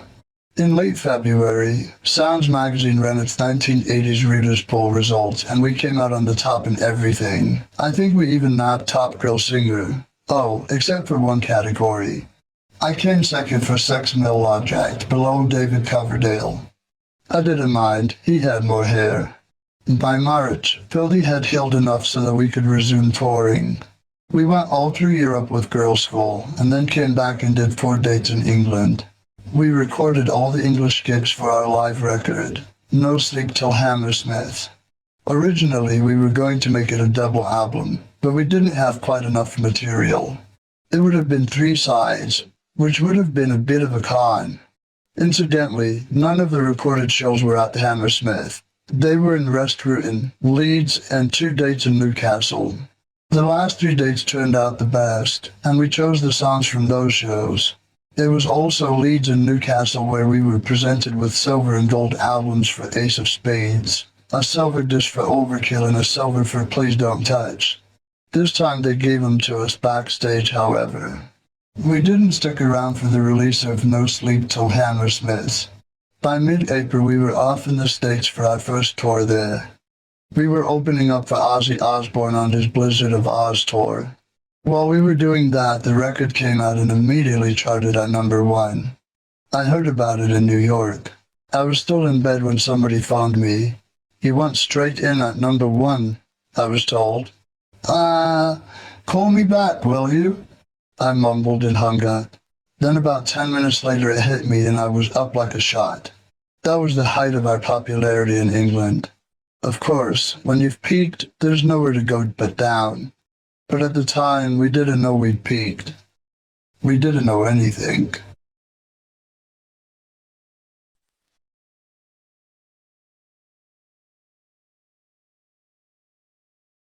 Chapter 8. Keep Us on the Road. So here we were in America, blissfully unaware that Motörhead had already reached its peak in Britain. And we did have a great time. Eddie and Phil had never been to the US before. I, of course, already knew my way around. But it's always refreshing seeing a place through new eyes. Phil, Clonzo, managed to go all the way across the US without suffering any major injuries, although the salad nearly killed him in Florida. He and Eddie see, they were used to English salads, where you get a leaf and a couple of boiled eggs. So at this restaurant in Florida they both ordered double salads, and I didn't discourage them. I just watched as the waiters rolled up with 2 carts, an acreage of fucking greenery. Phil and Eddie practically had to fight their way through this treacherous mud-womby swamp. Myself, I won't go near vegetables, too healthy for the likes of me. I'd never met Ozzy, nor anyone in his band before I got to know them during this tour. Rudy Sarzo and Tommy Aldridge were nice enough guys, but they were quiet-like. They were just, the bassist and drummer. Rhythm sections never get much attention, really, unless the band belongs to one of them. Randy Rhoads was Ozzy's guitarist back then, and he was a much bigger deal. I believe he'd been writing songs with Ozzy. My big memory of him, however, was that he was terrible at asteroids, so I wound up beating him at asteroids all the way across America. I was quite friendly with Randy, so I found it a terrible shame when he died in a plane crash a year later. Nevertheless, I have to say he wasn't the guitar player he became after his death. As with Bon Calvert, a guy who was more or less ignored during his lifetime suddenly became a huge genius. Randy was a good guitar player, to be sure, but he wasn't the great innovator he was made out to be. God knows what people will have to say about me after I'm gone. Ozzy was a nice guy, still is. Very twisted, but nice. Of course you're going to be a bit warped when people are throwing half a dozen duffs with broken legs and wings on stage every time you play a gig. Other things landed at his feet too. Frogs, live rattlesnakes, a deer's head, a bull's head, all because of that story about him biting the head off a dove during the meeting with his record label. I don't know how he went on working after that tour. He must have been constantly freaked, never knowing what was going to fly up at him. Makes you kind of feel for the guy, doesn't it? Ozzy really was having a rough time on the tour we did with him. He nearly died on this track. He was at the height of his nervousness and the depths of his despair, and he was just overdoing everything. We kept finding him flat on his face, passed out on the floor everywhere at the beginning of the tour. Finally, his girlfriend, and later wife, Sharon, took over and pulled him out of it, and that was great. I've had some ups and downs doing business with Sharon since then, but I've got to give her that. You wouldn't have any more Ozzy Osbourne records if there wasn't for Sharon, and I think Ozzy would be the first to acknowledge that. The Americans didn't quite know what to make of Motörhead at first. We had quite a few jaws drop into the floor during the Ozzy tour. Some places understood what we were about. We were getting a rousing response on the coasts, New York and LA. They liked us in Detroit and Chicago, which are still a couple of our main areas today. Ohio was good too, and we've won over Texas and Fan. But apart from that, we might as well not have bothered that first time around. They were baffled by us completely. I think a good portion of the Midwest was rather frightened by us. Most of the audiences didn't know who we were. An American label, Mercury, had picked up Ace of Spades, but nobody seemed to know about that. The label did absolutely nothing to promote the record, and what else is known? So we were this strange, unknown entity every time we hit the stage. We did have our few fans, though. One of them was Lars Ulrich. He wasn't Metallica's drummer then. He was just this little teenage kid living in LA. He loved us. As a matter of fact, he was in charge of the American Motörhead fan club, which I assume consisted of guys like him who owned a ton of import records. Those kids were big supporters of the new wave of British heavy metal movement, which took off around this time. The NWO was great for some bands. It set Iron Maiden over the top. It didn't do us much good though. We came along a bit too early for it. And then our popularity research just a bit too late for the big metal and hard rock boom of the late 80s. So our American tour was a mixed bag. But the ironic thing is that when we got back to England, we headlined a huge show at Port Vale Football Club in front of 40,000 people over Ozzy Osbourne. So that gives you an idea of how massive we were at the time in Britain. That was probably our loudest show ever, and by then we'd already earned a reputation for the sheer volume of our gigs. Admittedly, we did like it loud. We couldn't hear otherwise because we were deaf. At Port Vale, we built the entire stage out of PA. I mean everything. It was all speakers everywhere to the tune of 117,000 watts. At soundcheck, a guy rang up 4 miles away to complain that he couldn't hear his TV. And that was just Eddie's guitar. Plus there was this requisite spectacular publicity stunt that night. During our show, this plane flew low over the field and dropped these guys with Motorhead parachutes. 6 of them landed smack in the middle of the field. But unfortunately, one of them missed and went into the allotments next door. Even standing there with the shovel guarding his allotment from hippies, you know. And he said, "Hey, that last lad came down like a sack of shit. See, on the ground." They took him away in a dormobile. I assumed that wayward paratrooper recovered from his injuries because we didn't hear any more about it. We were also quite popular with the cops back home. They were always trying to bust us in those days. It was very different from what it is now. The cops were just waiting outside the front door feeling that they'd bust you on the street.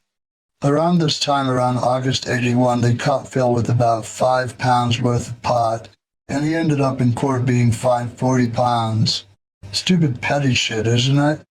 But it wound up making news because we were these famous badass rock stars. Motorcycle Irene was with Phil when he got busted and they found pot on her too. But she only got fined 20 pounds. Maybe because she had bigger tits than him. Minor hassles aside, we had a lot of fun with our fleeting time at the top. One very satisfying moment was when we played the Summer Night Festival in Nuremberg, Germany, and we were billed over Blue Oyster Cult, who had so soundly screwed us over at our first Hammersmith Odeon gig. We didn't do anything particularly nasty to them though. After all, they were old news. We just didn't lend them the PA, that's all. It was also around that time that I made a record with the Nolan sisters. It was just a one-day gig. I got a phone call and did it for a giggle. It was a song called Don't Do That, and the band included me on bass, Cozy Powell on drums, and ex-White State guitarist Mickey Moody. Colleen and Linda Nolan sang, and Status Quo's road manager Bob Young also added some vocals and heart. We called ourselves a Young and Moody band, and made a video for the tune too. The Nolan sisters were great fun. We used to run across them quite a bit because they were on the charts at the same time Motörhead was. Everybody thought they were soppy little popstar virgins, but they weren't. They'd been around. They'd played with Sinatra at the Sands in Vegas. They were tough chicks managed by their father, but they were really great and funny as shit. Once, our manager Douglas was talking to Linda Nolan in the top of the Pops bar, and he dropped some money on the floor.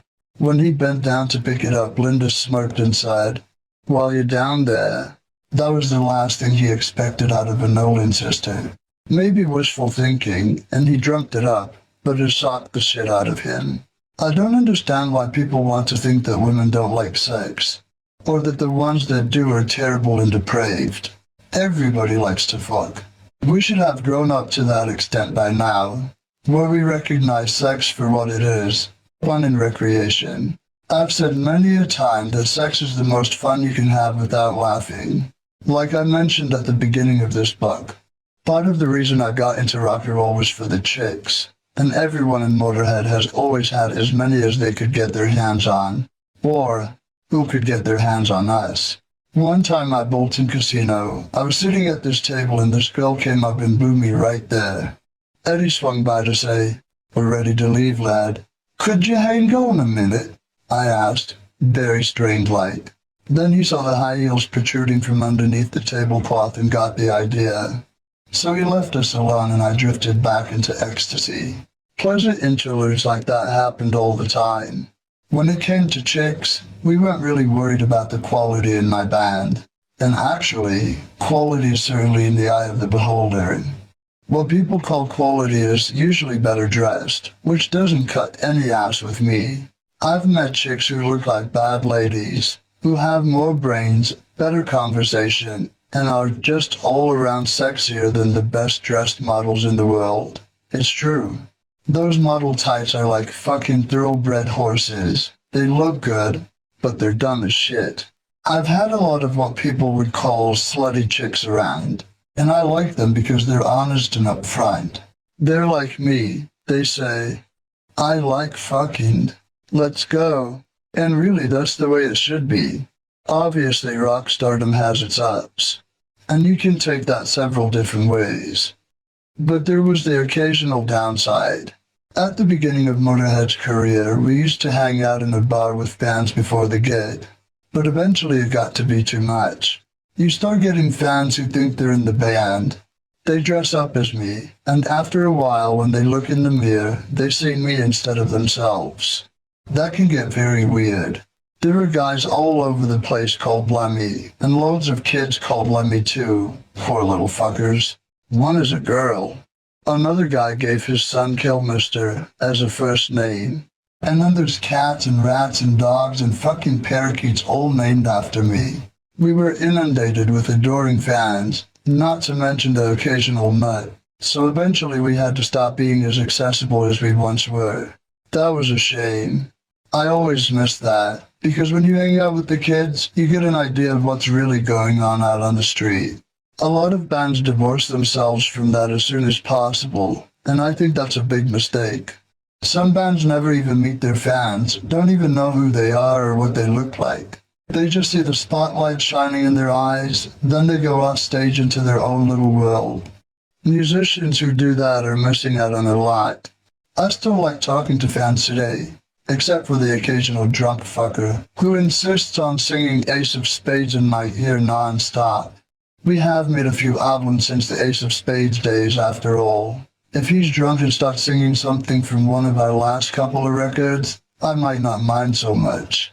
Another problem with being very popular is that some people claim that you've sold out, but really, that's more their problem, not mine.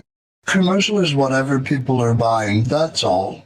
That doesn't mean the music changes. For example, our first album didn't sell very well, so we were still street credible.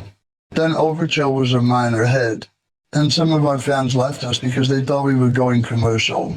That was really stupid. Couldn't they tell the music was basically the same? Just a little better because we were a tighter unit after playing for a few years.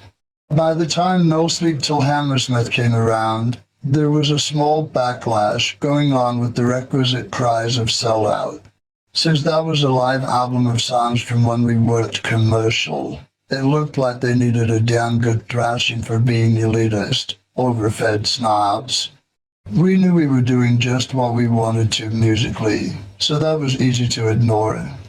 It was Motörhead's best year ever, 1981, but it ended on a very bad note. We spent the last part of the year touring Europe, and my flatmate, Andy Elsmore, got murdered. He was a little gay guy who used to run a porno cinema.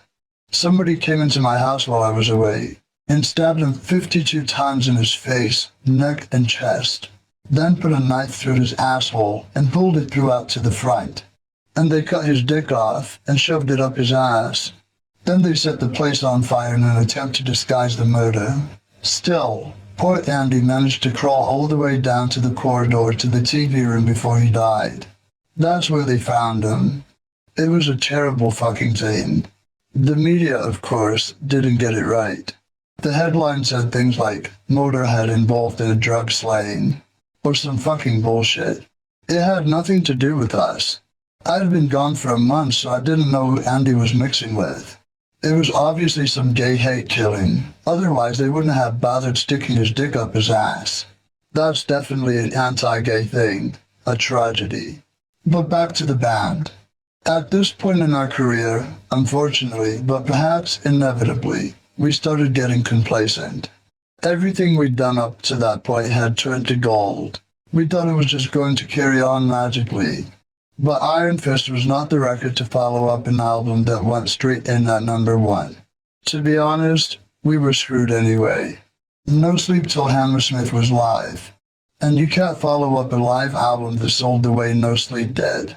We wound up getting a lot of mixed reviews, which didn't surprise me in the least. It did surprise Eddie, who produced it with Will Reed did. And I think it broke his heart in a way. But the record didn't do too badly sales-wise. It peaked at #4. Not as good as our previous couple of releases, but still quite respectable. The disillusionment hadn't really set in yet. However, we began our UK tour with high hopes. The dates were very good. Our manager Douglas had come up with the idea of the bomber lighting red. And since that worked out so well, he now fancied himself as a man who knows about stage shows. So he had to outdo himself for our Iron Fist tour. We didn't even know what kind of model he'd cooked up until something like 3 days before we hit the road. We made it, and you can't change it now. It was quite dramatic, really. The curtains would open up and the stage would be absolutely empty. Nothing. Not even the red lights on the amps. We were up on the ceiling, see? We had a stage that was on 4 gantries, with all the equipment on it. The drums, the amplifiers, the lights, the whole stage was in the roof. Then the music would start, and we'd come down out of clouds of smoke and colored lights. And as we were making our descent, this huge fist would open up, and there were searchlights at the tip of its fingers. Naturally enough, the fist didn't work properly the first night, and we got stuck going back up as well. The stage rose about halfway and stopped moving, and the curtains caught on the stage. People could see us milling about going, "What the fuck are we gonna do now?" And, "How do we get down off of here?" Felty, of course, nearly stepped from his kit into oblivion. Eddie caught him just in time. But after the first couple of days, it worked great. We never used the fist again, though. That went straight back to the shop and it stayed there. Tank, a band Eddie had produced, opened for us on those days. That was our friend, Augie Ward's band. He had been in the Damned but got fired, and then formed Tank. He was bass player and leader of his band, as was I, and he felt very good about that. They'd done very well on tour with us in Europe, but in England they had wife trouble. The wives wanted to come on the road, and of course, they were only new boys, so they let them, and that's death for any band. I'm not coming off chauvinistic by saying this, but wives separate the band, plain and simple. Let's say you have 3 guys in a band. Maybe they go to 3 hotel rooms after the gig, but they're the only ones in their room. But if your old lady's alone, you get off stage and you have to hang out with her.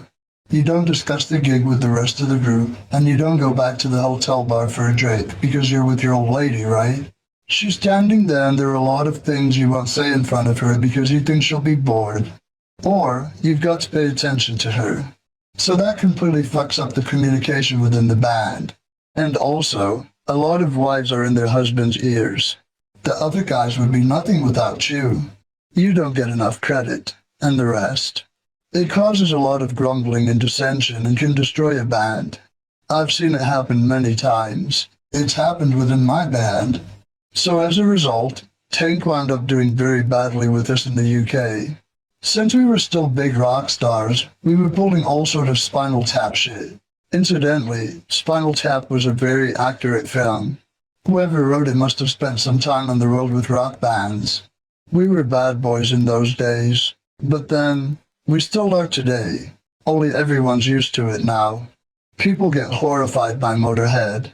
The fucking cheese isn't here. Where's the cheese? Sorry man, we couldn't get it. Oh yeah? Can't get any fucking cheese in a big town on a Wednesday at fucking 6 o'clock? Get out and get the fucking cheese. 'Cause it's not the cheese that matters, is it? It's the principle that they didn't bother. That's what pisses me off. I'd send the promoters and their minions on all kinds of errands. Get out there and get me this shit. If it's on the rider, it had better damn well be there. If the young roadie wanted twiglets, and ours did, he got them. Our present guitarist, Phil Campbell, sent out for Chinese food at one show, and he told the guy to get a portion of Ben Wall bowls too, and the guy came back with them. But here's one thing that has always puzzled me, and it happens in every country in the world. Your rider says you get so many towels, right? And they give you these tiny foot-square pieces of cloth. What the fuck is that? We took no shit from anybody. At one point we were scheduled to play at this radio station, Radio Clyde in Glasgow. We were supposed to be doing a sound check, but the guy was a real dick, and he kept us waiting for ages. Radio people are notoriously unsympathetic to anything you're doing, because they're so self-important. So after sitting there for a while, I said to Eddie, "Fuck this, let's do 'em." So we unwound the fire hose from the wall, stuck it through the door of the studio, jammed the door shut, and turned it on, and we left. They didn't ask us back. Rather unsporting of them, really. The cops really got on our ass around this time. They went through everybody's house, the roadie's hotel, even our manager's house. I was in a hotel in Swiss Cottage, so they missed me. They had this serious operation going, dogs, door smashes and all. And out of everybody, 25 crew, 3 band members, the manager and his wife and their staff, the cops came up with all of 1/2 gram of cocaine, I believe, a little bit of dope, and 1 mandrax. We went down to the Nick and I asked, "What reason did you have for mounting this massive operation?" "It was an anonymous tip-off," the magistrate said. "We heard you were selling acid to the audience from the stage." Jesus, what idiocy. I'm singing and playing bass. When am I going to have time to go down in front and say, "Anybody want any acid?" Not to mention handing out change. I would have needed a change belt instead of a bullet belt. Fucking assholes. As if cops don't have real drug pushers to chase. Or why aren't they catching the Yorkshire Ripper? People like that, instead of fucking around with a band who's just playing gigs and taking a few drugs on their own. Of course, telling them this never goes down well with the cops. I imagine that my comments on wives still have you radical feminists out there fuming. But then, if you get pissed off that easily, what are you doing reading this book? But fair is fair. As I've mentioned before, I'm more than happy to work with female performers. Before Motörhead began its American tour, I popped in at a studio in London to visit this all-girl band from France, Speed Queen, who were making an album. The singer Stevie was great.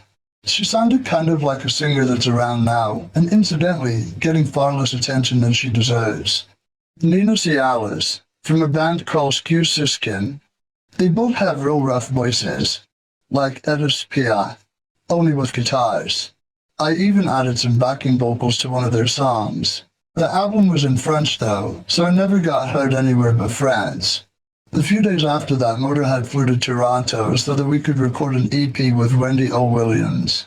That session resulted in the demise of what many Motörhead fans call our classic lineup. Although those who think that way probably haven't heard the band in the last few years. Wendy O. and her band, the Plasmatics, have been pretty much forgotten nowadays, but she was a completely outrageous punk rock agitator. She sawed guitars in half with a chainsaw and blew up police cars on stage. Once, she drove a car into a pile of explosives on a New York harbor and jumped out at the last minute. After she did that, she went straight to Florida to wrestle alligators. I thought, this chick's fucking excellent. Plus, I'd seen pictures of her, and she did take a good picture. After our EP with Girl School hit, people were always on us to collaborate on records, especially with girls. And I really enjoy making records with birds. 8 users in the studio can really be a drag. Recording with girls usually produces better results because it causes an interesting kind of friction. And also, the scenery is a bit better.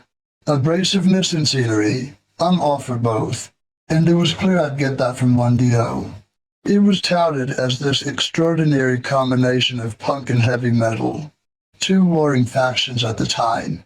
The songs we were going to do were a Motörhead tune, No Class, Master Plan, which was a Plasmatics number, and as the single, Stand By Your Man. Yes, the country song. Eddie was supposed to produce the tracks for us, and unfortunately he had Will Reed Dick, whom I generally refer to as Evil Red Dick, in tow again.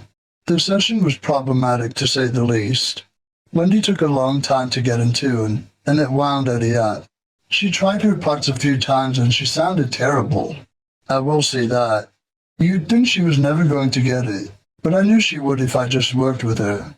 In addition to this, Eddie wasn't playing guitar. He was only working as a producer. We were using Wendy's guitars from the Plasmatics, with me and Phil on bass and drums. Eddie just wasn't acting terribly thrilled with the whole scenario. And finally, he said he was going out to eat. But we found him in the other room, sulking with Evil Red. It was bullshit. We could have worked through our problems if Will Reed Dick hadn't been there, because Eddie would have nobody to go off with away from the band. He would have had to stay in and lump it. Then it would have been done and forgotten. But we ended up exchanging a few words and Eddie left the studio. Later, Bill and I went back to the hotel. Bill went ahead of me, and he came up and told me, Eddie's left the band. Actually, Eddie used to leave the band about every 2 months, but this time it just so happened that we didn't ask him back. We didn't try to persuade him, which is why he stayed away. That surprised him a bit, I think. But we were just tired of him because he was always freaking out, and he was drinking a lot back then. He's become very much better now since he stopped. So Eddie did our first 2 American dates, Toronto. There's a video of that gig. But Eddie was terrible, and so was I. I got cramp halfway through the show and couldn't play. And New York. We had to get another guitar player fast so we could continue the tour. And we chose Brian Robertson, who had been in Thin Lizzy. Technically, he was a better guitarist than Eddie, but ultimately he wasn't right for Motörhead. With Robbo, our slide downwards began to pick up speed, which is unfair really, because the record we made with him, Another Perfect Day, was very good. Looking back, I must say hindsight is 20/20. It was good for us that we fell when we did. We wouldn't have been going now if we had carried on getting more and more famous. We would have wound up a bunch of twats with houses in the country and gotten divorced from each other. So it was just as well, I think, for Motörhead's moral overall. It's important for a band to be hungry because that is the motivation that makes all bands work. And if anyone knows about being hungry for long periods of time, it's me. But back to Ravo. I'd known him for years. We met under a table at Dingwall's. There was a fight going on and all us cowards were hiding. Yellow Streak aside, he was one of Phil's heroes, because Phil is a complete Thin Lizzy freak. And Brian was great on stage with them. He used to wear a white cord suit, quite striking with his curly longish hair. He was available, so we flew him out immediately, and he arrived in Toronto with reddish dyed short hair. I was fucking horror-stricken, but I thought to myself, well, he's enough of a trooper. It turned out he wasn't, though. He wound up just being a pain in the ass. He was the only person in any of my bands that I threatened with physical violence. He was threatening me back, to be fair. We both had a chair in our hands and we were going to hit each other with them. But that happened months later. When he first got in Motörhead, the only hint of impending doom was that fucking red hair. Gradually we got more clues. When Brian first came into the band, I said to him, "Remember when you were in Thin Lizzy? You had that thing with Scottish Gorham, where you wear the black cord outfit and you wear the white one, and you each used to flash over to the other sides of the stage. That'd be great. I wear black. Why don't you get that white outfit back out?" "Oh no, I couldn't do that, Lemmy," he said. And then there was other shit. Like he wanted a contract with us for only one album at the time. Basically, he wanted an out beforehand, in case Motörhead didn't happen for him. All this was easy to ignore in the beginning, because for a while he was dead on. After he hooked up with us in Toronto, he only had a few hours of rehearsal before our first gig with him at Harpo's in Detroit, but he played like a demon. We finished the American tour in June and then went off to Japan, our first trip there, and he was great the whole time. Japan loved Motörhead from the start. Brian had already been there with his band after Thin Lizzy, Wild Horses, and he told me with all confidence, and with his broad Scotch accent, "Don't think you're going to get all this acclaim like you used to here in Japan. You won't, because they don't do nothing. They just sit there and clap their wee hands." Don't be too sure about that, Brian," I said. "You're in Motörhead now," which probably irked him like shit. So we got there, and sure enough, the first time the curtains opened across the stage, it was a, "Ah, Remy!"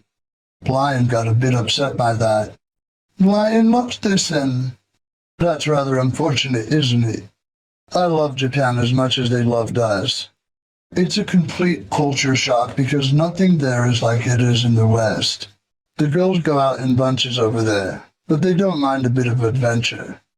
A big group of them will come into your hotel room, and all take their clothes off. It's very much a bonding thing with them. It's because they don't have this guilt we do, courtesy of our stiff Christian upbringing.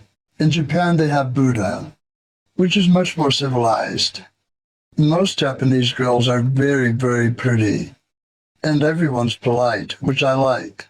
Good manners cost nothing, and most people in America, England, and in many parts of Europe are mainly arrogant, brutal, stupid assholes who don't give a fuck about anybody.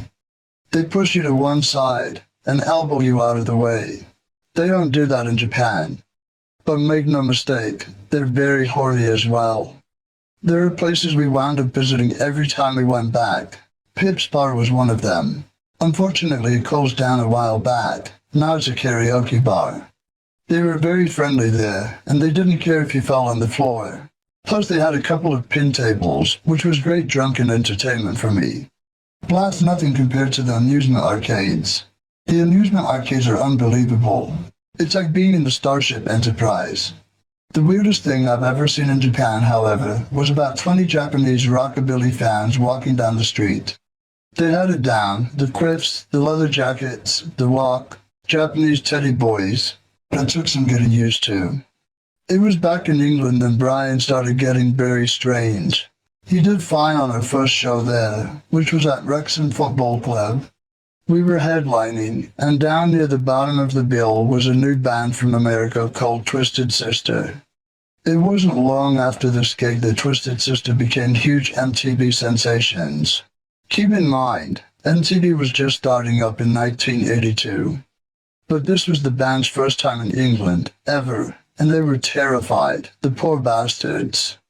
I ran into them backstage.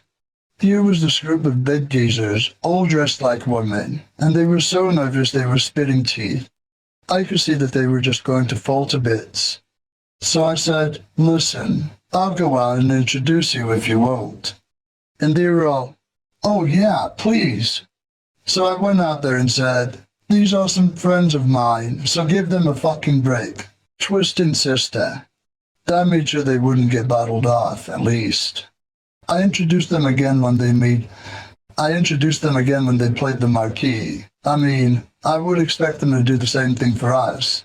And the band singer Dee Schneider did so a couple of times. He also got us on MTV when he had his own show. We had some good times with Twisted Sister. Later on in the year, they were on The Tube, a TV program they recorded in Newcastle, and we went up and jammed on It's Only a Rock and Roll at the end of the broadcast. I ran around one side, and I was putting on my bass. Brian suddenly appeared on the other side and banged. He fell straight on his face. It was funny as shit. You could always rely on Brian for some unintentional entertainment. He was less than entertaining at our show after Wrexham, however. It was a stadium gig at Hackney Speedway in London that the Hells Angels put on. Everybody who worked on that show, the crew, everyone, were Hells Angels. They lost a fucking fortune putting it on, and they never promoted another show after that. I remember one of the guys, Goat, was telling me, "I know where you can steal a generator. Up the motorway. They've got loads of them. Nobody'll miss it." "I think they'll miss it," I said. "And I think they'll catch you doing it." Somehow, they got a generator though. So here we were, surrounded by these massive tough bikers, and Brian comes out on stage with his red hair, wearing these green satin shorts. A lot of muttering was going on. Who's that cunt with the fucking shorts on? That's Motörhead's new guitar player. Let's kill him. You could feel the terrible undercurrent. Brian doesn't know how close he came. I stopped them, but they really were going to kill him. After all, he was reflecting badly on them. The angels are aggressively masculine, and they don't like shit like that. There he was, poking it right in their eye, whereas that's laughable in a sociological sense. He really could have picked a better place to make a statement. Brian's fashion sense continued to shock and horrify fans throughout our tour of Europe at the end of the year. Let's face it, ballet shoes and Motörhead do not mix. He stood out like a sore thumb, and I guess that's what he wanted. He was trying so hard to proclaim to everybody that he wasn't actually in Motörhead, and he was just a guest artist. Our record label didn't like him either. I think Brahms would have preferred us to break up at this point, really. The Stand By Your Man EP didn't get much promotion, but we did go into the studio in March of '83 to make an album. Another Perfect Day shows a lot of Brian's influence, which musically wasn't a bad thing. Even the producer, Tony Platt, was Brian's boy. But he did a very good job, so I have no complaints about that. Brian, of course, was his usual pain in the ass self. But we dealt with it. The only thing I didn't like about the record was that there was a bit too much guitar. Some of those solos didn't have to be that long, God knows. But other than that, I thought it was excellent. Our fans hated it though. They thought we were going commercial. There's that word again. It got up to about number 20, and that was it. So it wasn't as commercial as people claimed it was. But Another Perfect Day has stood the test of time. A lot of fans have recanted now and come to like it, but that didn't help us back then. I think Another Perfect Day was a good change for us, and maybe it was a mistake that we didn't experiment more earlier. Maybe we should have carried on in that direction, but not with Brian. After the album came out, we toured with him through England and America. That was a loony tour. They didn't know what to do with us, so they kept billing us with bands like the Outlaws. And the audiences just hated him. For one thing, he refused to play any of our old songs we were known for, Ace of Spades, Overkill, Bomber, and Motörhead. He didn't want to be associated with the past. Actually, Phil was in agreement with him on that, and I could see their point. But let's face it, the kids want to hear the old stuff. I mean, if I go to see Little Richard, I want to hear Long Tall Sally, and if I don't, I'm going to be thoroughly pissed off. Even though I'm sick to death of it, Motörhead should do Ace of Spades. People want to hear Ace of Spades, and you can't fight that. To refuse to play it, or those other tunes, is very bad news. And then there was Brian's colding thing too. On our last tour with him, he was wearing what looked like sweatpants, only they were made out of gabardine, and he had them tied up at the bottom with 2 strips of old white towel, plus the blazing red hair. He was just being awkward for the sake of it. But I didn't fire Brian for any of those reasons. I would have kept him in the band forever if he was playing alright. It was just when he started fucking up that he became unbearable. We were partway through a European tour in the fall of '83, when it just got ridiculous. We were playing at the Rotation Club in Hanover, Germany, and we had just done Another Perfect Day, and he started playing it again. So I stalked over to him and said, "You can't, we just played that." "Oh, sorry," he said, and he started playing it again a 3rd time. At that point it was good night for him, good night for me, and thank you very much time. We canceled the rest of the tour because we knew we couldn't go on like that. Brian was a mess. Once in Spain, I found him in a hotel lobby in front of a display of those knick-knack hotels have. Crystal teddy bears and shit like that. He was leaning with his head against the glass like he was looking into it. But when I went over to him, and he was asleep, with his bag over one shoulder and a bottle of Cointreau in his hand, We got him into the car and took him to the airport and propped him up in one of the chairs in the waiting room. He laid there unconscious with his head thrown back and his mouth open, and little kids were putting cigarettes out in his mouth. 'Cause they don't care in Spain. He wasn't much livelier on stage, so he had to go. After we got back from the aborted European tour, Phil and I went down to Brian's house in Richmond and fired him. It was fairly amicable, really. He was expecting it. So Motörhead was down one guitar player once again. I finished up the year by singing and playing bass on Night of the Hawks for Hawkwind's EP, Birth Ritual Preview. By then, the older person from my time, who was still in Hawkwind, was Dave Brock. But of course, it's his band, as Motörhead is mine. I knew my band was going to carry on regardless. I just didn't know who was going to be in it next.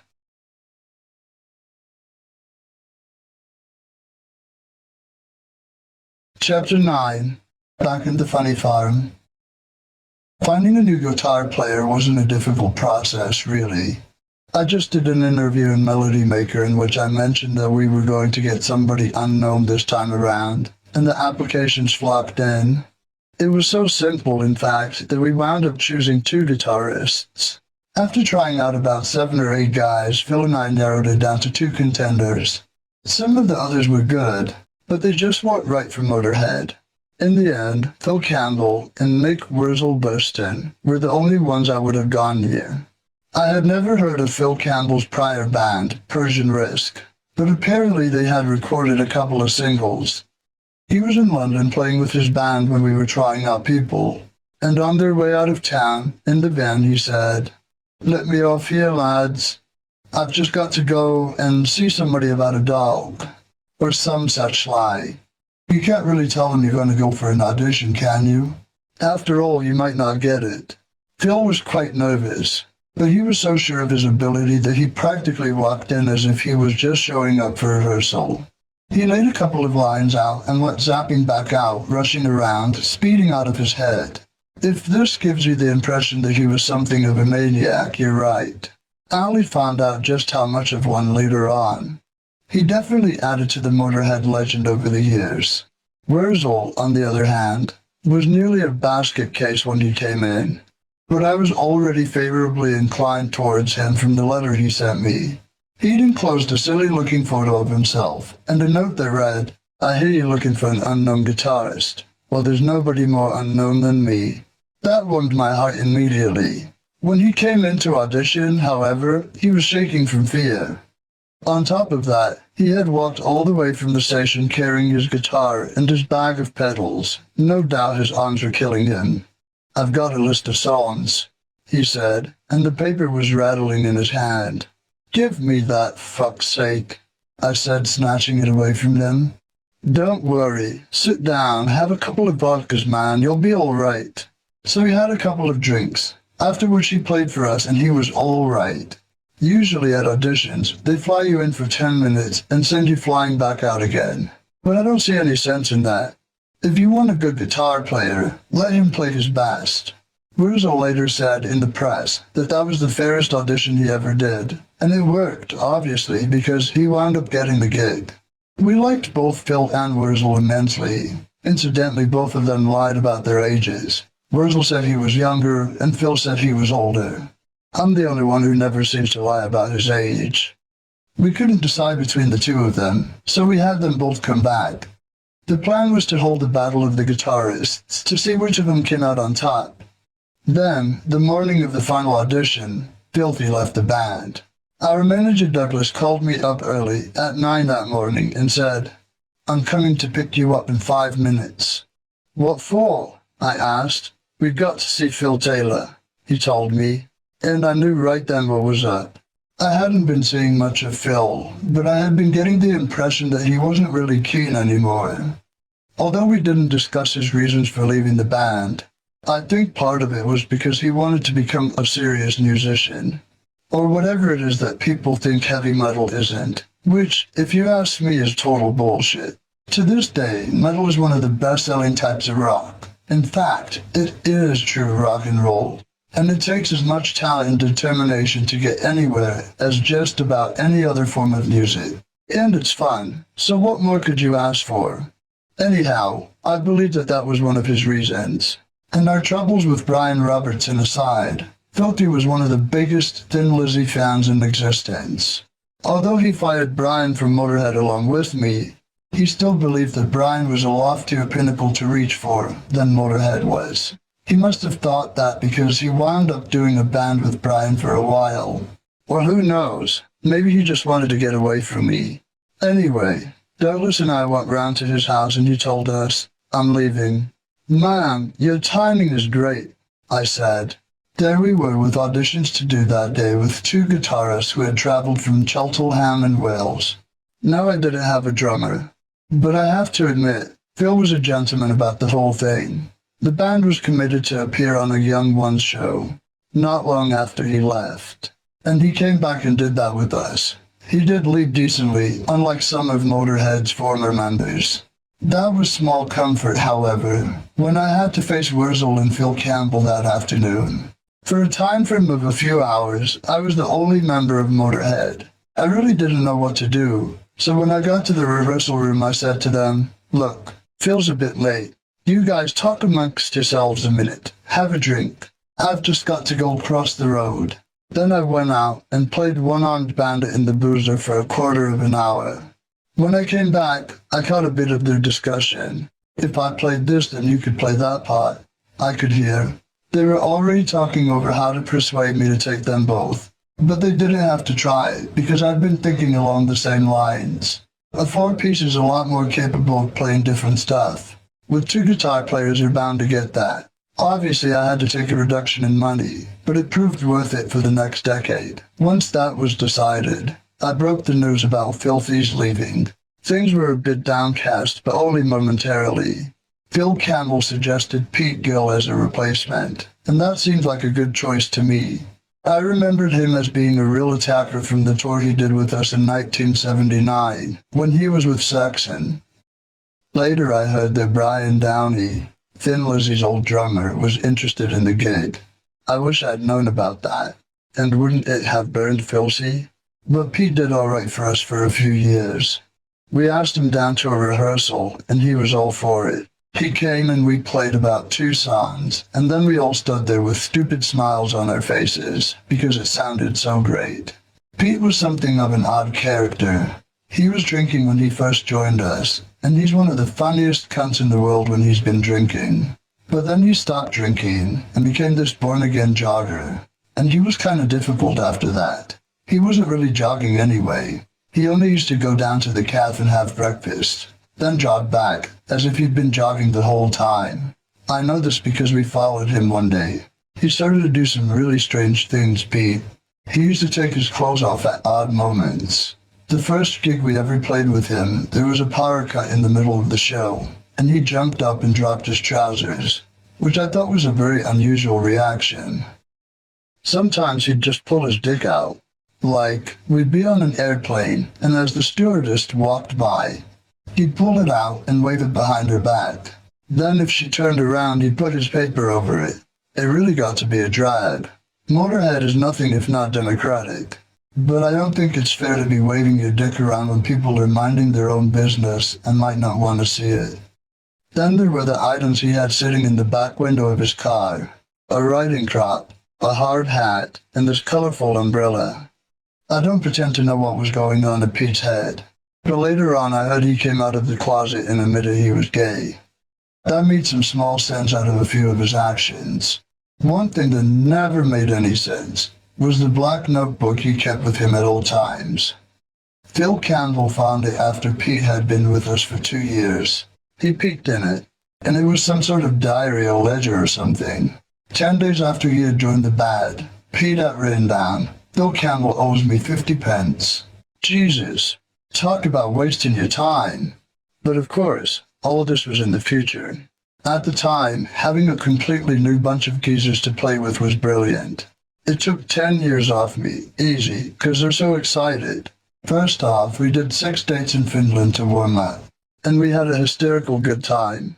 All the way through Finland, we were dissolved in fits of laughter. We were playing really well, and we were out of it with joy. In fact, it was probably the best time we ever had with Wurzel. One night, he was so drunk he was lying in bed, and the roadies were pouring beer over him, and I nicked his bird, which was only fair play because he had already had mine. Man, those Finnish gigs were like Fellini's Satyricon backstage. It was so horrifying, it was great. I got some wonderful chicks on that tour. One place I remember, we had to drive through 4 miles of quarry to get to this hut where the gig was, and it was packed. I don't know where the fuck those people came from, but I pulled this incredible chick that night, 16 years old, just beautiful. She took off her clothes and I fell to my knees in tears and thanked God. At another show, the Finnish lighting guy wound up in a wardrobe with this chick. He couldn't go anyplace else because we were in the crew room and we wouldn't let him in the band room, of course. So he took this bird into the wardrobe so she could suck him off. But we turned it around so the doors were facing the wall. They were in pitch darkness and the chick started gurgling and threw up in his jeans. There he was, stuck with this sick bird moaning around the floor, surrounded by this terrible stench. Finally, he broke through the back of the wardrobe. Those shows were great fun. Back in London, we did a gig at Hammersmith Odeon straight away. It was 7 May 1984. At that show, Pete Gill and Rat Scabies ran upstairs and smashed a sink off the wall of the men's room. We got fined for that by Hammersmith Odeon, but no matter. We murdered the audience that night. It was a complete triumph.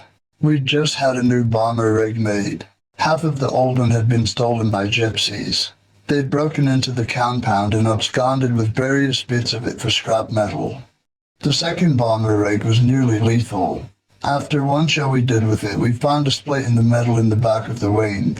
So the rig was liable to collapse at any second. And had it fallen, believe me, we would have been thoroughly crushed. As it was, I got hit on the head by that thing regularly. Still, it was a great prop. Obviously, Motörhead was ready to take the world by storm once again. Our fans were ready for it, and we certainly were ready for it. Our record company, however, had lost it as far as we were concerned. We had bitched a lot about Bronze during the time we were working with them. But looking back on it now, especially considering the subsequent labels we went through, the people there were really great. But by 1984, Jerry Brown had stopped being interested in us personally. And that rankled us a bit because Motörhead was a star turn. Braun signed a lot of people off of our reputation. Girl School, Tank, they even got Hawkwind.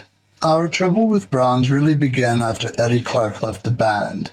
They didn't like Brian Robertson, and they didn't seem to have much faith in the new lineup either. For our next album, they wanted to do a compilation of our old songs. That was an indication. When people start putting together compilations of a band's prior shit, you know they're readying the death knell. Braun seemed to think we were finished, and anything more that we did would fail miserably. Boy, did we have news for them. No doubt they would have preferred for us to break up.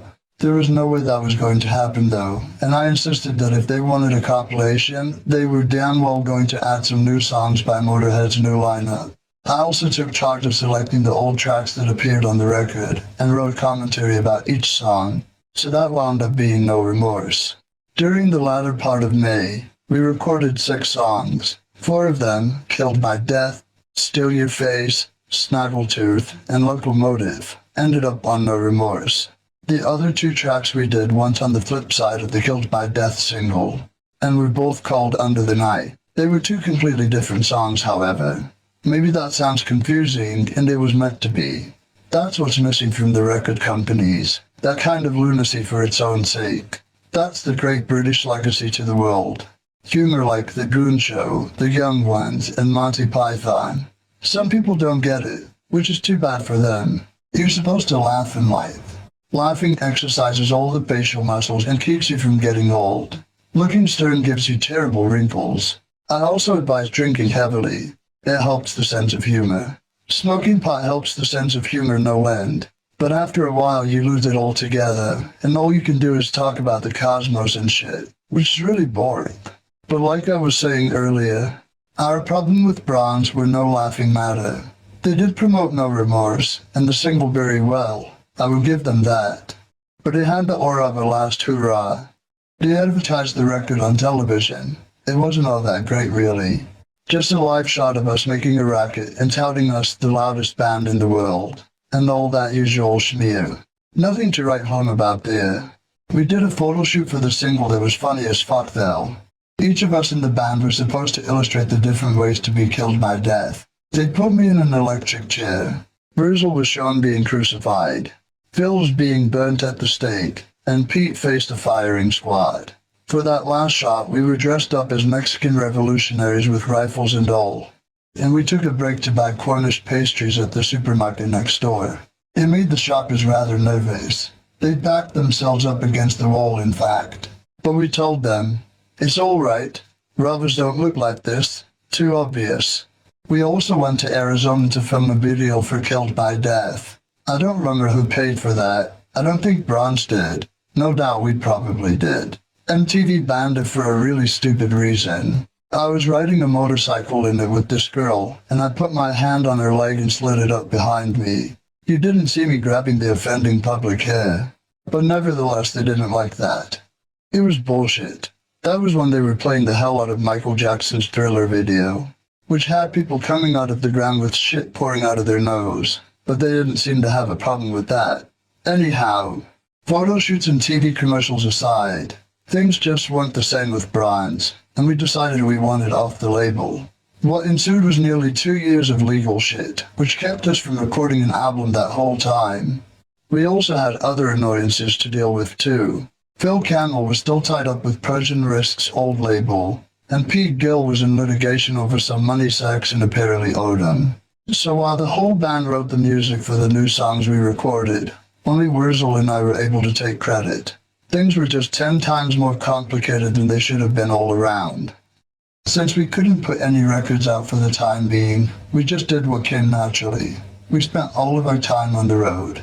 Our first gig after the No Remorse sessions was for the annual TT motorcycle race on the Isle of Man.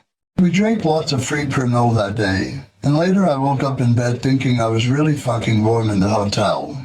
Then I noticed my feet were on fire. I'd fallen asleep holding a lit cigarette and the bed was in flames. I had to scoop up all the sheets and chuck them in the bath.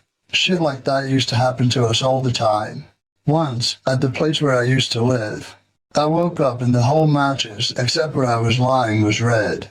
The cigarette had burned through the bedcloths into the mattress, and it was about to blow up. I hurled myself off the bed fast, and just as I did, it exploded. Fire up to the fucking ceiling. That scared the shit out of me. After the Isle of Man, we headlined the Heavy Sound Festival in Belgium. That was a classic lineup for the era. On the bill with us were Twisted Sister, Metallica. By then I'd gotten to know them fairly well, and to this day they're amongst our biggest fans.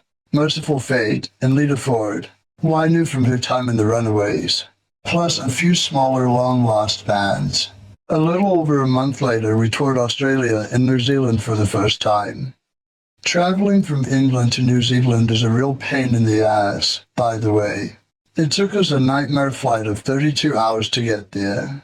3-hour layover in Sydney, and propeller plane to the island included. Then we got to the hotel and discovered that yes, the tap water does go round the sink and in a different direction. I turned on the TV to find a 2-year-old episode of Coronation Street. It was a bit of a culture shock. Things are very weird down there. We died a death in Dunedin, our first gig. Then a few days later, in Palmerston North, they had a riot.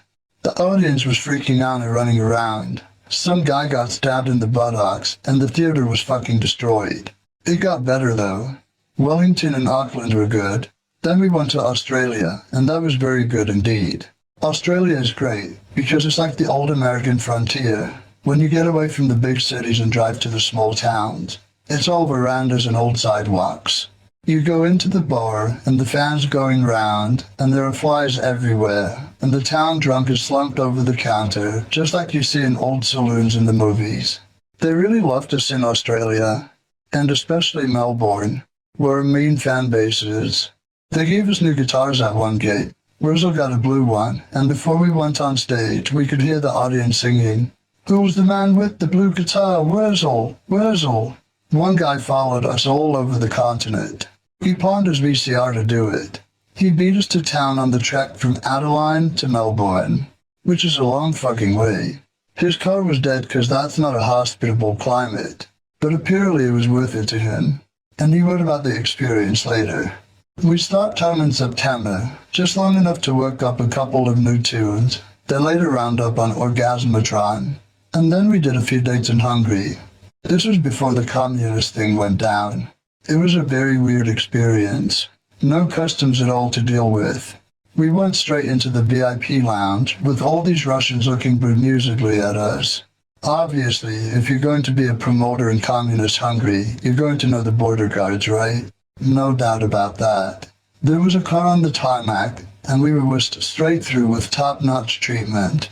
Went right to the venue in Budapest, sound checked, and were taken back to the hotel. The next day we went to the gate to find the whole army lined up around the site, and these Hungarian freaks just ran right through them. They were excited, because I think we were the first band to play there for a long time. What a sight. Thousands of people storming the Hungarian army. We performed in front of an audience of 27,000. Great show. The killer was it was in Hungary, so nobody heard about it. I always find that when you play in these depressed so-called third-world countries, the people are much more trusting and kind.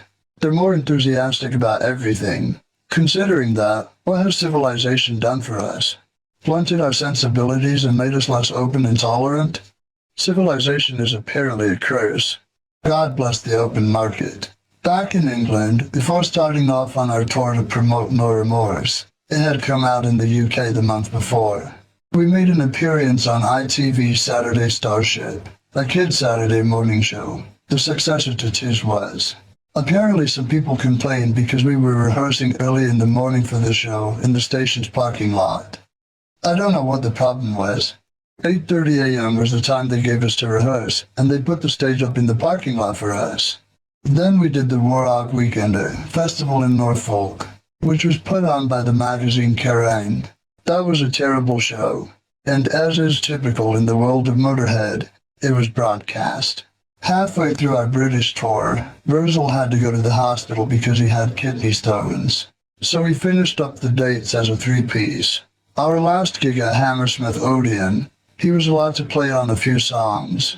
They put him in a wheelchair and two porno nurses rolled him out on the stage.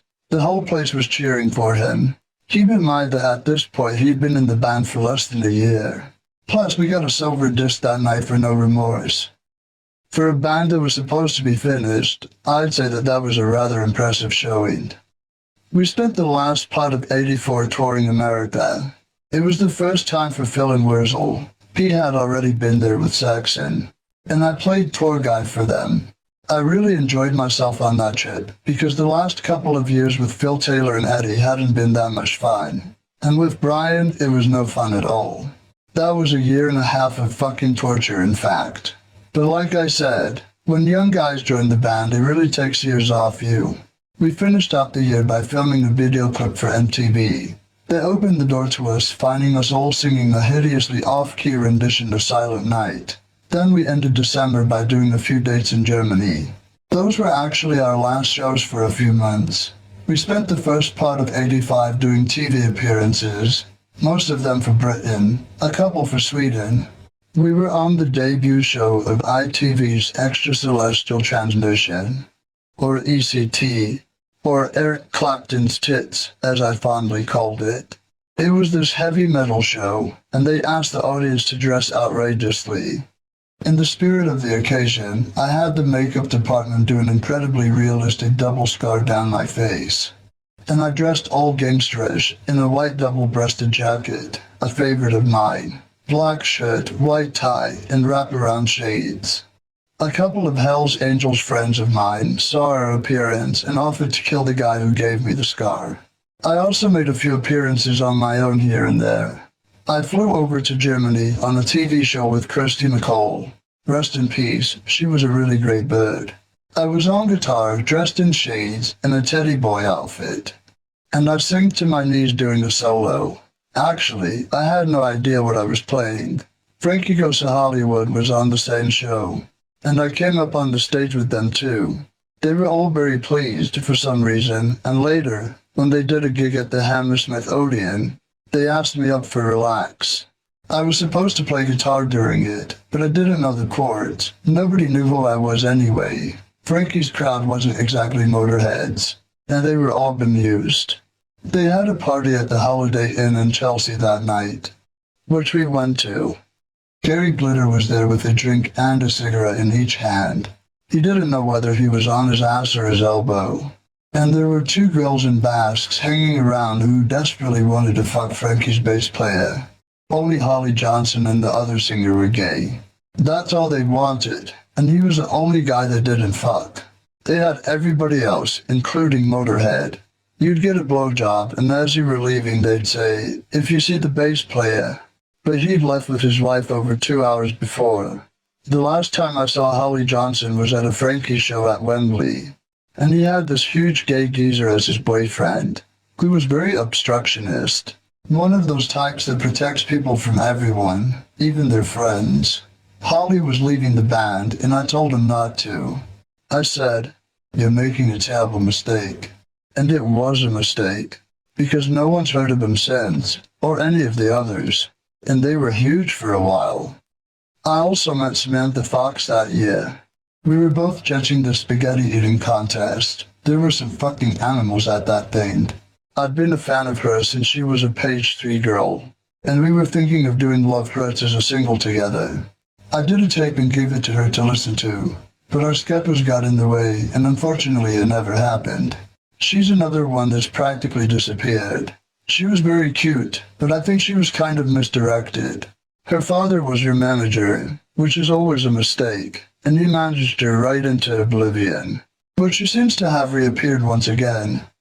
Motörhead recently did our first ever shows in Russia, and we went to a club owned by the promoter, and there was Sam Fox. We had a great reunion there. Even though Motörhead couldn't make any records for the time being, it didn't stop us from doing other things, such as benefit records. Jerry Marsden, of Jerry and the Pacemakers, got a bunch of geezers together to sing "You'll Never Walk Alone," with the proceeds going to the Bradford City Football Stadium Fire Disaster Fund. Wurzel and I were on it, along with Phil Lynott and Gary Holden, among others. The song went #1 and earned a gold disc. I also produced a Ramones song along with Guy Bidmead, "Go Home Man," from their Bonzo Goes to Bitburg EP. I wish it had been one of their faster numbers, like Beyond the Brat, where I Want to Be Sedated. At the end of June, Motörhead was coming up on our 10-year anniversary, and we did a couple of shows at the Hammersmith to celebrate. Those were fun gigs. The first night, everybody who'd ever been in Motörhead showed up on stage, which was amazing. Wendy O. Williams and Girl School were there too. The second night, everybody showed up again, except for Larry Wallace. Even Lucas Fox was there, and he'd only been in the band a few months. Since we couldn't get 3 drum kits on stage, we hung a guitar around Lucas, but he wasn't supposed to be plugged in. Of course, he was plugged in, while Brian Robertson wasn't. Typical. And Phil Lynott came on stage because he just couldn't resist it. We were doing Motörhead, but he had no idea what he was playing. Eddie Clark was over there going E. He didn't remember either. Phil was a good friend of mine, but he'd never heard our signature tune. We were recording those shows, and Big Mill did a special mix of it with Phil's bass up front and gave it to him, just to embarrass him. He had his revenge posthumously, though. When I went on stage with Duff McKagan's band a couple of years back at the Hollywood Palladium, they started playing The Boys Are Back in Town, and I didn't know it. I was supposed to do a different song with them, but they switched on me. Anyhow, the second gig ended with a huge birthday cake being rolled out, and this little bird jumped out of it with these big balloons under her t-shirt. I took her home that night. Actually, I was going out with her at the time. Katie, her name was. What a little beauty. We released a video of that gig called The Birthday Party. Our manager also wanted to release it as an album, but we said no. I thought it would damage video sales, and I also thought it was a con, another cash-in thing. We didn't think it was good enough as an album either. After all, we hadn't played for 5 months before those 2 shows. It became an issue between us and Doug Smith. That went on for years, fighting and bitching. He finally won. It's hard to think now why we were so adamant, but at the time it seemed real important. After the Hammersmith Odeon gigs, we toured Scandinavia for a month. We played just about everywhere there was to play. Above the Arctic Circle, every shit-ass town. They have fair summers in Sweden, so we did all of them, all of Norway, and had a couple of dates in Finland. Our last gig was in Gothenburg, Sweden. Our present drummer, Mikey D, was living there and we never knew. We called it the It Never Gets Dark tour, because it doesn't get dark there in the summer. The sun just goes low on the horizon and then comes up again. In Norway we had the promoter from hell. He kept telling us the wrong distances from gig to gig, so we kept missing the ferries. Norway's off fjords, and you have to keep catching ferries, and we missed about half of them and had to take speedboats. It was really annoying, not to mention expensive, and we were constantly late for gigs. Once we got to the show really late, we walked into the dressing room to find a bowl of cold water with like one fucking beer in it, 3 yogurts, a few biscuits, and fruits and nuts. You know, bear food. So I said to the promoter, "Hey, come here a minute." And I hit him with 3 yogurts before he got out the door. A bit later on, the door opened a crack, and a bottle of vodka rolled across the floor to us. Finally in Trondheim, we got totally fed up with him and covered him with squirty cheese. It was the 5th time we had to take a speedboat, and we were 2 hours late for the show, and we were really pissed off. Kids always think it's the band's fault when the gig site's late. So there we were on stage at last, and this cunt of a promoter was leaning against the PA like he was some big deal because it was in his hometown. And our roadies came up behind him and grabbed him, handcuffed him, dragged him out on stage, and pulled his trousers down. Then they squirted him with squeezy cheese and mayonnaise and anything else they could get their hands on. Our tour manager at the time, Graham Mitchell, walked up to the mic and said to the audience, "See this asshole? That's why we're late tonight." In Purdue, we pushed him off the stage. The guy wound up going to the police station like that, covered in flopping in a taxi. After the gig, in the dressing room, we got the inevitable loud thump thump thump on the door, and there was this giant fucking cop. The Norwegians are real tall, who looked like a super Gestapo. "I think you have done something very awful to this person," he informed us. "Yeah? Well, he told us all the wrong fucking directions. And all. We told him the story. Yes, he said. But this is no reason to cover a man in beast cheese. It was the cheese that seemed to bother him, not the assault. It was a cheese thing. Strange. When we got back to London, we did a few things around town before heading back to the States. Hawkman was doing an anti-heroin gig at the Crystal Palace, and I got up and did a couple of numbers with them. At this juncture, I would like to mention that I think these anti-drug gigs are a joke. They're generally set up by people who are smashed out of their minds, which already defeats the object. And what do you do with the money you get from an anti-heroin gig anyway? Not buy drugs with it? They just set up cleanup centers or rehabs that don't really work. No drug taker worth his fucking name is ever going to listen to the people who are in charge of those places, because they run them like youth clubs, which is the very reason you started taking the stuff in the first place, as a mark against your parents' generation. You don't want to be herded somewhere and told you're a bad boy. That isn't the way to do it. You lock them up in a fucking room until they're clean and let them out and see if they stay clean. And actually, it's not even much use doing that, because a smack addict has to want to be clean. They've got to come to you. You don't do things like offer them rehab instead of jail either. Obviously, who's going to choose jail for fuck's sake? They go to rehab to get the heat off of them, and maybe get rid of the annoying girlfriend. Then they get clean, and it's cheaper for them for a couple of months afterwards, because they only have to take a fraction of what they were doing before. From my vantage point, the whole drug war is a fucking mess. Anyway, enough of that. Wendy All-Williams and the Plasmatics were playing at Camden Palace, so me and Wurzel got up and did a couple of our own songs with them, Jailbait and No Class. They released a video of that show, if you can find it now. The next month, November, we were in the US, and I finished up the tour by appearing on MTV with Dee Snider. By then, we had very good news. Our litigation problems with bronze were over, and we could begin 1986 by making a new record.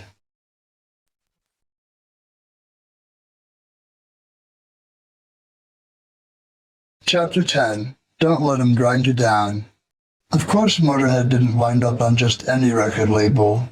Our manager Douglas Smith had convinced us that it would be best if we went with this company, GWR, an acronym for Great Western Road. So ignorant of business affairs as always, we forged ahead with the recording of Orgasmatron. Orgasmatron was our first full studio album in 3 years, and the lineup, except for me, was completely different from Another Perfect Day. But that didn't faze us any. Between the recording sessions for No Remorse and all the touring we did, the four of us were rather used to each other by then. We made the record in 11 days, which, as you might have figured by now, was no big deal for Motorhead. It was very easy, in fact, because the guys were so glad to be there. We gave our producer, Bill Laswell, a bit of a fright the first day, however. Me and Paul Hadwin, the fan club secretary at the time, had been drinking in this boozer when we saw an advert in the paper for Fattlegrams.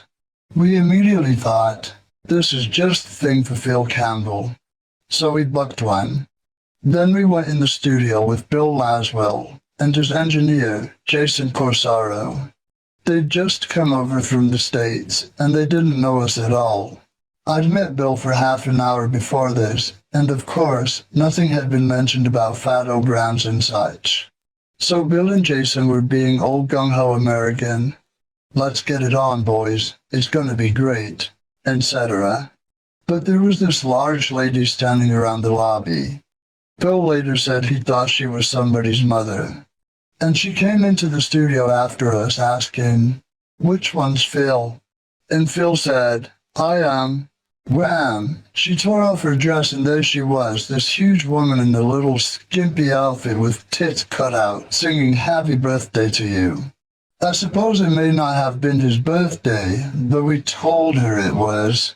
And she grabbed Phil and stuck his head between her tits. All we could see was this little tuft of hair sticking out between them.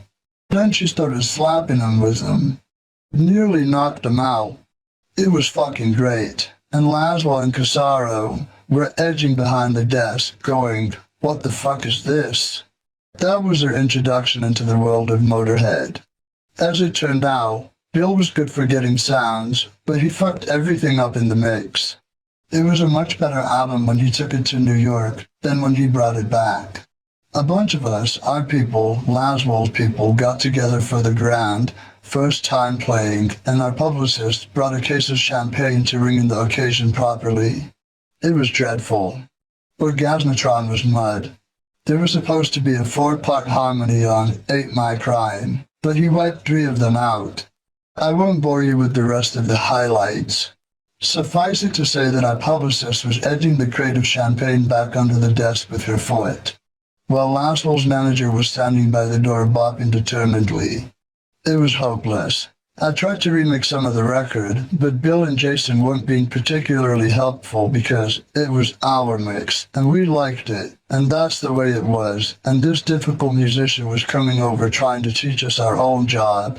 Well, I suppose I am difficult, if you consider wanting to get the job done right difficult.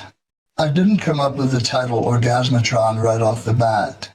The album's working title was Riding with the Driver. Each Motorhead studio album, except Bastards, which we made in 1993, is named after one of its songs. But that track didn't turn out as good as we hoped. I didn't even know at the time that an Orgasmatron was a contraction in some Woody Allen film.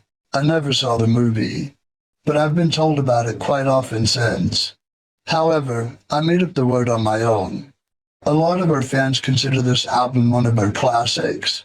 And there are some great songs on it. The title track, Death Forever, for example. I'll always have problems with the way it was mixed though. As far as I'm concerned, it was only half the album it should have been. I do want to know, however, that there's a great picture of Lars Ulrich on the original album sleeve. He had come up to see us at Beverly Sunset a couple of years before while we were in Los Angeles. and he got a bit ill. He was still a youngster in those days, but it's a fallacy to say I taught him how to drink. I actually taught him how to throw up, and that's what he did, all over himself. That's what he got for trying to keep up with older people's habits. A photo of that classic moment in rock history appears on Orgasmatron. With the new album to promote, we were on the road again. Douglas had to undo himself once more with the stage setup. Hence, the Orgasmatron train, to go with the record's cover art. The drums went on the stage of the front of the train, and it came out on the rails in the middle of the stage. Basically, Pete was riding out to the front on the train. But it never fucking worked. He couldn't get the rails on stage properly and things like that. Douglas did have some great ideas. The bomber rig was brilliant. But this was one very botched job. That and the infernal Iron Fist. But the train came with us through most of Europe. Orgasmatron really should have brought us back up to speed. Our new record with the new lineup and all. But nobody bought it. Or should I say, nobody was able to buy it. GWR farmed the album out to various distributors around the world, most of whom did a shoddy job of getting it in the stores. But we played all the usual places: Europe, the Castle Donington Festival, England, and the States. We started off the US tour with Megadeth opening up for us, but they were a very new band then, and they blew it. The first night, in Oakland, they had their stage banner stretched out on the floor across our dressing room doorway, and since we're no respecters of tradition, we walked straight across it. The band's manager dashed in freaking out. "You walked on our banner?" And I said, "Look, there was no way of getting into our dressing room without walking on your banner. Why didn't you put it in some fucking place else?" We were running late at the soundcheck that night. It was the Kaiser Auditorium, I recall. The first show is always fraught. We had new guys in the crew, and people were still setting shit up and learning.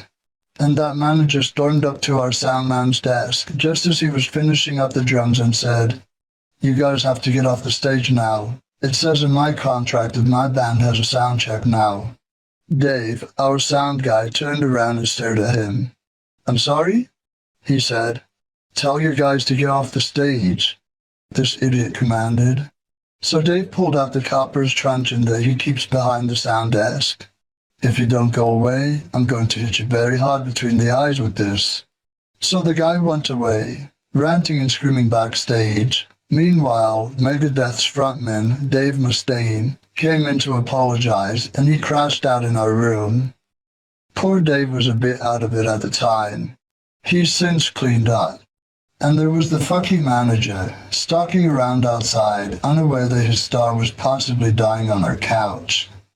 But to be fair to the band, although we threw them off the tour the next day because of all the shit with the manager, it wasn't really their fault. It was the manager. We should have thrown him off the tour, really.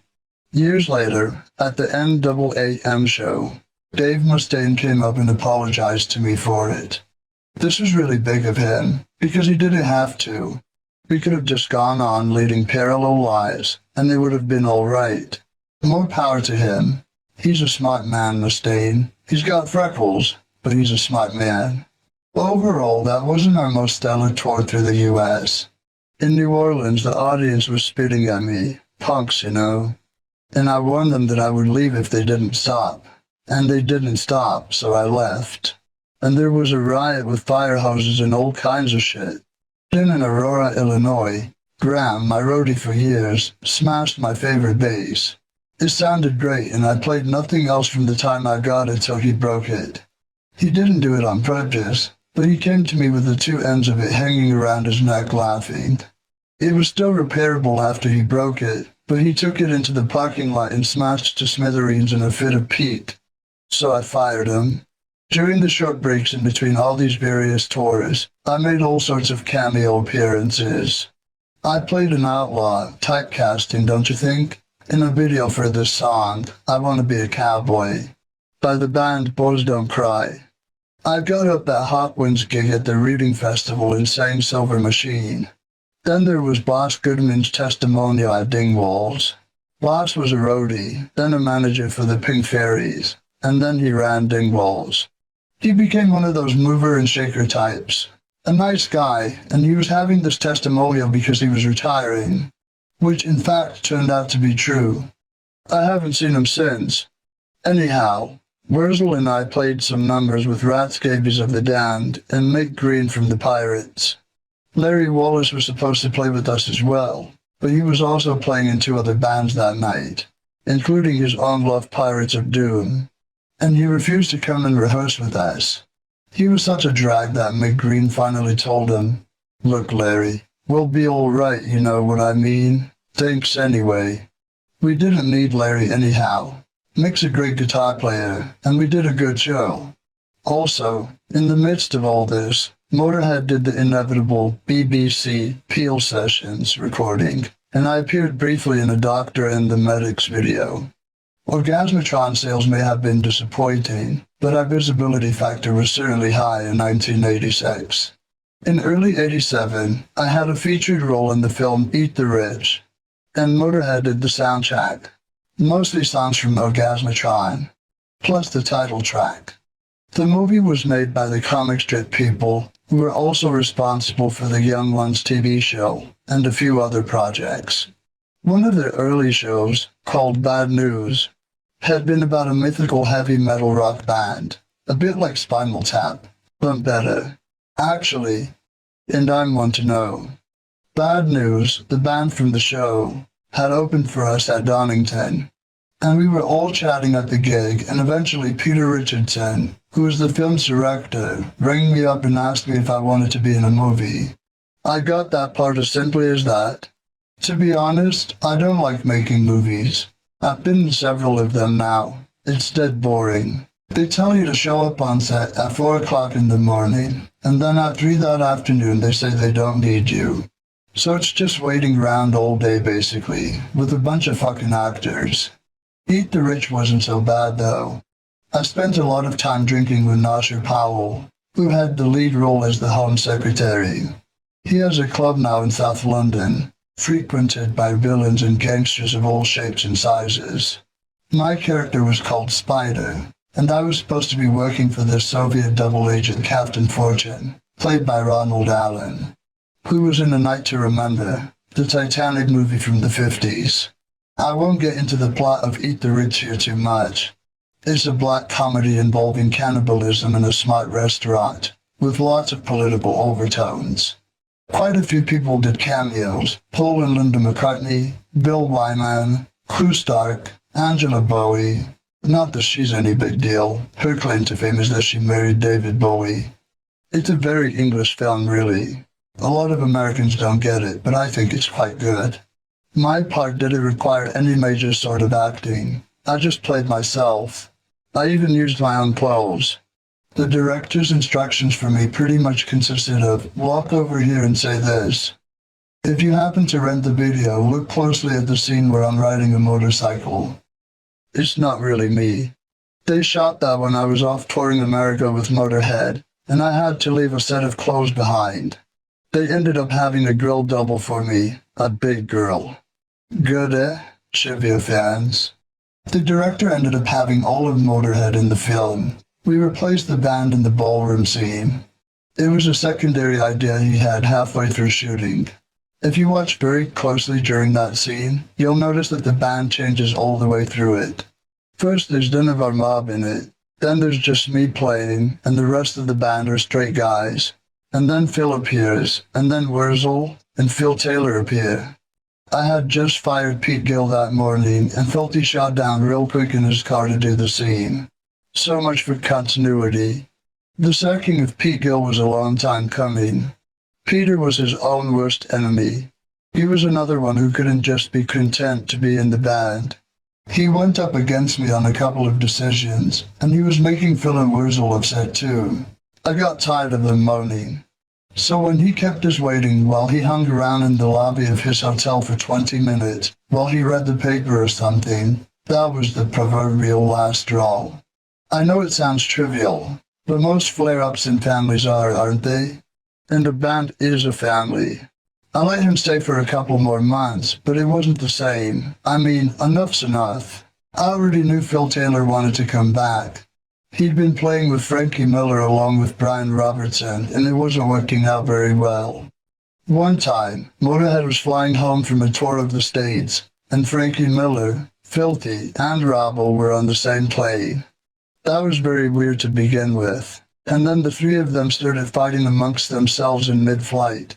Sometime after that, Phil came round and asked for his job back, but we told him, well, we've got to keep Pete at the moment. Not yet knowing all the conniving that was to ensue. I'm too honorable for my own fucking good. Brian Downey from Thin Lizzy asked for the gig around the same time and I turned him down. So the situation with Pete came to a head the day of the shoot. He took so long to do everything, and we were always having to wait for him. It was just getting up my nose. Because after all, I'm a speed freak and I don't like waiting. That morning, we got in the car and went down to the hotel to pick him and Phil Campbell up. Phil came bopping out of the hotel immediately, but Pete was still in his room, not dressed, and we sat there for half an hour while he fucked around. Then he was saying goodbye to people in the lobby, and we were supposed to be at the shoot. Young people were sitting with their cameras on idle, so finally he came out, but I was fed up. I rolled down the car window and said, "Fuck you, you're fired." And we drove off. And that was it. Last I heard about Pete, I believe he was touring with some alternative version of Saxon. It's got 3 original members of the band who had all been fired. So they were calling themselves Son of a Bitch, which was Saxon's original name. Anyhow, with Pete gone, we gave Phil Taylor his job back. It was a mistake in retrospect. But then everything is easy in retrospect, isn't it? The situation worked all right for a while, but things weren't the same, and I should have known they wouldn't be. But by June, we were back in the studio recording a new album, which would be Rock and Roll. Rock and Roll is a fair album, but it isn't one of our best. There were problems in the studio, nothing truly disastrous, just a series of little annoyances. Our biggest mistakes was choosing Guy Bidme to produce it. He was an engineer really, so we were pretty much producing ourselves. Guy had looked like a good idea though. He had worked a bit with Big Mail, who helped on our 2 most successful albums, and he had engineered the track we recorded for No Remorse. But the chemistry wasn't quite right. It wasn't Guy's fault really, it was us too. We were calling all the shots and whoever was nearest the desk would generally be the loudest. There was quite a bit of confusion when we were making the album, and Rosal was having a bad time personally. His old lady kept coming up to the studio and chasing him around, causing all manner of family arguments while we were supposed to be working. That certainly didn't help. A lot of times, the way a record turns out depends on what the band members are going through while they're in the studio. If a guy's being harassed at home, or he's got some money problems or whatever, it affects his performance because his mind won't be on the job 100%. In addition to all of this, we didn't have enough time to do the songs properly, and when that happens, you're pretty much wasting your time. That said, we did have some amusing moments. One of the studios we used to make rock and roll was Redwood, which was co-owned by Michael Palin, and it turned out that the engineer had worked on all of the Monty Python records. He played us some great outtakes that Python never put out. We also asked Michael Palin to come down and do a recitation to put on the album. He showed up, dressed in this perfect 1940s cricketer outfit. The striped blazer, the duck trousers, the fucking light pumps, a V-neck sweater, with his hair all brushed over to one side. A complete vision, and he walked in saying, "Hello. What sort of thing are we going to do now then?" I said, "Well, you know the meaning of life."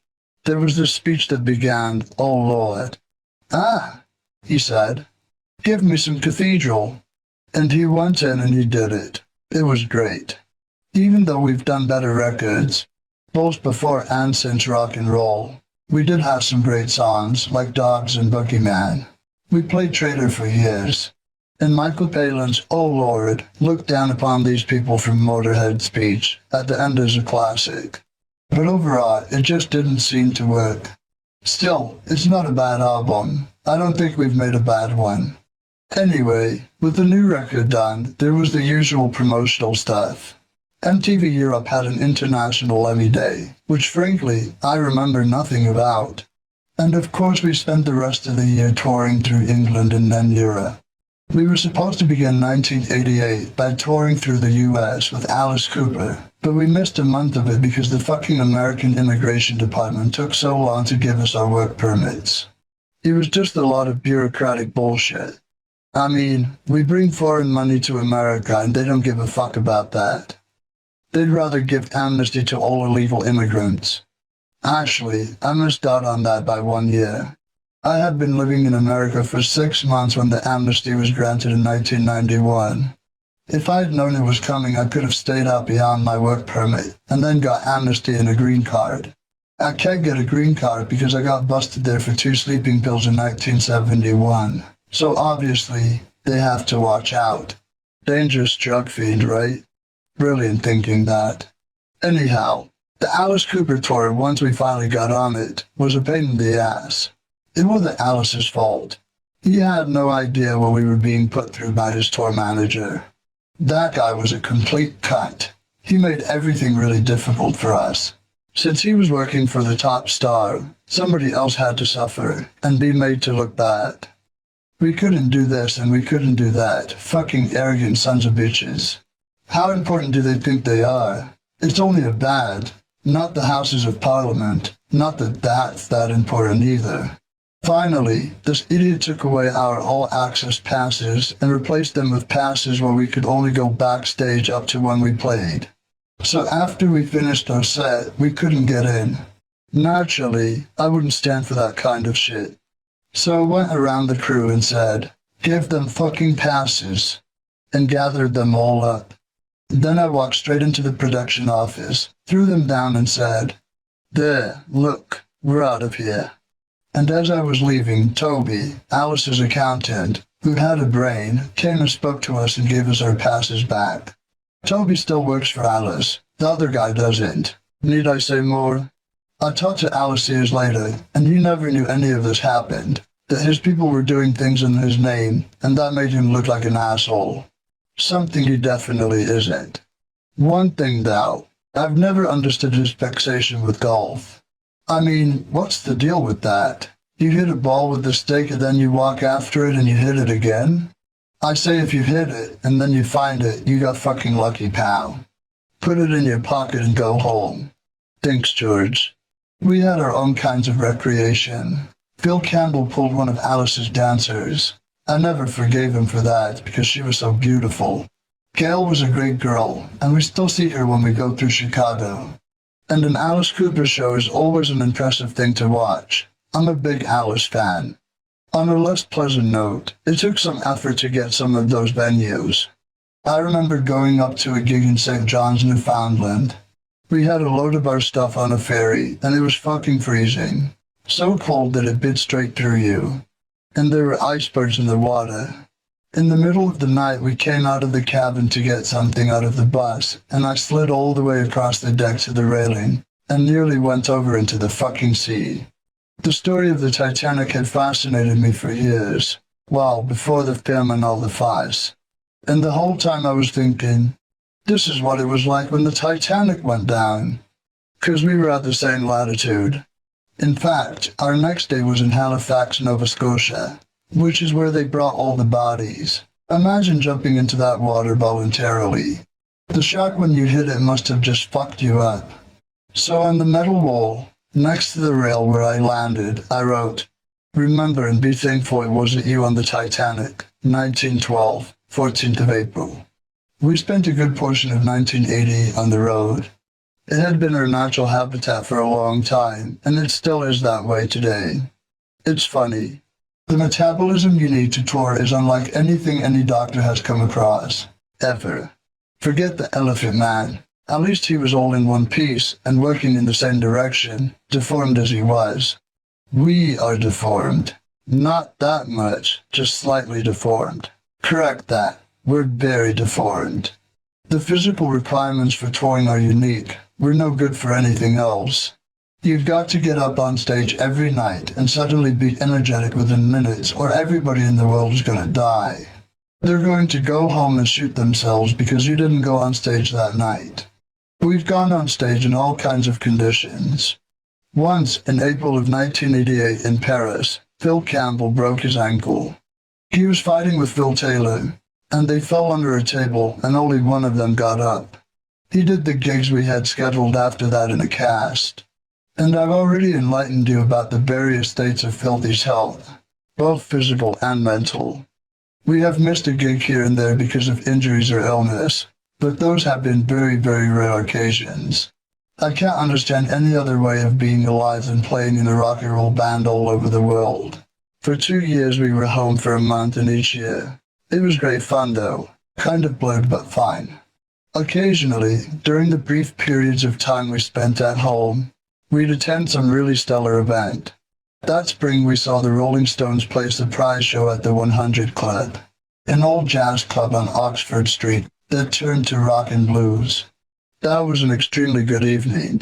Everyone, Jeff Beck, Eric Clapton, and the like, showed up with their guitars and jammed.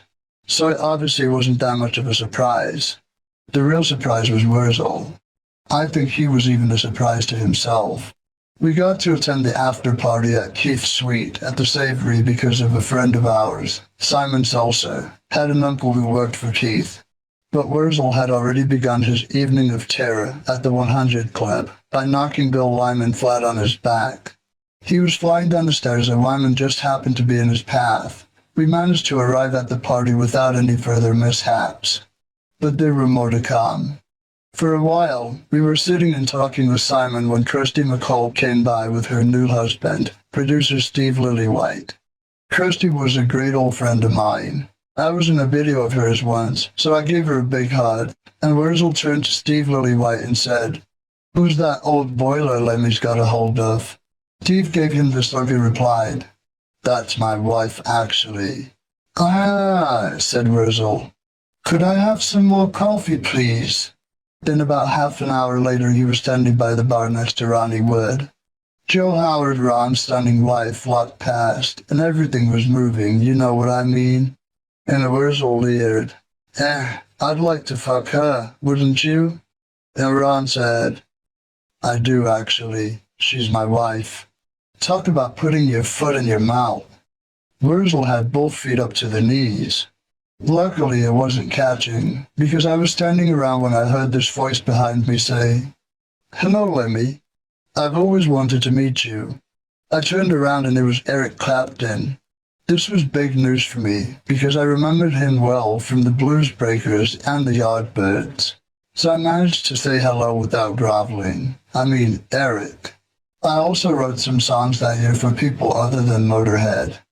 We were rehearsing in the same area as Girl School, and we all went to a pub, and I wrote Head Over Heels there for them. I scribbled it down on the back of a beer mat or something, and Ken took it away with her. I also wrote a song, Can't Catch Me, for Lita Ford's record Lita, which turned out to be her most successful album. We were in LA at the time, and she had come down to our hotel, the Park Sunset, and told me she needed songs. Once again, I wrote it right there and gave it to her. I wrote it as a 12-bar, but she didn't record it that way. I'd known Lita since 1975, when she was in the Runaways. At their first gig in London, Joe and Jet wore my bullet belt.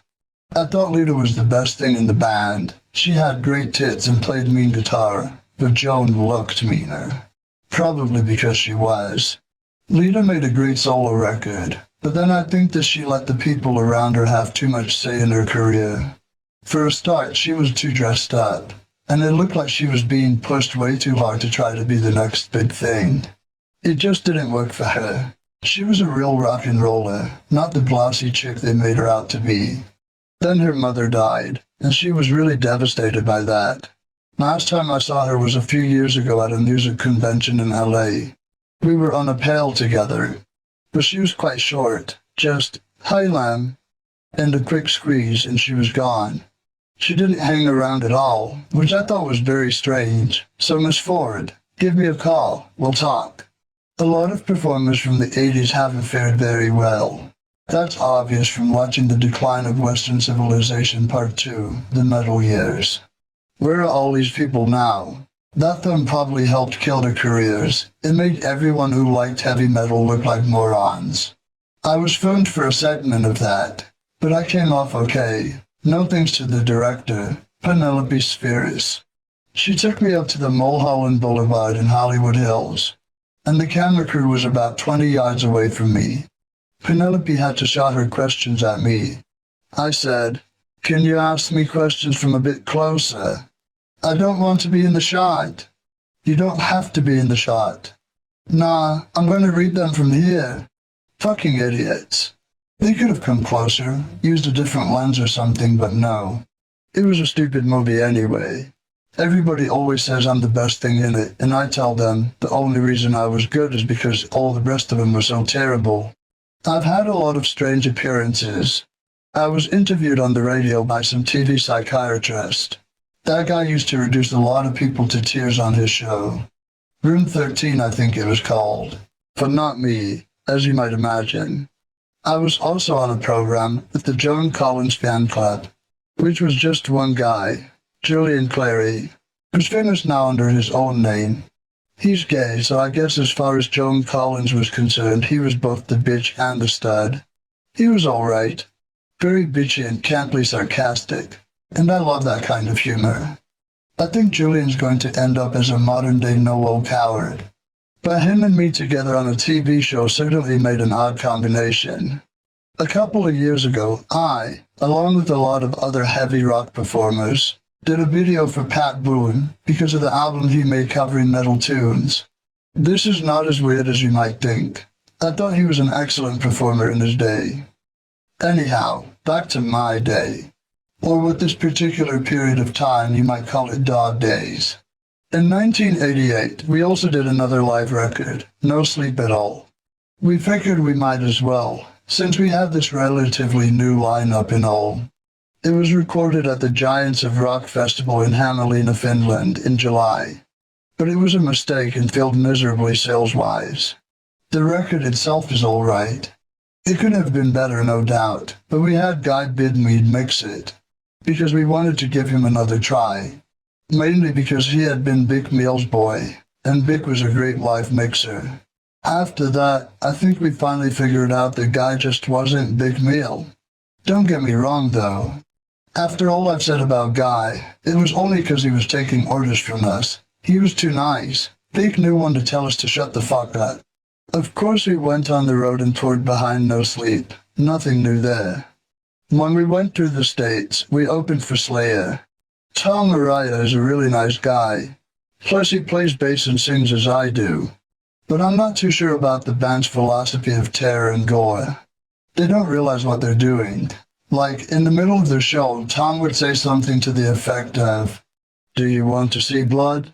One day I told him, "You don't want to be saying that, Tommy. Someday that's gonna backfire on you." And he insisted, "Oh, these are my people, man. I understand them and they understand me."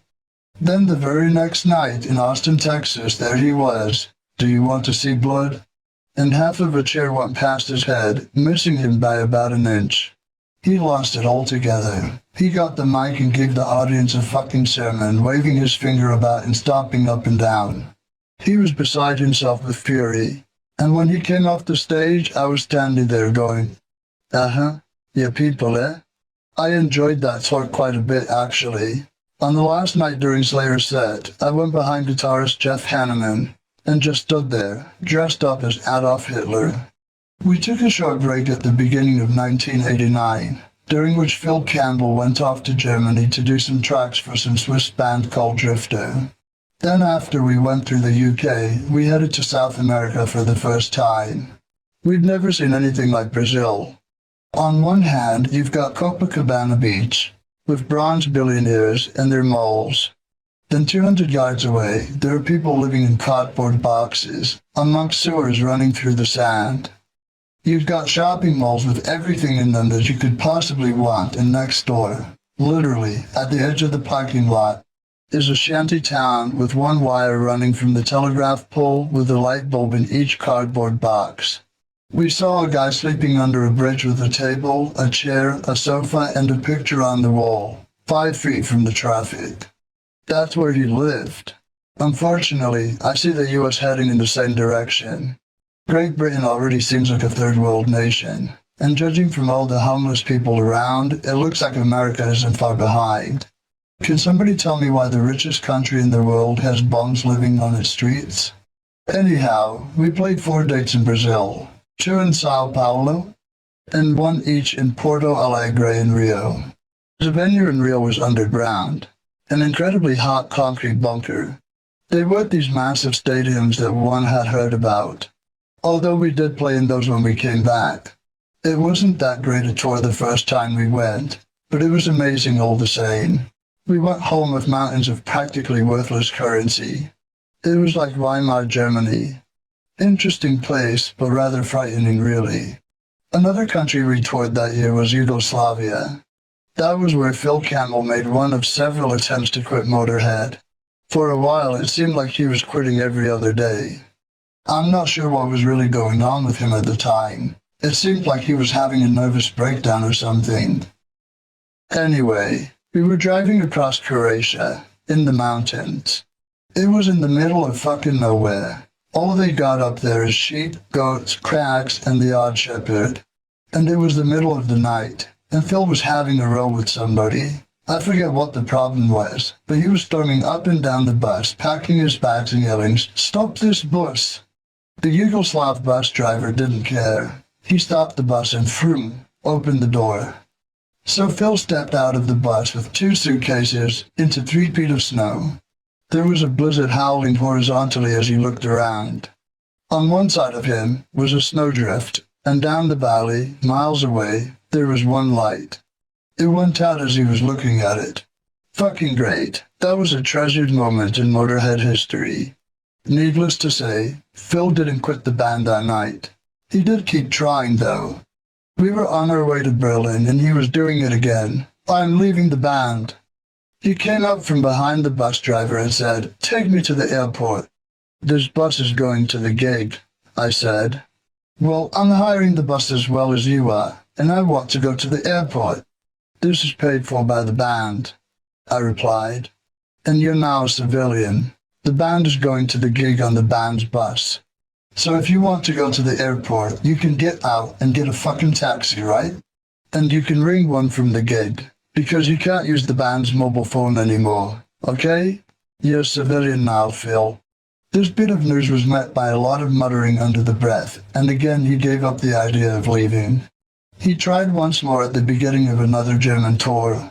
He left the band the first night we got to Frankfurt, before we'd even gotten started. Nothing would do, but he had to go to the airport, no matter that it was 11:30 and all the planes were gone. He went there anyway and sat in a chair. When he woke up, somebody had stolen all his bags. After that, I think he learned his lesson and stopped trying to quit the band. Phil is still with us today, and other than me, he's the longest running member of Motörhead. He's also a constant source of amusement. Many's the times he's walked out of a gig into the back of a gear truck, thinking it was the bus. He got into a bass bin once, thought it was his bunk. No end of fun, Phil. He's sort of like our Keith Moon. Incidentally, he's also an excellent guitar player, and a tourist. But back to the Yugoslav dates. We had 2 in Ljubljana. During the first one, Rizal fell off stage. One minute he was next to me, and the next minute he was gone, straight down. That wasn't the sturdiest stage that was ever built either. I remember walking into a hole near the back. On the second night, something happened that was potentially far more disastrous. During the first song before the solo, some asshole threw a razor blade at the stage. The guy had even taped it to 2 coins to give it more thrust, and it cut my hand wide open. I didn't really feel it, so I didn't know what had happened until I began seeing all this red on the floor of the stage. Then I looked at my hand and realized it was gushing blood like a motherfucker. But I wrapped a rag around it and finished the show. It was a terrible wound though. When I came off stage, I took the rag off and blood spurted all over the walls amidst cries of disgust from the rest of the band. So I went to this Yugoslav peasant's hospital and got stitches. But over the next 4 days, my arm slowly began to turn black, blood poisoning. We stopped in Nuremberg on the way home, and I saw a doctor there, thinking German doctors were good, but this guy really fucked it up. I'd been asking our manager Douglas to fly me home so I could get this mess taken care of, but he didn't want to pay for the plane fare. If it had been up to him, I would have to take the bus all the way back to England. And when I say my arm was black, I don't mean blue. It was black, with a bit of red. I almost lost my thumb and a finger. It was so bad that our tour manager finally said, "Fuck this," and put me on a plane. I was in a hospital in England for 2 weeks with my arm hanging in a sling. All because of some little fucker who thought it was smart to throw a razor blade at a band. In fact, I'll tell you exactly how smart this guy was. After he did it, he stood there pointing at himself, saying, "It was me." Naturally, our crew headed his way, rubbing their hands together. Oh really? A live one. They kicked the piss out of him, and when they were done, the Yugoslav police kicked the piss out of him as well, and they are professionals. And believe it or not, he was still there at the loadout yelling, "Come on, man," and all that. A real diehard idiot. I'll never understand that. I could see him hating me for some odd reason. I could see him premeditating the thing and doing it. But I can't see him going, "It was me," to my people. I wonder where that guy is now. Probably having a great time running around killing women and children. Probably a cop. Anyhow, the police loved me that night because I carried on playing. If I had stopped in front of those 6,000 people, there would have been a riot. There were a lot of riots going on back then. But anyhow, I was their hero for keeping the show going. That year at least. I don't suppose I am now, after the double whammy we got hit with when we came back to play again. Phil Campbell and Phil Taylor both wound up in the hospital, and we had to cancel the show. I remember going up to Wurzel's hotel room. "Gigs off, Wurz," I said. "Why?" "Drummer guitarist can't do it. They're in the hospital." "Have they been run over?" Wurzel asked. "In a way, yeah. The both of them were flattened by some brown speed." "Well, it wasn't speed at all." "Brown speed?" I said to Phil Campbell. "Didn't you think?" And he said, "No." Phil Taylor, too. They both should have known better. Speed ain't brown. But no, they wound up being carried past each other in the hospital corridor. What were they thinking? That was almost as stupid as the guy yelling, "It was me." In June, our fan club had its 10-year anniversary and threw a party at the Hippodrome. I met Wendy there. Naughty Wendy from Red Car. I was walking around the corner at the theater, and there was this bird with these fantastic eyes. She was just tremendous. I don't remember anything about the party after that. I was with Wendy. She was a great girl, very supportive of me in all sorts of ways. I saw her not too long ago when I was in England, and it was nice to see her again. I hadn't seen her for 8 or 9 years. Luckily she hadn't changed into a drooling hag. Some of them do, you know. The Hippodrome was a big venue in London, as indeed it still is. It was famous for dancing bears in the 19th century, but by 1985 all they could get was us. I used to go up there on heavy metal night and try to hit on all the girls who came to see the good-looking bands. Well, you never know. I got more than I bargained for one night when I went up there and ended up on stage with John Bon Jovi, Richie Sambora, and Dave Snake Sabo, Rachel Bolan, and Sebastian Bach from Skid Row. We did Creedence Clearwater's Travelin' Band and Rock and Roll, the Zeppelin number. And it may well be released on Lemmy Goes to the Pub label when we're all dead. Later on that summer, I made an appearance on this horrible TV show called Club X. The segment we did was great though. It was all about black leather jackets, and I wrote a song for it, which was named cryptically enough, Black Leather Jacket. We whipped out a scratch record of the song for the playback on the show. I played bass on the tape, but on camera I played piano. The sax player we had laid down 3 tracks, so he brought in 2 of his friends to mime the other parts. Phil Campbell was on guitar and Filthy on drums, and Fast Eddie was on my bass, which was stolen the night of the filming. I never did find out who took it, although there were several leading suspects, aren't there always? I also played a Nina Hagen record sometime around here. I'd met her at a festival and I've always liked her. She's a crazy woman, just great, besides which she's very pretty. Anyhow, she asked me to play on her record, and I didn't happen to be doing anything that day, so I said yes. I've appeared in a lot of different people's albums. I have some free time, why not? Motörhead was also spending time in the studio, working up songs for a new record. It was at the studio that I found Wurzel feeding his dog with a spoon. I walked downstairs one day and there he was, on his hands and knees. "What are you doing, Wurz?" I asked. "She's upset," he said. "She thinks I'm leaving her." "Why would she think that?" "She saw me packing my suitcase." "Wurzel," I said, "dogs don't have the concept of a suitcase. They don't know about packing clothes for trips. Dogs don't wear clothes." "Well, she thinks I'm leaving." There was no talking to him. He called her Toots because she had a white line up her nose, and she taught Wurzel to fetch sticks. He'd go outside with the dog and he'd sit and watch them. He'd throw a stick and the dog would look at him until finally he'd go and get the stick and throw it again. Actually, the dog was pretty smart. Anyway, when we weren't watching Toots teaching Wurzel tricks, we recorded demos of No Voices in the Sky, Going to Brazil, and Shut You Down. These all ended up on 1916. But by then we knew that whatever we did for a new album, it wasn't going to be on GWR. We'd been very wary of Doug Smith for the past year or so. Our attorney, Alex Grower, was looking closely at him around this time, and it became clear that Doug and his wife, Eve, were not the people who had the band's best interests at heart. So we spent several months extricating ourselves from Douglas's management and finding someone new.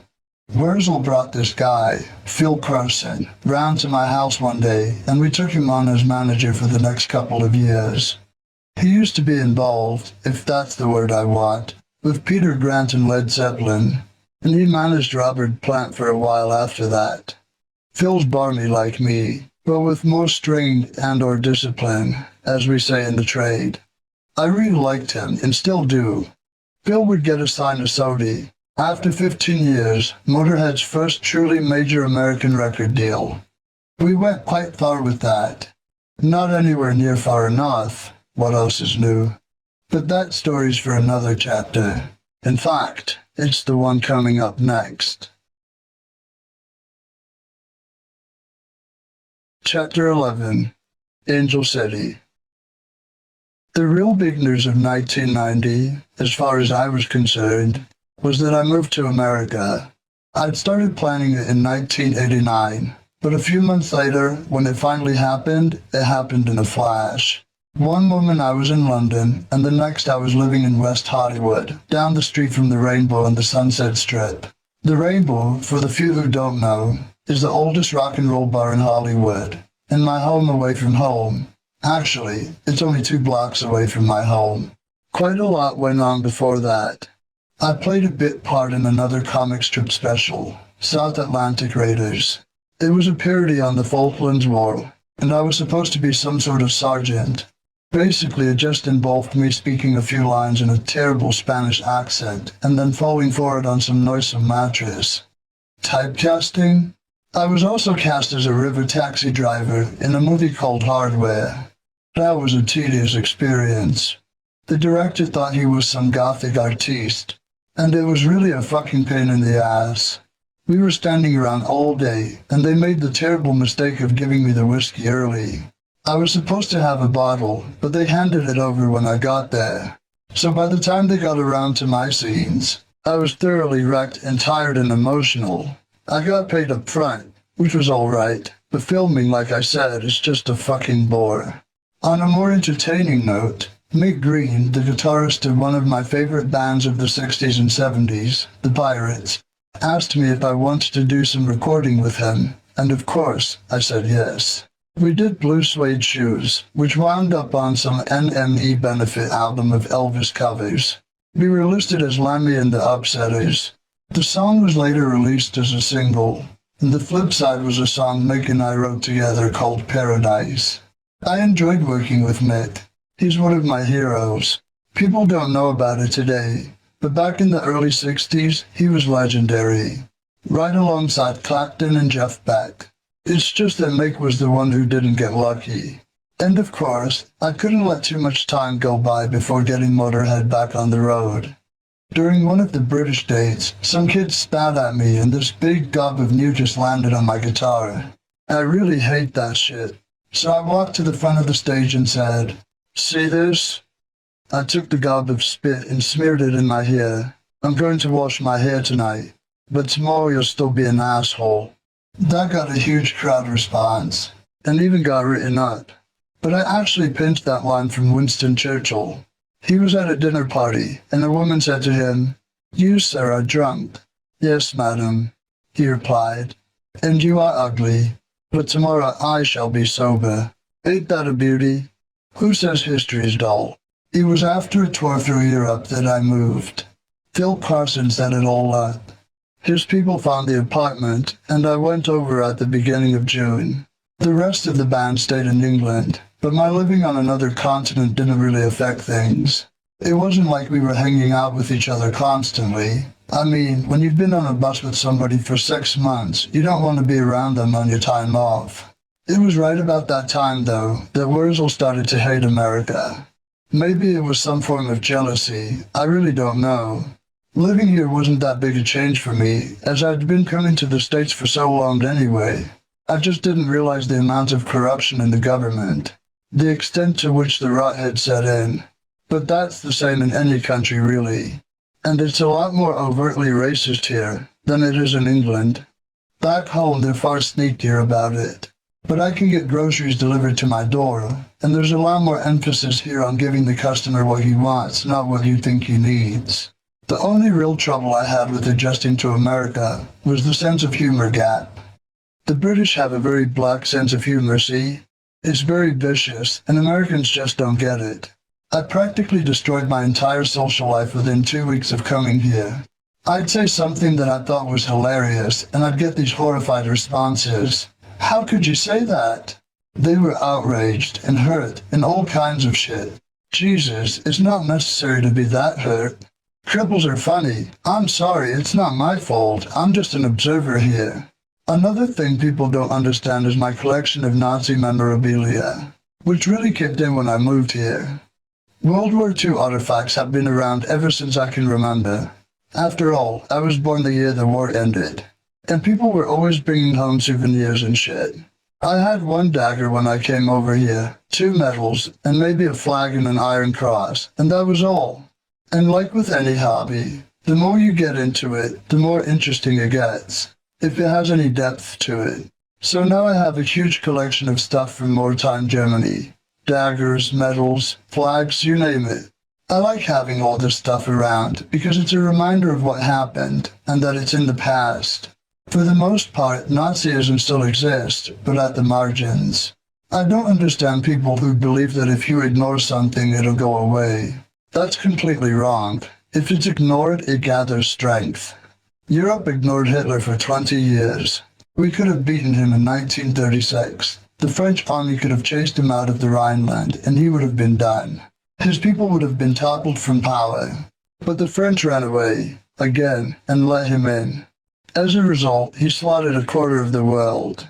And he was a non-smoker, non-drinker, vegetarian, smart suit, short hair, well turned out.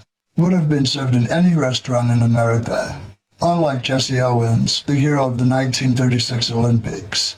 Jesse Owens came home, covered in glory and 8 medals after showing Hitler the benefits of democracy and a multiracial society. And they wouldn't serve him dinner in a restaurant in his own town. What the fuck is that? That kind of double standard is what really pisses me off. Do you know that there are still clubs in England and America where Jews aren't allowed? This is a country of denial. Look at the model airplane industry. They won't put a swastika on the model of the Messerschmitt 109, and that was the national insignia of Germany at the time. So does that mean that in the future there will be no white stars on the side of a fucking Mustang kit because somebody in the planning room believes it's a symbol of American imperialism? Are any Jews less dead because they won't allow a swastika on a plastic model airplane? No. And let's not even get into what so-called Americans did to the real Americans, the Indians. As you can probably tell, I've had my share of arguments over all of this. Apparently people don't like the truth, but I do like it. I like it because it upsets a lot of people. If you show them enough times that their arguments are bullshit, then maybe just once, one of them will say, "Oh, wait a minute, I was wrong." I live for that happening. Rare, I assure you. Anyhow, let's get back to business, meaning the nasty business of the record industry. That was one of the main reasons I moved to Los Angeles, to be near a record company. We'd had a meeting with Jerry Greenberg, the head of WTG, in London, and he was most interested in us and very supportive. But I immediately thought to myself, I've got to be on the spot. I couldn't be in England with Motörhead on an American label because it had never worked before. And this was the first time we'd actually been signed to make a record. Each time before, the American corporation was just picking up a record we'd made for a British company. So it was even more important for me to keep an eye on things. From the start I knew my suspicions were justified. The first thing the record company did when I arrived was to give me a brunch at their offices. Brunch. I mean, what the fuck is brunch? Can't they spell lunch? Do they have a problem with the letter ow? And do you know what this big deal welcome aboard brunch consisted of? Take-out Chinese food in foil pans. You want some more sweet and sour pork, Lemmy? Great to have you over here, man. Motörhead has always been one of my favorite bands. Ha! None of them have ever fucking heard a thing we did, except for the week before they had to cram. It's such shit, and so obvious, yet they thought I couldn't see them for what they really were. Nearly everyone there was some old industry executive shoved into a new position at a new label. I didn't see anybody new and vibrant about. That said, I do want to mention that Jerry Greenberg was great, as was his assistant Leslie Hawley. Leslie used to let us use the office phone to call around for gigs and new management. We couldn't have afforded all those transatlantic phone calls on our own, so that really saved our butts. What we didn't realize at the time was that we were being taken for a ride, and so was Jerry Greenberg.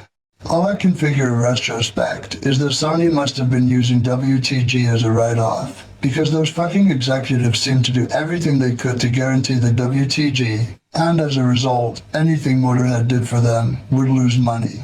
But let's face it, when have record labels not been manned by a bunch of idiots? Like the old CD long box affair during our time with Sony. They were having a huge fight over the long box.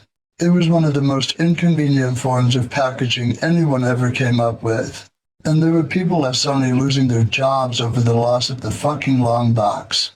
That alone says a lot about what's wrong with the industry. Fuck it. Call me old-fashioned, but I've always preferred vinyl over CDs anyhow. Record company stupidity and Chinese takeout brunches aside, people did take note of my move to Los Angeles. There was a real buzz going on for us when we got signed to WTG and when I moved over here. I was on the cover of BM and getting all these invites from people. It was great being big news again for a while. And we were about to live up to all the hype and attention, brief as it was, by making one of the best records of our career. But before we even got into the studio, we had a record coming out, totally against our wishes. Our former manager, Doug Smith, released that live recording of our 10th birthday party show.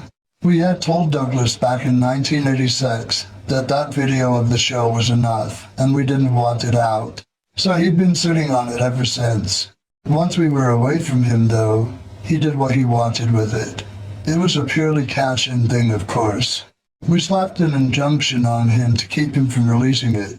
Actually, Wurzel was the one who took action in England, as I was already living in the States. And that kept it at bay for a while.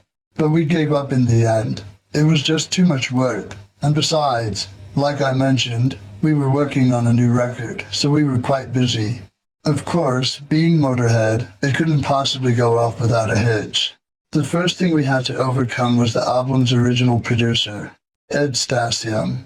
We recorded 4 songs with him before we decided he had to go. See, he overstepped his mark. One day we were listening to a mix of Going to Brazil, and I said, turn up them 4 tracks there. He did, and there were all these claves and fucking trombones that he'd put on. He must have gone in after a session and added all that junk. He certainly didn't do it while we were there.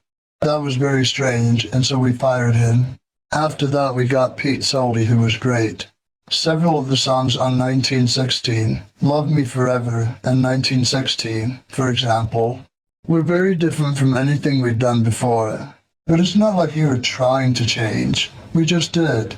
Things started to change when I came to the States to live, and we just sort of continued on from there. But quite a lot of 1916 was exactly what our fans had come to expect of us. Only better, of course. Take I'm So Bad. It's a loud rock and roll song with absurd lyrics, just typical Motorhead. What's really strange, though, is that some woman from the Melody Maker said that the lyrics are sexist. I don't know where she got that. I make love to mountain lions, sleep on red-hot branding irons. When I walk, the roadway shakes. Bed's a mess of rattlesnakes. You tell me how that could lead to the oppression of women. Then there's my usual Chuck Berry fixation and going to Brazil. Ramones, the fastest and the shortest song on the album, actually started off as a slow number. Then at one point I said, let's play it a bit faster. And it sounded just like the Ramones, so that's how that came about. And although Angel City was about living here in LA, I wrote the lyrics before I moved. I'm gonna live in LA, drinking all day, lay by the pool and let the record company pay. That's really not too far from the truth. I'm gonna kick ass, I'm gonna spit broken glass, I'm gonna shoot out all of your lights. It was one of them songs where I cracked myself up writing it. I was all by myself laughing outrageously, and we put some saxophone on it. That was something new. But what really surprised people, in a positive manner I hasten to add, were some of the other tracks. Nightmare / The Dreamtime and 1916 both relied heavily on keyboards, which is very different from Motorhead, or any heavy band in 1990. In fact, 1960 also had cello and no guitars whatsoever. I wrote the words before I wrote the music. It's about the Battle of the Somme in World War I. But I've had people come up to me and say, isn't it about the Irish Rebellion? Because that was in 1916 as well. The Irish are always singing about 1916, and the Great Post Office Massacre and all that. But it happened that I was in England watching a program about World War I, and I had a brainstorm when they got to the Battle of the Somme. 19,000 Englishmen were killed before noon. A whole generation destroyed in 3 hours. Think about that. It was just terrible. There were 3 or 4 towns in northern Lancashire and South Yorkshire where that whole generation of men were completely wiped out. And those towns are still suffering from it because they were never able to build their population up again. Places like Accrington and Lancashire were fucking destroyed. They brought 5 old guys back to the battlefield in this TV special. One guy who was about 90 said, they told us to walk, not run. And we walked across, and all the lads around me laid down. I thought there might have been an order from the rear that I hadn't heard, and then I realized they were all dead. It's a case of the English killing more Englishmen than Germans. Heidenberg, who later became president of Germany, said, the lions were led by donkeys. So I wrote a song about it, but I do have a lot of ambivalence about that tune. This kid wrote to me and said he played it for his grandfather who was there, and the old man cried all the way through it. That's a very great compliment. But I'm not sure I like the guy feeling that bad for my gratification. It's an amazing thing to happen, though, to reach back over all those years and touch somebody like that. We were quite happy with the recording of 1916. The artwork, of course, was another matter, but that's because the record label was sticking its grimy hands in it. Whenever that happens, you can pretty much guarantee that things are going to get fucked up. Bronze did the same thing with Overkill. We were all gathered in the conference room. The tables were removed, and there was this easel sitting there with an overhead light shining on it. They pulled off the cloth, gave it a grand unveiling, and there it was. A motorcycle engine block with a woman's nude torso coming out of it. She was sprayed with red and the background was blue. It was just pathetic. And the company man says, there you are. So what do you think? And I picked it up and said, "That's your best shot, is it?" And I threw it out the window. I think he figured out that I wasn't too pleased. If you look at the cover of Overkill, you'll notice that there's no engine or naked woman to be found. Just one of Joe Patagno's classic renderings. Anyhow, we had much the same problem with 1916. They brought in 5 sketches, all of them atrocious. So we sent them all back, amongst much moaning and groaning and temper tantrums from the art department. You'd think we're dealing with a bunch of 9-year-olds. Sony ended up farming it out to somebody else, which was fine with us. And in spite of our efforts, they still screwed it up. You'll find all the flags of Europe on the cover of 1916, except for France. And the whole point of the title song is that it's about a battle that was fought in France. But what can you do? Even so, I think it's one of our best sleeves, and one of our best albums overall. Although 1916 wasn't released until the beginning of 1991, the first single, "Want to Sing the Blues," came out a few weeks earlier, on my birthday as a matter of fact. That's a really great song. Maybe we'll put it back in the set one of these days. In February, the usual happened. We went out on the road and did a bunch of TV and radio shows. Phil Taylor's mother died just as we were beginning our tour through Britain. She had cancer, and we sent him home to see her. He was able to spend some time with her before the end. We all loved Ma Taylor, and her death really hurt Phil. I don't know if it's the reason that he gave up on music. Probably not, but it certainly didn't do him any good. Opening for us throughout Great Britain were the Almighty and an American girl group, the Cycle Sluts, who came with us to Europe, too. The Cycle Sluts were something else. They were pretty much a novelty act with funny lyrics. I think they were doing it for a laugh and the chance to travel around the world. They were nice girls, and I enjoyed having them around. I had a terrible crush on one of them for the whole European tour, but I never got her. Typical. There were only a couple of troublesome points on that tour. While we were in Britain, I got the gastric flu, and we had to reschedule 4 dates. I was really sick and spent 4 days in a hotel just throwing up. It came out of me like a thunderbolt. We'd been in the van, and 1 minute I was all right, and the next minute I was heaving out the window. "Stop the van!" Those viral things are going to keep getting stronger, because every 5 years a new strain comes out that they didn't plan on. And someday one of those bugs is going to kill half the planet. The other trouble concerned that other deadly virus known as our record label. They sent a camera crew on the road with us and spent 5 days in Germany shooting a video. Everything louder than everything else. Then tried to stick us with the $9,000 bill. Of course we never paid, and a couple of years later we were dropped, so they had to eat it. Bad luck, guys. Back to the drawing board. Tax loss anyway, right? Overall, the songs from 1916 went down pretty well. We set keyboards off to the side. For a while Phil Campbell was playing them on Angel City, but then he got very stroppy, and we had to stop him from doing them after a bit. We'd wind up with horns and no guitars. Phil would have had to been an octopus to make it work. He is some sort of amphibian, but definitely not an octopus. So our guitar roadie Jamie did the keyboards until we phased them out. We never did play 1916 live. It's too iffy, because you have to have silence for it, and you're not going to get it with our audience. Any mixed reactions we had in England didn't have anything to do with our music. A few of our English fans seemed to have been upset that I'd moved to the States.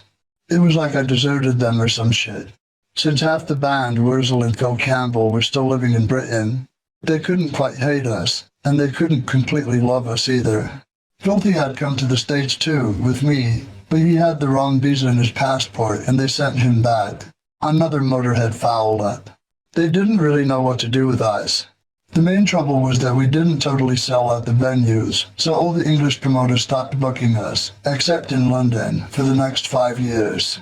They were the only country in all of Europe, the whole world actually, that would underwrite our shows and guarantee the money. And we certainly couldn't afford to put up the cash. It would have amounted to something like £100,000 to tour our own country.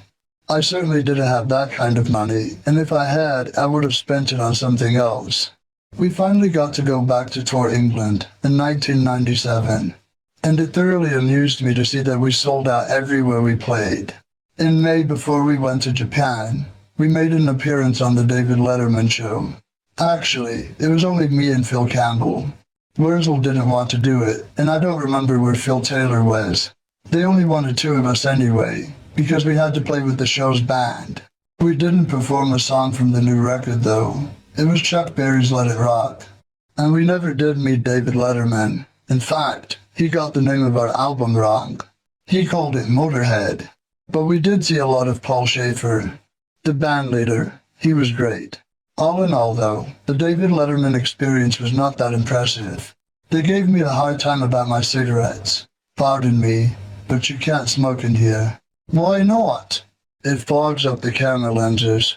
Stupid excuse number 1869, you know.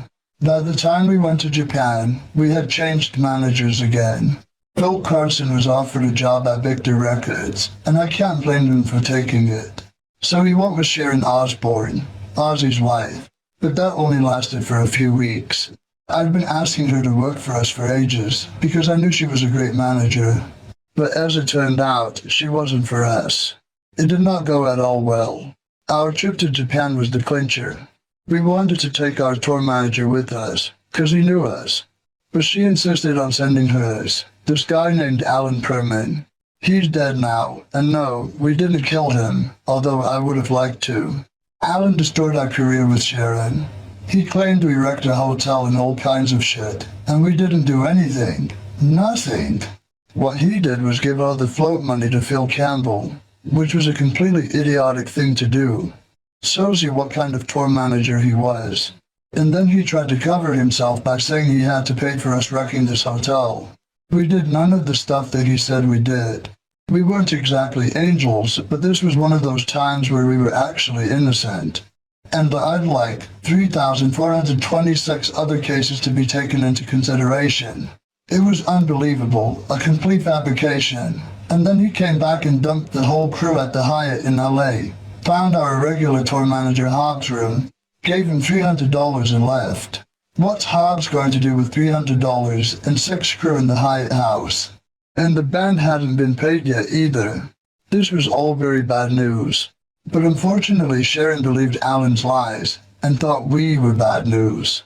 Once we were back in the States, it was a foregone conclusion. We were already judged and sentenced. Sharon dropped us 3 days before the start of our American tour because of Alan. He was her boy, see, so she had to stick up for him. And Sony got infected by all of this too. And we're running around in the panic. Oh, we can't ever send you to Japan again. They'd rather take anybody else's word, even an asshole of a tour manager than ours. Jesus. We even arranged for the on-the-spot guy from Sony in Japan to phone them up and tell them the truth. And still they wouldn't believe it. Someone from Japan came down to our Irving Metal show later in the year and told our record company how great we were, and it still didn't fly. That's how much credibility we've got. We've got this reputation, which we don't deserve mostly. That we're bad people and we're not professional. At this point in my career, why would I even care about trashing a hotel room? It'd make more sense for me to go and trash my own apartment. It'd be cheaper. Anyhow, in between the Japan fiasco and touring America, which went better, even if we didn't have management, we went through Australia for a second and probably last time. That was a disaster. I walked off stage at one show because once again some kids were spitting on me. I don't like being spat on, and really, who does? Even the punk bands in the 70s didn't like it. Call me old-fashioned if you like, but I won't put up with it. I told them, like I always tell such crowds, if you carry on doing that, I'm leaving, and I won't be coming back. So if you see anybody doing this, cripple him, because he just stopped a show. Usually it works, but it didn't on the Gold Coast. It was really a shame, because I don't like walking off stage, but I will not be fucking spat on. Incidentally, one of the reasons I won't put up with it is this. Joe Strummer of The Clash was singing once, and one of these dickheads spat right down his throat. Not only was it nauseating, boys and girls, no, wait, he got hepatitis. Nice, huh? Not me, sweetheart. Anyhow, on to Sony's Billy Operation Rock and Roll Tour. They had 5 heavy bands from various Sony labels do a tour together. The lineup was Alice Cooper, Judas Priest, Us, Metal Church, and Dangerous Toys. The Metal Church and Dangerous Toys guys were the best company. You never saw Alice. He was generally on his bus watching Japanese splatter movies, or anyone in Judas Priest. But I'd always run into some of the guys from the other band somewhere, usually at a strip club. Every city we went to, we'd all go down to a local strip club, and there they'd be. Nowadays, I'm the only one in our band that goes out. The others have become responsible citizens. Well, not Phil Campbell. Anyhow, the record label sent us all off in displays of manufactured glory. Things were a bit rough for us at the start, since we didn't have a manager, but Hobbs picked up the slack wonderfully. Leslie Hawley, at WTG, lent us a hand as well, and I'll forever be grateful to the 2 of them. Then the other band's crews pitched in too. They'd finish their meals early and come out to do our shows in for nothing. That was really nice of them. We stole nearly every show on that tour, but you don't have to take my word for it.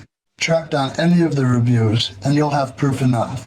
The LA Times, for example, called us the tangy mustard in a bland noise sandwich, which I thought was odd, but nice. We were getting our pictures in the paper, and Alice and Judas Priest weren't.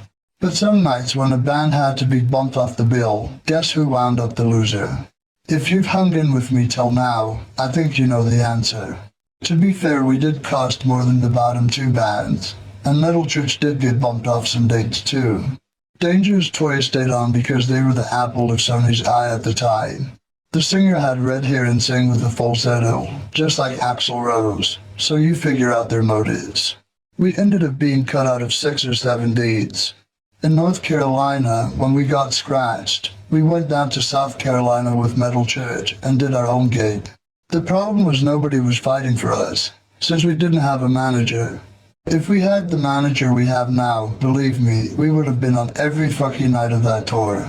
Unfortunately, we missed the last 4 gigs of that tour, and amazingly enough, it wasn't Sony's fault. There was an accident backstage in Boston and I broke my ribs. See, I was climbing all over this bird at the side of the stage, and she was really keen, and I was really keen. "Do you want another drink?" I said, and she said, "Yeah." So I reached over for my drink and fell over my own equipment and cracked 2 ribs. It only took me about a week to heal, just long enough to miss the end of the tour. We found another manager finally on that Operation Rock and Roll tour, Doug Banker. He'd worked with Ted Nugent, and he had also created some gambling system that got him banned from Las Vegas. But anyway, he came up to us at one of the shows, and we decided to work with him. When he started, he seemed quite good, but then it began to degenerate. I think part of it was that he lived in Detroit, and we really needed to have somebody right there on hand, not halfway across the continent. Plus, he still had things going with Ted Nugent, in some form or another. I'm not quite sure what happened really. The bottom line is he just didn't get into it enough, and with Motörhead, you've got to be all or nothing. Either do it completely or don't bother. Because it's hard to fight for us, and we need someone who's going to fight full time. I don't think Doug Banker realized that, and that he would have to put up with too much shit, record label shit, accusations regarding incidents we weren't guilty of, etc. I admit we're a fucking tough band to work with, but it took Doug and us a few months to realize how transitory our working relationship was going to be. In the months after the Operation Rock and Roll tour, things were looking up, which was a change. Things hadn't looked up for Motörhead in about a decade. We had all these great reviews, our new management, which hadn't had the time to sour, and 1916 got nominated for a Grammy. To be honest, I was quite surprised when I got word of it. If I'd known what an anticlimax the ceremony was going to be, I probably would have just said fuck off and left it at that. I was beginning to do quite nicely financially after more than a quarter of a century in the music business. A good portion of this was thanks to Ozzy Osbourne's album, No More Tears. That record sold millions, and I wrote the lyrics to 4 songs on it. I've since written more, and a couple appear on Osmosis. That was one of the easiest gigs I ever had. Sharon rang me up and said, "I'll give you X amount of money to write some songs for Ozzy." And I said, "Alright, you got a pen?" I wrote 6 or 7 sets of words, and he ended up using 4 of them for the songs Desire, I Don't Want to Change the World, Hellraiser, and Mama, I'm Coming Home. I made more money out of writing those 4 songs for Ozzy than I made out of 15 years of Motorhead. Ludicrous, isn't it? I'd like to mention that I'm available for more songwriting if anybody is interested. Quite reasonable rates. Just the mortgage on your firstborn child. By the time 1992 had begun, we were working on the songs for the next Motorhead record, which came to be known as March or Die. The Grammy ceremony happened during this period. Doug Baker and his wife attended along with me. His wife was sitting in between me and him, but when they were announcing the candidates for Best Metal Performance, he switched seats very quickly, just in case, so he could get on camera. That was funny as shit. Metallica won that night, of course. They'd sold something around 4 million albums, while we racked up about 30,000, so it wasn't even a competition. But the acknowledgement was nice.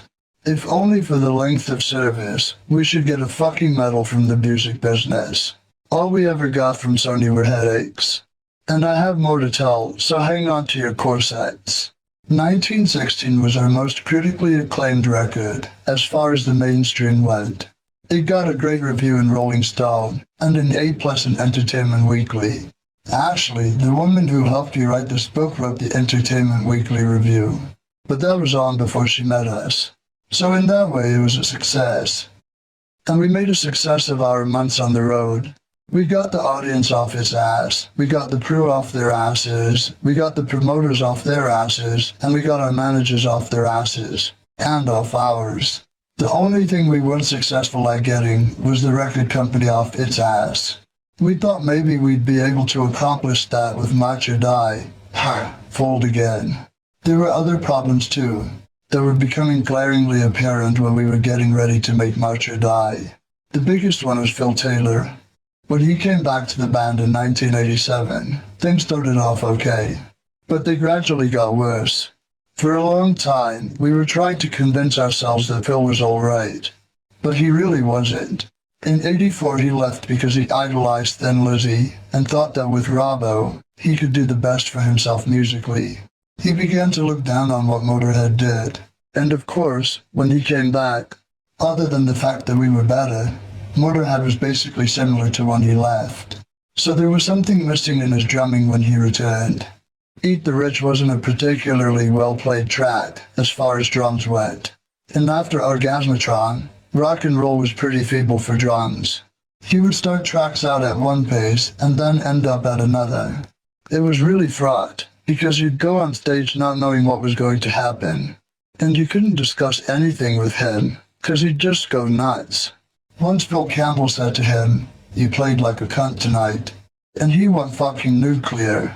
But of course, Filthy always hurts himself when he goes nuclear. He was losing it off stage too. There was a time he tried to climb out of his room through the bathroom mirror at the park sunset, thinking it was a window. He rang me up saying, "It's time for sound check and I can't get out of my room." And this was at 5 o'clock in the morning. It was great timing because I was just about to climb over on this woman. So as you can imagine, I was pretty pissed off. But I told the chick, "Stay here, hold that thought," and went downstairs. Sure enough, his door was jammed, and as we were both trying to push it, me outside, Phil in, the LAPD came up behind me with a fucking huge pistol. There I was, dressed in underpants and a kimono, and the cops got me against the wall, patting me down, procedure run amok.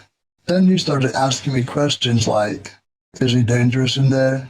"Oh yeah, I said. "He's pretty dangerous, mostly to himself. I wouldn't worry about it." Then the cop wanted to know, "Has he got any weapons?"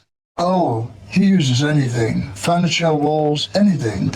The cops couldn't get in through the door either, so they went in through the window and burst the door out with a puncher. And Phil was sitting there, covered in cuts and bruises, trying to climb through the bathroom mirror. Didn't he notice somebody who looked just like him coming through from the opposite direction? You'd think he'd get out of the way, wouldn't you? Shit like that was happening a lot. Maybe we could have handled these incidents, but the fact that he couldn't keep time was just too much. He was really bad in the end. On 1916, we had to put him on the metronome to do Going to Brazil. Then he was supposed to get together with Wurzel and Phil Campbell in London to work on the songs for March or Die. I was in LA at the time, furiously writing more lyrics. And it was a disaster. They played for half an hour, and Phil Campbell turned around to Phil Taylor and said, "You don't know these fucking things, do you?" "No, I don't," he replied. "How come? We've been practicing them at home, me and Wurzel. Why don't you know then?" "My Walkman broke at Christmas." Good excuse, eh? And this was weeks and weeks after the holidays. So that was pretty bad news. And by March, when we played at the Randy Rhoads tribute concert at Irvine Meadows, it was worse. By then we knew we had to fire him. We'd started recording the new album and it wasn't working out at all. But while it was necessary, I'll always feel bad about the way I fired him. I did it on the phone and it wasn't right. I shouldn't have done it that way, but I just couldn't face another fit.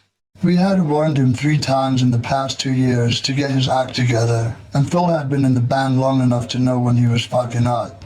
But it didn't seem to bother him, and finally he had to go.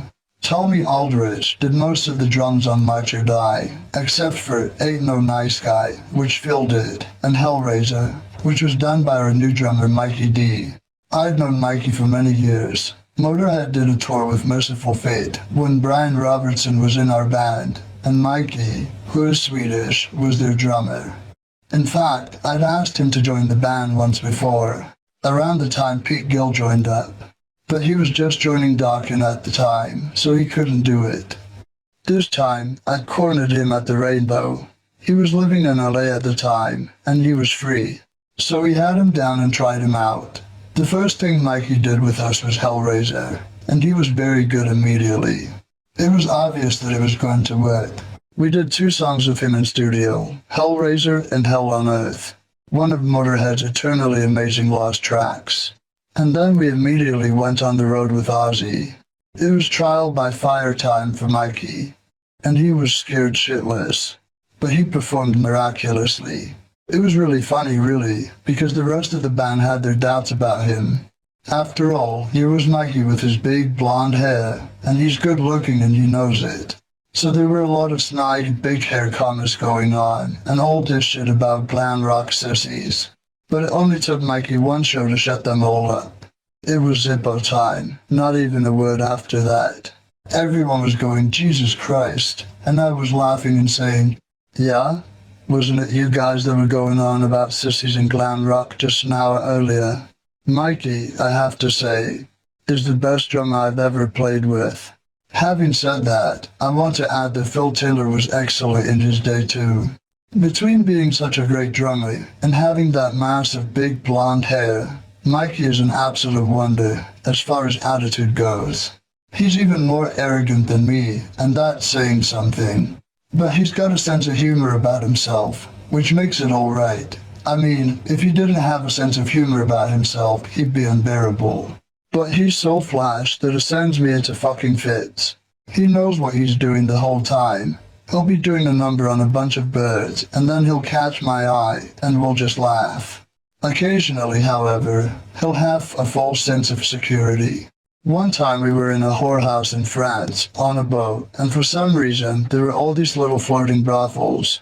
Mikey, Phil, and a couple of lads from the crew and myself were there because there was nowhere else to go.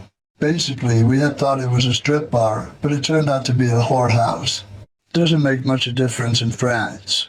They only had champagne, and I didn't have anything to drink but the other guys did. At the end of the night we got a bill of something like 200,000 fucking francs. So Mikey went completely apeshit, screaming, I'm not going to fucking pay them, with this thick Swedish accent that comes out when he's pissed off. They called the cops immediately, and the French cops hate Englishmen even more than they hate other Frenchmen. So the CRS, the riot police, came in and they had guns, and Mikey's shouting, Why are you here? It's a fucking whorehouse. You're a fucking part of this kid joint. You fucking French cunt.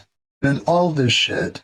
And this cop has his pistol pulled, and Mikey was tearing open his shirt and yelling, "Go on, shoot me." And we kept telling him, "Don't do that, mate, 'cause he will shoot you. He wants to shoot you." Finally, we were able to drag him out. He kicked the police car, and the cops were right behind him, but he got away with it all. They probably didn't want anything to do with a loony like him. And that champagne couldn't have been very good, because after 4 drinks, Mikey's usually on one knee. Generally, we don't have any trouble with Mikey at all. He's part of the band, not like Brian Robertson pretending to be some kind of guest star. And he wants to be involved in everything, which is very good. Sometimes, though, he'll come on the bus in the middle of the night when everybody's sleeping and blast the stereo. Me and Phil usually get bunks as far away from the front lounge as possible, but that's a very small price to pay for what we get having Mikey in the band. Anyway, I need to backtrack a bit and talk about the making of MOTORHEAD, because quite a lot went on during that time in addition to our changing drummers. For one thing, Los Angeles had a riot after the Rodney King verdict. We were at the Music Grinder, which was the east part of Hollywood, right on Hollywood Boulevard, in fact, recording Hellraiser rather appropriately. I came out from doing my vocal, and there was a TV in the lounge showing a burning house. And I looked out the window and saw the very same house from the other side. It was right down the street. Everything was on fire. People were running around. It was complete mayhem. Mikey was there and he was screaming, my car's outside." And the guy from the studio came in and said, "We've got to cut it a bit short today, boys, as you can tell." We weren't terribly concerned with the historical significance of this event. We went home. There was a curfew, it turned out, for about 4 days. And it was like driving through a battle zone. The rioters, I heard later, got as far as the Beverly Center, but not all the way to Beverly Hills, which, if you ask me, would have been the logical place to go if you're downtrodden. You know, kill their aristols and all that. But no, they attacked each other, which I thought was really stupid. Black people were attacking Koreans. Where the fuck did that come from?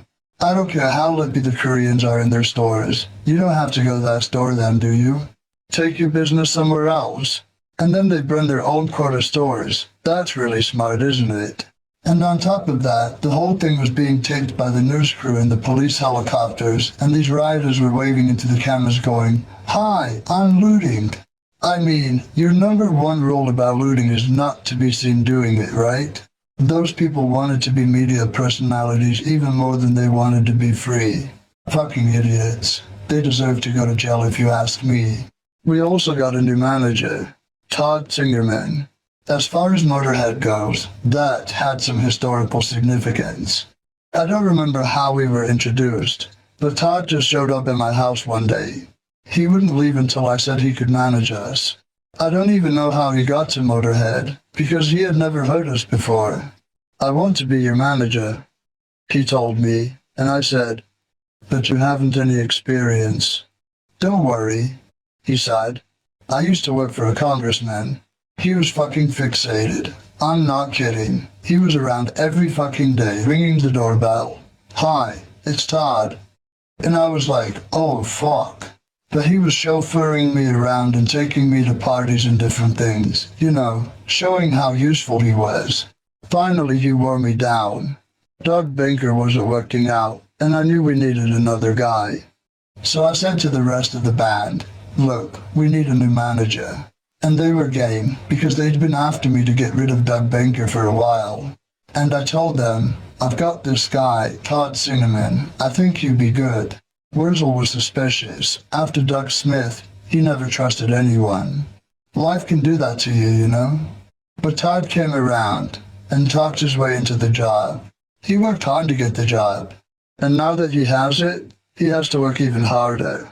Anytime he complains about being snowed under, I just tell him, "Look, you fucking volunteered for the job, man. Too bad." And he does an excellent job. Todd's a fighter, and we need someone like that. He's persistent too, something I learned about him early on. Somewhere in the midst of all this, and there's even more to come, MOTORHEAD got meat. We used Pete solely again, but as often happens with our producers, he wasn't as good the second time around. I think the title track to the album was the sticking point, cause he had his version of MOTORHEAD, and that was it. I wanted a few things changed, and he didn't help me at all. He just sat there, put his feet up on a chair, and let the engineer work on it. I thought that was a bit crappy. That's why MOTORHEAD didn't work. It should have. It was a tremendous track, and I have a couple of takes on it. And I have a couple of takes on it on tape that are much better than the version on the album. Other tracks are quite good, like Stand and You Better Run. The record label wanted us to cover a standard, and it was Phil Campbell, I believe, who came up with the idea of doing Ted Nugent's Cat Scratch Fever. Frankly, I like our version of it better than Nugent's.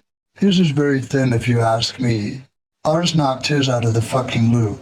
Of course, nobody remembers ours. Overall, I think MOTORHEAD is underrated. I bet you think I'm going to put a good portion of the blame for that on the record company. And you're right. WTG was dying as we were making this record. Every time we came by their offices, there were fewer and fewer people there. And by the time the album was released, only Jerry Greenberg and Leslie Hawley were left. But the biggest indication about where we stood with our parent company, Sony, came when we released MOTORHEAD's single, Ain't No Nice Guy. That track had everything going for it. It was a great song to begin with, and since it had a ballad, it had serious radio potential. Then I wound up having Ozzy sing on the track along with me. Initially, he wanted the song for himself, but I wouldn't give it to him. Maybe I should have let him have it. More people would have heard it. So I had him come in and put vocals on, and Flash from Guns N' Roses contributed to the guitar solo. He came in one day, and had a few drinks, and laid down a couple of guitar tracks. Incidentally, I like Slash quite a bit. Guns N' Roses may have had a nasty reputation, but he's a very nice, very genuine guy. Anyhow, we had this great song featuring two of the biggest performers in heavy rock. Jerry at WTG knew it was a great song. There was no way it could lose. That is, unless our record company tried to purposely sabotage it. And that is exactly what happened. It was a band's worst nightmare. Ain't No Nice Guy was actually a radio hit, but that was completely down to us, without any help from Sony, or its marketing department at Epic. We asked them to get it on OAR, album-orientated rock radio, and they wouldn't do it. They said, we asked ONR, and they wouldn't play it. That we knew was a blatant lie, because our management got it on. One of our own men, Rob Jones, and another guy we hired to make all the calls to the radio stations. With 2 phones, we got 82 AOR stations in 2 months. And all these stations told us that Sony never pushed it. These people had never even heard of the track until we told them about it. Ain't No Nice Guy wound up number 10 on the radio charts. And Sony didn't make call 1. Imagine what would have happened if they would have given it just the slightest amount of effort. But no, they actually tried to stop it from being played. One of the label's radio guys called up the station in Kansas City and said, I heard you playing Ain't No Nice Guy. I wish you wouldn't. We didn't give it to you. What a fucking asshole. Here they had a hit song and they were going around trying to kill it. Our manager Todd rang this goon and totally lost it with him. I've been kissing your ass for 1.5 years to try to make you do your job, he told the jerk. I've done my job, and the only person who hasn't is you. If that record isn't back on rotation by 10:30 tonight, I've got some cousins in South Central who'll make sure you don't write any more rejection slips for anybody. Of course, we were back on the air an hour later. But isn't it sad that they make you go to that level? They give you no recourse. If you're nice to them, they think you're a pushover and write all over you. If you're an asshole, at least you're dealing with them on terms that they can understand. But more likely than not, you will be fired, which is eventually what happened to us. But being an asshole seems like the only thing that will get a reaction out of these bloody suits. Since we didn't get any help from the record company at radio, to put it very mildly, it won't surprise you to learn that they also held us up at MTV. Here we were with this number 10 song on rock radio, and all we needed was about 15 grand or so to shoot a video, but they wouldn't let us have it. So we took about 8,000 of our own money and made our own. Ozzy and Slash, nice guys that they are, even came down and appeared in it. Although the video is a bit jumbled, it didn't turn out too badly. But MTV didn't play it for a while because Sony took 3 weeks to sign the release. Let's talk about another thing we did that Sony wouldn't let us do. Let's talk about another thing we did that Sony wouldn't do for us. We got on The Tonight Show, and we were the first heavy rock band to appear on that show, ever. It was our manager again, along with our independently hired publicist, Annette Manolfo, who used their connections to get us on. Of course, the day we were taping, the record company sent a couple of corporate types to keep an eye on us. But that didn't disguise the fact that they'd done nothing to get us on. In fact, they had told us it couldn't be done. I really enjoyed being on The Tonight Show. Jay Leno was really a gentleman, much nicer than David Letterman, whom we never even met when we did his show. Jay came up to the dressing room 2 hours before the show and asked us, "Have you got everything you need?" He didn't have to do that. During rehearsal, people were running around, panicking over the usual nonsense. "You can't have it that loud. It vibrates the cameras." So I said, "How did they shoot all those train crashes then?" It's bullshit. Nothing shakes those fucking cameras. They were saying the same thing at the BBC 20 years ago, and it was lies then too. But the actual show was a lot of fun. After our first number, I had to give $5 to Branford Marsalis, who was the Tonight Show band leader at the time. Todd had introduced me to him at the nightclub in Hollywood one night, when he'd just started with Jay and the Tonight Show. I said to him, "You should have us on the show." And he said, "Yeah, we will." "Ha, I bet you $5 you don't." He said, "Okay." And we did get on. The other guests included that kid, Neil Patrick Harris, from the TV series called Doogie Howser, and character actress Edie McClure. She was a great girl. I had fun talking with Jay and joking around with Edie. We played 2 numbers and overall it was a very good show, no thanks to Sony. A couple of weeks prior to our Tonight Show appearance, we also played 3 West Coast dates on the Metallica Guns N' Roses Stadium Tour. I'm not sure how we got on. It was probably Metallica's work. They're the only band who has ever acknowledged their debt to us. Those 3 stadium dates went well, especially the latter 2. We got all the PA and were treated with a decent amount of respect, which is as it should be. Speaking of respect, I suppose this is as good a time to get back to talking about the ugly business with Sony, where we had no respect whatsoever. I can only conclude that WTG was used as a tax loss for Sony because of their attitude towards us. It seems as if they did nothing at all to help us, and everything to damage the sales potential of our records, especially March or Die. When that album came out, and only Jerry and his assistant were left, we knew that WTG was on his way out, but we figured that Sony would put us on one of their other labels, probably Epic, because that's what was doing our marketing. That's the sort of thing that usually happens. And with the Grammy nomination and the great reviews we got for 1916, and on March or Die for that matter, it only made sense. But no, they dropped us. And to be perfectly honest, I think they did us a favor. Those Neanderthal corporate executives at Sony are all stupid, ignorant, fucking elitist twats. And that's not sour grapes, because I felt that way long before they dropped us. They've got no idea about music at all. They sell millions of records, but wouldn't you if you had the Michael Jackson catalog and Mariah Carey? Believe me, Mariah Carey's far better off without Tommy Mottola. Mottola is the one who wouldn't even acknowledge me at his own fucking Grammy party. Fuck him, and fuck the rest of them. They're the most inept bunch of motherfuckers I've ever seen in my life. Oh yes. We did some headline dates in Argentina and Brazil. And then, before having to regroup and think about getting a new record company, we attended the CMJ convention in New York.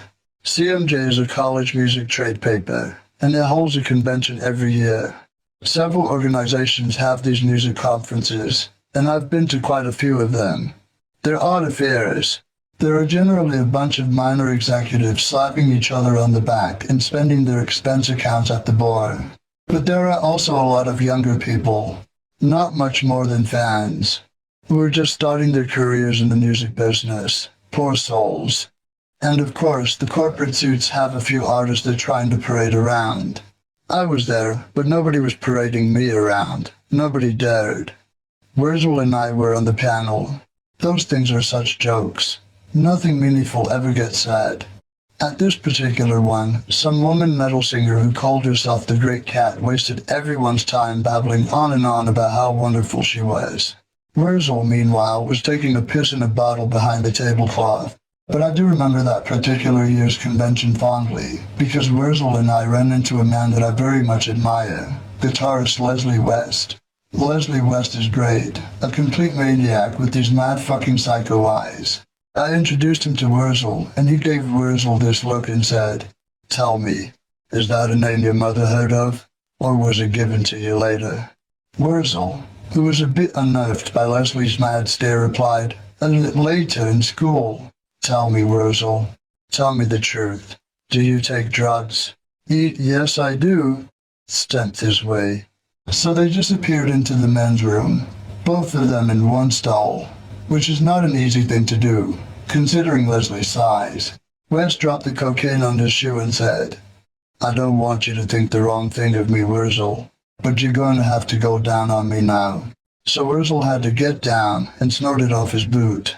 Leslie West didn't have much patience with this convention. "I can't stay here, Lemmy," he told me. "All these people are fucking peasants." "I know that," I sighed. "I'm trying to get out of here myself." "Well, I'm leaving," he said. "It grieves me, Lemmy, to leave you alone here, but I'm going." And he went out to his car and took off. I can't say I blame him. They never did shit for him, any of his record labels. There's a guy who should be number one, but he's been ignored for years by the hit machine. Anyhow, by the end of the year, we were without a label once again, but we were much better off if you ask me. After hearing one too many lies from the powers that be at Sony, I finally asked one guy there, why didn't you tell us the truth? And this was his response. Absolutely verbatim. "That's not the way this business works." Can you imagine somebody saying that? How could you be so dishonorable? People like that should be hung by their balls from a burning piece of wood. But after almost 30 years in the music business, I should have figured it out. I've always said that good business is theft.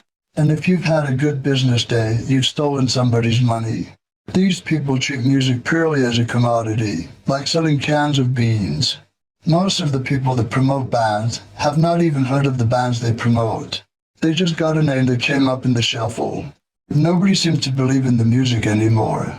The industry is building all the time, but they're killing the music. They're trying to anyway, but I won't let them as long as I'm alive. Fuck them, you know? They are disgraceful, stupid, arrogant, forgettable bastards. That's right, forgettable. Because people are going to remember me, but the suits will be forgotten. Fuck them. Who are they? Somebody who worked for Sony? You'll have to do better than that.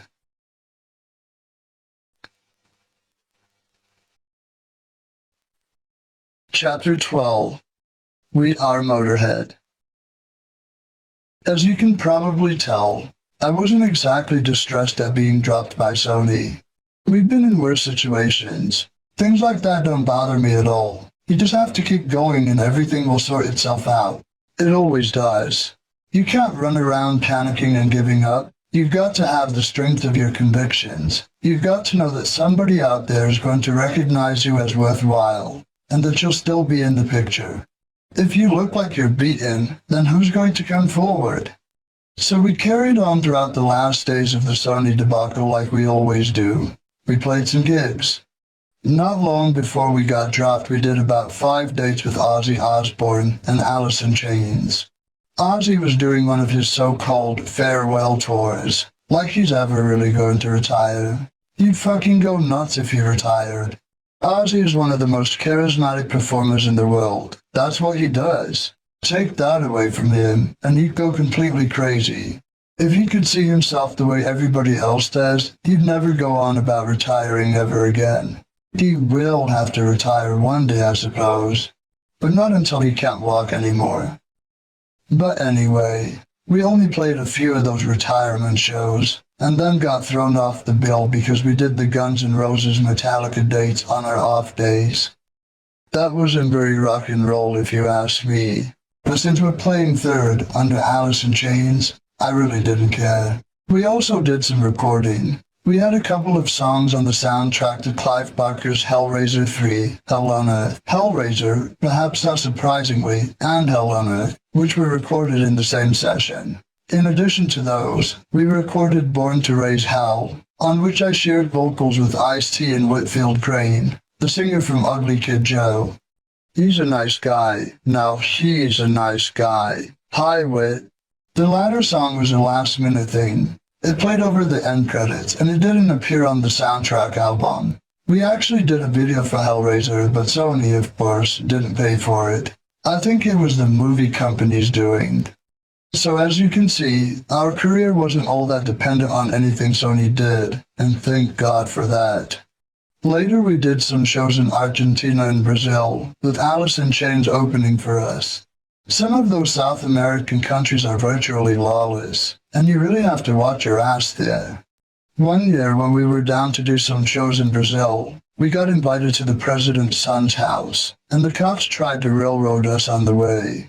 That's a great source of income for them, to arrest people like us and then ransom us for a lot of money. And of course, all rock bands are hugely wealthy. Ha ha. This particular time, we were playing with Iron Maiden in Skid Row, and after we finished, we walked up to the parking lot, and all of these security guys were standing around the van we were supposed to use to get to the hotel, and one of them was inside fooling around with one of the seats. He came out looking real shifty, and I thought, fuck that. So I went over to my guys and I said, nobody gets in the fucking van. And I insisted that we get another one. The guy tried to tell me, oh, there are no other vans. And I said, then we'll stay here the fucking night. I'm sleeping in the dressing room, okay? Another van was somehow found, and we dropped off the people we were staying in the hotel and headed for the president's son's house. About 10 yards up the promenade. What do you know? But we had a cop on our tail. The guy got us all out and went straight for that seat. There was nothing there, of course, and he didn't know what to do. He asked us some lean questions. How old are these girls? And all that. But he was screwed and he knew it. Then we had to wait. He said the van was overcrowded, until they brought us another van, and I thought it was going to be the same scam again. I went walking off down the promenade to the hotel, with Todd following me. I don't see why you should willingly put your head on the block. But the van came driving past and there weren't any cops following them, and they said, get in. So we got in and finally arrived at the president's son's house. That was something else altogether. You get up there and all these soldiers suddenly walk out of the woods with their guns at the ready, asking for the secret password and all that. We had clearance, so we were let in without any more hassle. We had an all-right time, but there weren't enough girls there if you ask me. Phil Campbell was running around drunk with the president's son. And all these large security guys, they ended up being a great bunch. Not that you'd form a long-lasting friendship or anything. We did the States again too, this time with Black Sabbath. The peculiar thing about touring with them was that every day they had a nap in the afternoon. Everything shut down. They had to all go dark in the dressing room, and the three of them sat side by side on the couch, nodded off like little rabbits. Bobby Rondinelli actually didn't want a nap, but he was out there with Geezer and Tony. It was kind of boring for us in Milwaukee because we shared the dressing room with them. It was all one big room divided up by a curtain. So all the lights were out and we had to sit in darkness for an hour. It was very fucking strange. Even if Motorhead's around until 2035, I don't think we'll ever be ready for nap time. That said, I do have to say that Black Sabbath delivered every night. They were consistently good all through the tour. The year ended on sort of a sour note. We were supposed to tour England, but as I've already mentioned, it got cancelled because the promoters wouldn't guarantee the money, and we sure weren't going to fund it ourselves. You know the story. We did go right through Europe though, and did very well as always. See, we're the only consistent factor in the whole scheme. We always show up and play our stuff. We're always on time, and we're always pretty reasonable. Well, mostly. If the promoters did their job half as well as we do ours, we'd all be happy. We spent a week early in 1993 playing a few low-key shows at this place in Anaheim called California Dreams that doesn't exist anymore, and figuring out what to do about a record deal. We had to have a deal, of course, and we ended up getting one with a German company, CYX, which was a fucking disaster. But they offered us more money than anyone else. They offered us stupid money up front, so we took it. And we were fucking broke. That's what you do when you're skit. You take money. It did start off looking good, I have to admit. For one thing, Germany had been our best market for years, so it made sense to sign with a German label. And they made all kinds of promises, and they flew across the Atlantic all the time to see us. Since CYX was primarily a dance label, that should have tipped us off right there. They said we could do the distribution and have our own subsidiary label and all that. But in the end they insisted on doing it all themselves, which was a complete nightmare. They didn't know anything about American marketing. Plus the guy that runs the place is the one who started the company back in 1926 or whatever. He was so fucking old he spit Noah's Ark, and all decisions had to be run by him. I don't recall how many times Todd went across the Atlantic to deal with them, but it was more than they did coming to see us. Todd had only been managing us for a little over a year during all this, and those months were really a baptism of fire for him. However, he rose to the occasion remarkably well. Anyhow, we had no clue about what we had gotten ourselves into, and we just went along with making an album, like we always do. This was the first time Mikey was in with us, and from the start he turned out to be even better than we expected. He was very involved in the songwriting process for this album, which came to be called Bastards. Phil Taylor hadn't been interested in the writing process for a very long time before we fired him, and Mikey also came through when we got in the studio. He banged out the drum tracks in record time. He was amazing, and has continued to be amazing to this day, not to mention amusing. We also got a new producer for this album. For the better part of our careers, it seemed like Motörhead changed producers every other album. Jimmy Miller did too, as did Vic Meal and Peter Soley. They never seemed to be any good for more than that. I think we wear them out. I don't remember the name of the other guy we were looking at for the new record, but it was between him and Howard Benson, and we went with Howard. Howard certainly earned the gig. He was keen, and he came to all the rehearsals, though I have to say that was the last time he did that. Howard was there. Howard was gonna do this record whatever fucking happened. He just came and hung around until we said yes. That's really what he did. In the end, we just said, fuck it, let's let him do it. He really wanted this album, and we gave it to him, and amazingly enough, he stayed with us for the 4 albums. I don't know how he managed to break the 2-album barrier, but he did, and we were generally happy with him in spite of some of his weird habits. I'll get into those later, but don't hold your breath, they aren't that exciting. He did a great job on Bastards. I think it's one of the best albums Motörhead has made so far. Every song on it is strong. Death or Glory and I Am the Sword are probably my favorites, along with Lost in the Ozone. Then there's Don't Let Daddy Kiss Me, which is about child abuse. I wrote that one on my own, and I'd had it for 3 years in my pocket. I offered it to everybody, Lita Ford, Joan Jett, because I thought a girl should sing it, but no one ever took it up. They would hear the song and say, I love it, I must sing it, you've got to let me have that song. And then 3 weeks later the manager would call and say no. So I wound up singing it myself. We really enjoyed making Bastards. Although he was with us for the next album, Sacrifice, I really consider it Ruzel's last Motörhead record, because it was the last one where he was really there in spirit. And we had fun showing Howard how to work with us. He gets really girly in the studio, and it's a simple thing to get him upset. He'll start going on, "Don't insult me, man," and all. And I'll just say, "It's impossible to insult you, Howard. Why should I bother? You're going to do that all by yourself." Once he was wearing a shirt that had, I don't know, the number 36 or something on it, and Phil said, "Is that shirt falling, Howard?" He said, "No, why?" And Phil replied, "I've never seen cats spout like that before." We got him twice with that, and finally he started freaking out. "Why did you hire me then if you don't like me?" And Phil said, "Well, you were the only one in our price range." Despite this, Howard really liked being our producer. He certainly won't stand to have anyone else talking shit about us, that's for sure. I think he's probably had to defend us at some length at one time or another. We did argue quite a bit while we were in the studio though, me and him. Early on in our working relationship, there was one day where I'd been waiting around to do some vocals for endless hours while he was going over some guitar part or something. So I finally got a hamburger and I was just starting to eat it when he said, "Right, vocals." "Oh, you cunt," I said. "Why don't you let me eat my fucking hamburger?" But no.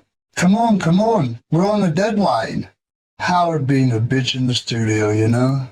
So I did the logical thing. I shoved the burger's contents into the mixing board. I figured it was fair. Howard's eating habits incidentally leave quite a bit to be desired. He eats all these terrible vegetarian things, fruits and nuts. That shit's not healthy. Human beings are carnivores. Just look at our teeth. Our digestive systems are not made to handle vegetarian food. It makes you fart all the time and you get intestinal flora. Vegetarianism is unrealistic. That's why cows have 4 stomachs and we have 1. Think about it. Hi, Howard. And don't forget, Hitler was a vegetarian. The whole time we were working with CYX, recording the album was the only thing that went smoothly. But when we're in the studio, that's generally the way things go anyway. Mikey, when he first began recording with us, was surprised at the way we do everything off the cuff. He was used to people like Don Decken, who work on the same record for 3 years and have everything planned out beforehand. I can't stand working that way. We go in with nothing and just hammer it out. It costs less that way, and obviously it works. If it didn't, we'd do it another way.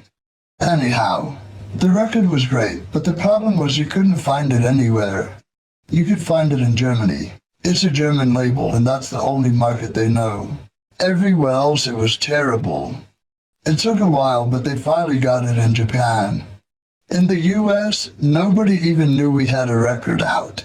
We toured a lot behind it anyway. We figured that if you can't get the record, then we'd better get out there and play it for you. But really, the whole situation was tragic. Bastards was one of the very best albums we ever did, and it just vanished completely. It's just so disappointing when you pull out all the stops for an album and you're really thrilled with it and nobody else cares, especially not your own record company. We couldn't even get ZYX to pay for promotional copies. Our publicist, Annette Manolfo, asked for 200 CDs to give to DJs and press, and they said no. It was too expensive. Too expensive?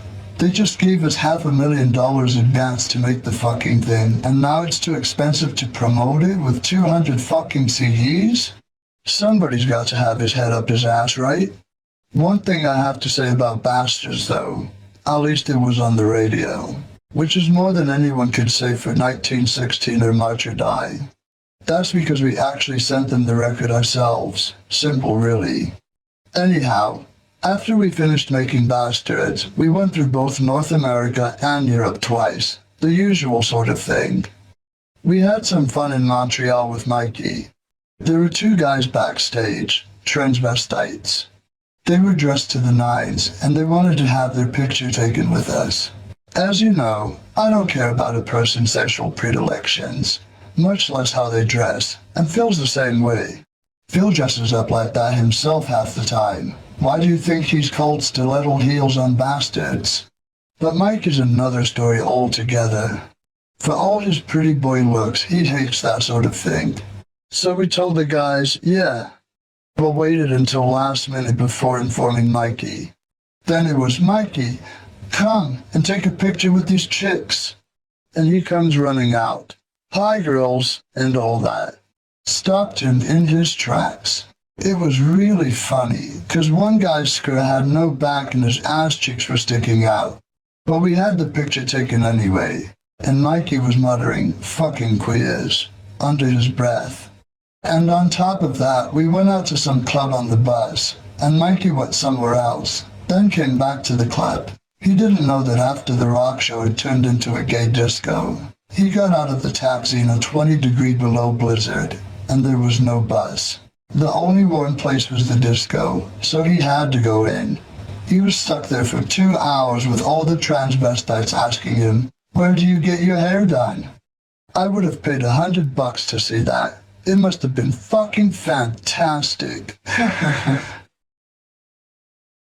One of the treks through the US was our second time out with Black Sabbath, and everything was going great until we headed for Los Angeles, and I got some horrible flu bug. Mikey and Russell both had it in Denver. It started to hit me in the morning as the bus arrived in LA. I got this feeling like I had to lie down. Then I realized I was terribly ill. It was the most virulent shit I've ever had. We were supposed to play the Universal Amphitheater that night, but Todd told me flat out we weren't going on. Lie back down. You're not going anywhere. It was good of Black Sabbath to keep us on the tour after that, really, because for all they knew, I was malingering. Whenever I get sick, everybody always says I'm overdoing the drugs again. But I was really ill. I was up in a couple of days anyway. That's how those flu bugs are. But of all places, it had to be LA. We also played for Argentina, in front of 50,000 people. We try to do South America every year if we can. Depends on whether or not the armies are on the streets. It was at a football field with the Ramones, and I have to admit we stole the show from them, even though they're huge down there. I mean, most of the crowd was wearing Motörhead shirts, and all 50,000 of them seemed to be stomping for us. You just couldn't follow us that night. I don't care who it was. I don't think the Beatles could have followed us that night. That's what makes all the other shit unimportant. Between Japan and Europe, we had a few days off, so our manager Todd and our drum roadie Pat and I went to Thailand. It was a very interesting trip indeed, because life apparently means absolutely nothing there. If you pay $600, you and a group of people can see a chick get fucked, beat up, and shot. They buy these girls off their penniless families in the interior who need the money to feed their 10 other kids. This sort of attraction is how businessmen get their kicks down there. We didn't see anything like that, of course, but we did go to this club where there were about 11 girls on stage. They all looked about 16 and all of them were the most beautiful women you've ever seen. Terrific. Large breasts, long legs, and those oriental faces. Any one of them was a guy's dream come true in about 6 different ways. But what they were doing was so weird. They weren't exactly stripping, because they were pretty much naked already, with just this cummerbund type thing around the middle. But one would squat down and she was firing a pea shooter out of her crotch and bursting balloons. Another one was in a sling and the other girls were swinging her at yet another girl with a dildo. She got knocked off the table twice. Another shoved a block of razor blades up there and pulled them out on a string. The whole thing was a very strange experience. Erotic it wasn't. Eventually we all came back home, and once again we were without a record company in the States. I don't recall how we parted ways with CYX. I think we just left them and went to CBH, the head of which, Rainer Hansel, has been our German promoter for years. So that got us settled as far as Germany was concerned. But as for the States, we had nothing. Mikey was in a panic, but then he always is. He sees his paycheck flying away over the horizon. It is fair because he's got a family to support, and so does Phil. I don't, but still, I can never be bothered with all these panics people seem to like having. Everybody thinks it shows that they care if they panic all the fucking time, but it's not true. You miss a lot of details when you panic. Eventually, we did get a deal in the States, but by the time that came about, we already had recorded our next album, Sacrifice. We had record deals in Germany and Japan, two big markets for us, and they wanted an album, so we had to keep going. Sacrifice is one of my favorite records of ours, especially considering the difficulties that were going on behind it. Howard was producing us again, but he had also just gotten an A&R gig with a label called Giant. So his mind was in at least 2 or 3 different places, and half the time the engineer Ryan Dorn was holding it all together, following the direction Howard gave them. And it was becoming clear every day that Wurzel was on his way out of the band. He wouldn't extend himself at all, and usually just sat there while we were writing songs with his guitar across his knees. When we stopped playing, he stopped playing, and when we started again, he would too. The whole thing with him seemed like it happened overnight, but of course it had been building up for a long time. It was very difficult for me because for years he was my best friend in the band, and then he became the person I didn't know and hated me. And that can break your heart, you know? Still, we went in the studio with some great songs. We wrote Sex and Death in 10 minutes on the last day of rehearsal. I changed the lyrics once we were recording, but that's always the way it goes. I altered another time out of all recognition, and I had 3 sets of lyrics for Make 'Em Blind. That's what's fun about making a record. You go in one thing and come out with something completely different. I added a part in Out of the Sun. I had to because it only had 2.5 verses. And who can sing half a fucking verse? But when Mikey and Phil and Wurzel were rehearsing it, they weren't thinking of that, since they aren't singers. Fucking musicians. So one day, when nobody else was around except for Jamie, my guitar roadie, I added a piece on my own. I played bass and Jamie played guitar, and we tacked it in there secretly. Complete subterfuge. Then I gave the others a tape of it. Wurzel played it in the rental car, and when he heard it, he nearly drove off the road. Sometimes in the studio, something practically comes out of thin air. Make 'Em Blind was like that. We improvised a lot of that in the studio, and Phil did this brilliant solo on one take. It sounds like it's being played backwards, but he played it forward, and he fell over halfway through it, right over the couch, flat on his back with the fucking guitar, laughing uproariously. We didn't even need to think about doing it again. It was great. Sacrifice also has a lot more nonsense on it than most of the albums before it. The lyrics don't mean anything you can really get a hold of, but they convey the mood all right. Especially the title track, and Out of the Sun. Dogface Boy was about Phil Campbell. I only decided it was about him after I'd written it though. Poor boy out your mind again. Jet plane outside looking for another friend. As soon as Phil gets off that plane, boom, he's gone. Most people are still in the shower after the ride to the hotel, but he's already got the hired car and has been in 2 bars looking for fun. One time he came to LA, and he grabbed the rental, which had 0 miles on it at the airport. He showed up the next day and it had over 200 miles. He was driving to Sunset and Vine Streets in Hollywood, and he wound up in Pomona. That was miraculous. After that he got a map of LA, and now he knows the city quite well. He could probably get a job here as a tour guide. It wasn't long after we finished the record that we lost Wurzel. I had already talked him back into the band 3 times. I'd go to him, "Why don't you hang in there? It might get better," etc. We kept trying to find out what his problem was so we could address it, but he could never come up with anything. Things would bother him, but he'd keep quiet until he had worked himself into a frenzy, so you could never see it building up. For example, he'd been carrying on like saying to me, "You get all the publicity." And I'd tell him, "But Wurzel, you stopped doing publicity.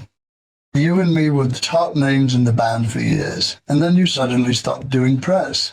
So your name is gone. Besides, I've been in the band 9 years longer than you, and people still remember me from Hawkwind. You haven't done any publicity for 5 years, and you've just been sitting around at home with your wife and dog. So how do you expect anybody would hear about you?" And of course nobody wants to be told that. But all the same, that was the reason. It's not my fault. Wurzel's attitude just went straight downhill, and you can't go on being defeatist. It finally got to him. It was an English TV show that apparently was the last straw as far as Wurzel was concerned. It was called Don't Forget Your Toothbrush, and although the show itself was awful, basically it was just a game show hosted by some horribly bouncy ex-DJ wearing silly clothes and a sillier haircut, and people would win travel packages. The music was great. Jules Holland, who used to be in Squeeze, was the band leader. He plays incredible piano and sounds like Ray Charles when he sings. Anyhow, he had this setup where the featured artist did 2 songs with the studio band backing him up. So I went on and we did Ace of Spades with the 4-piece brass section. And good golly, Miss Molly.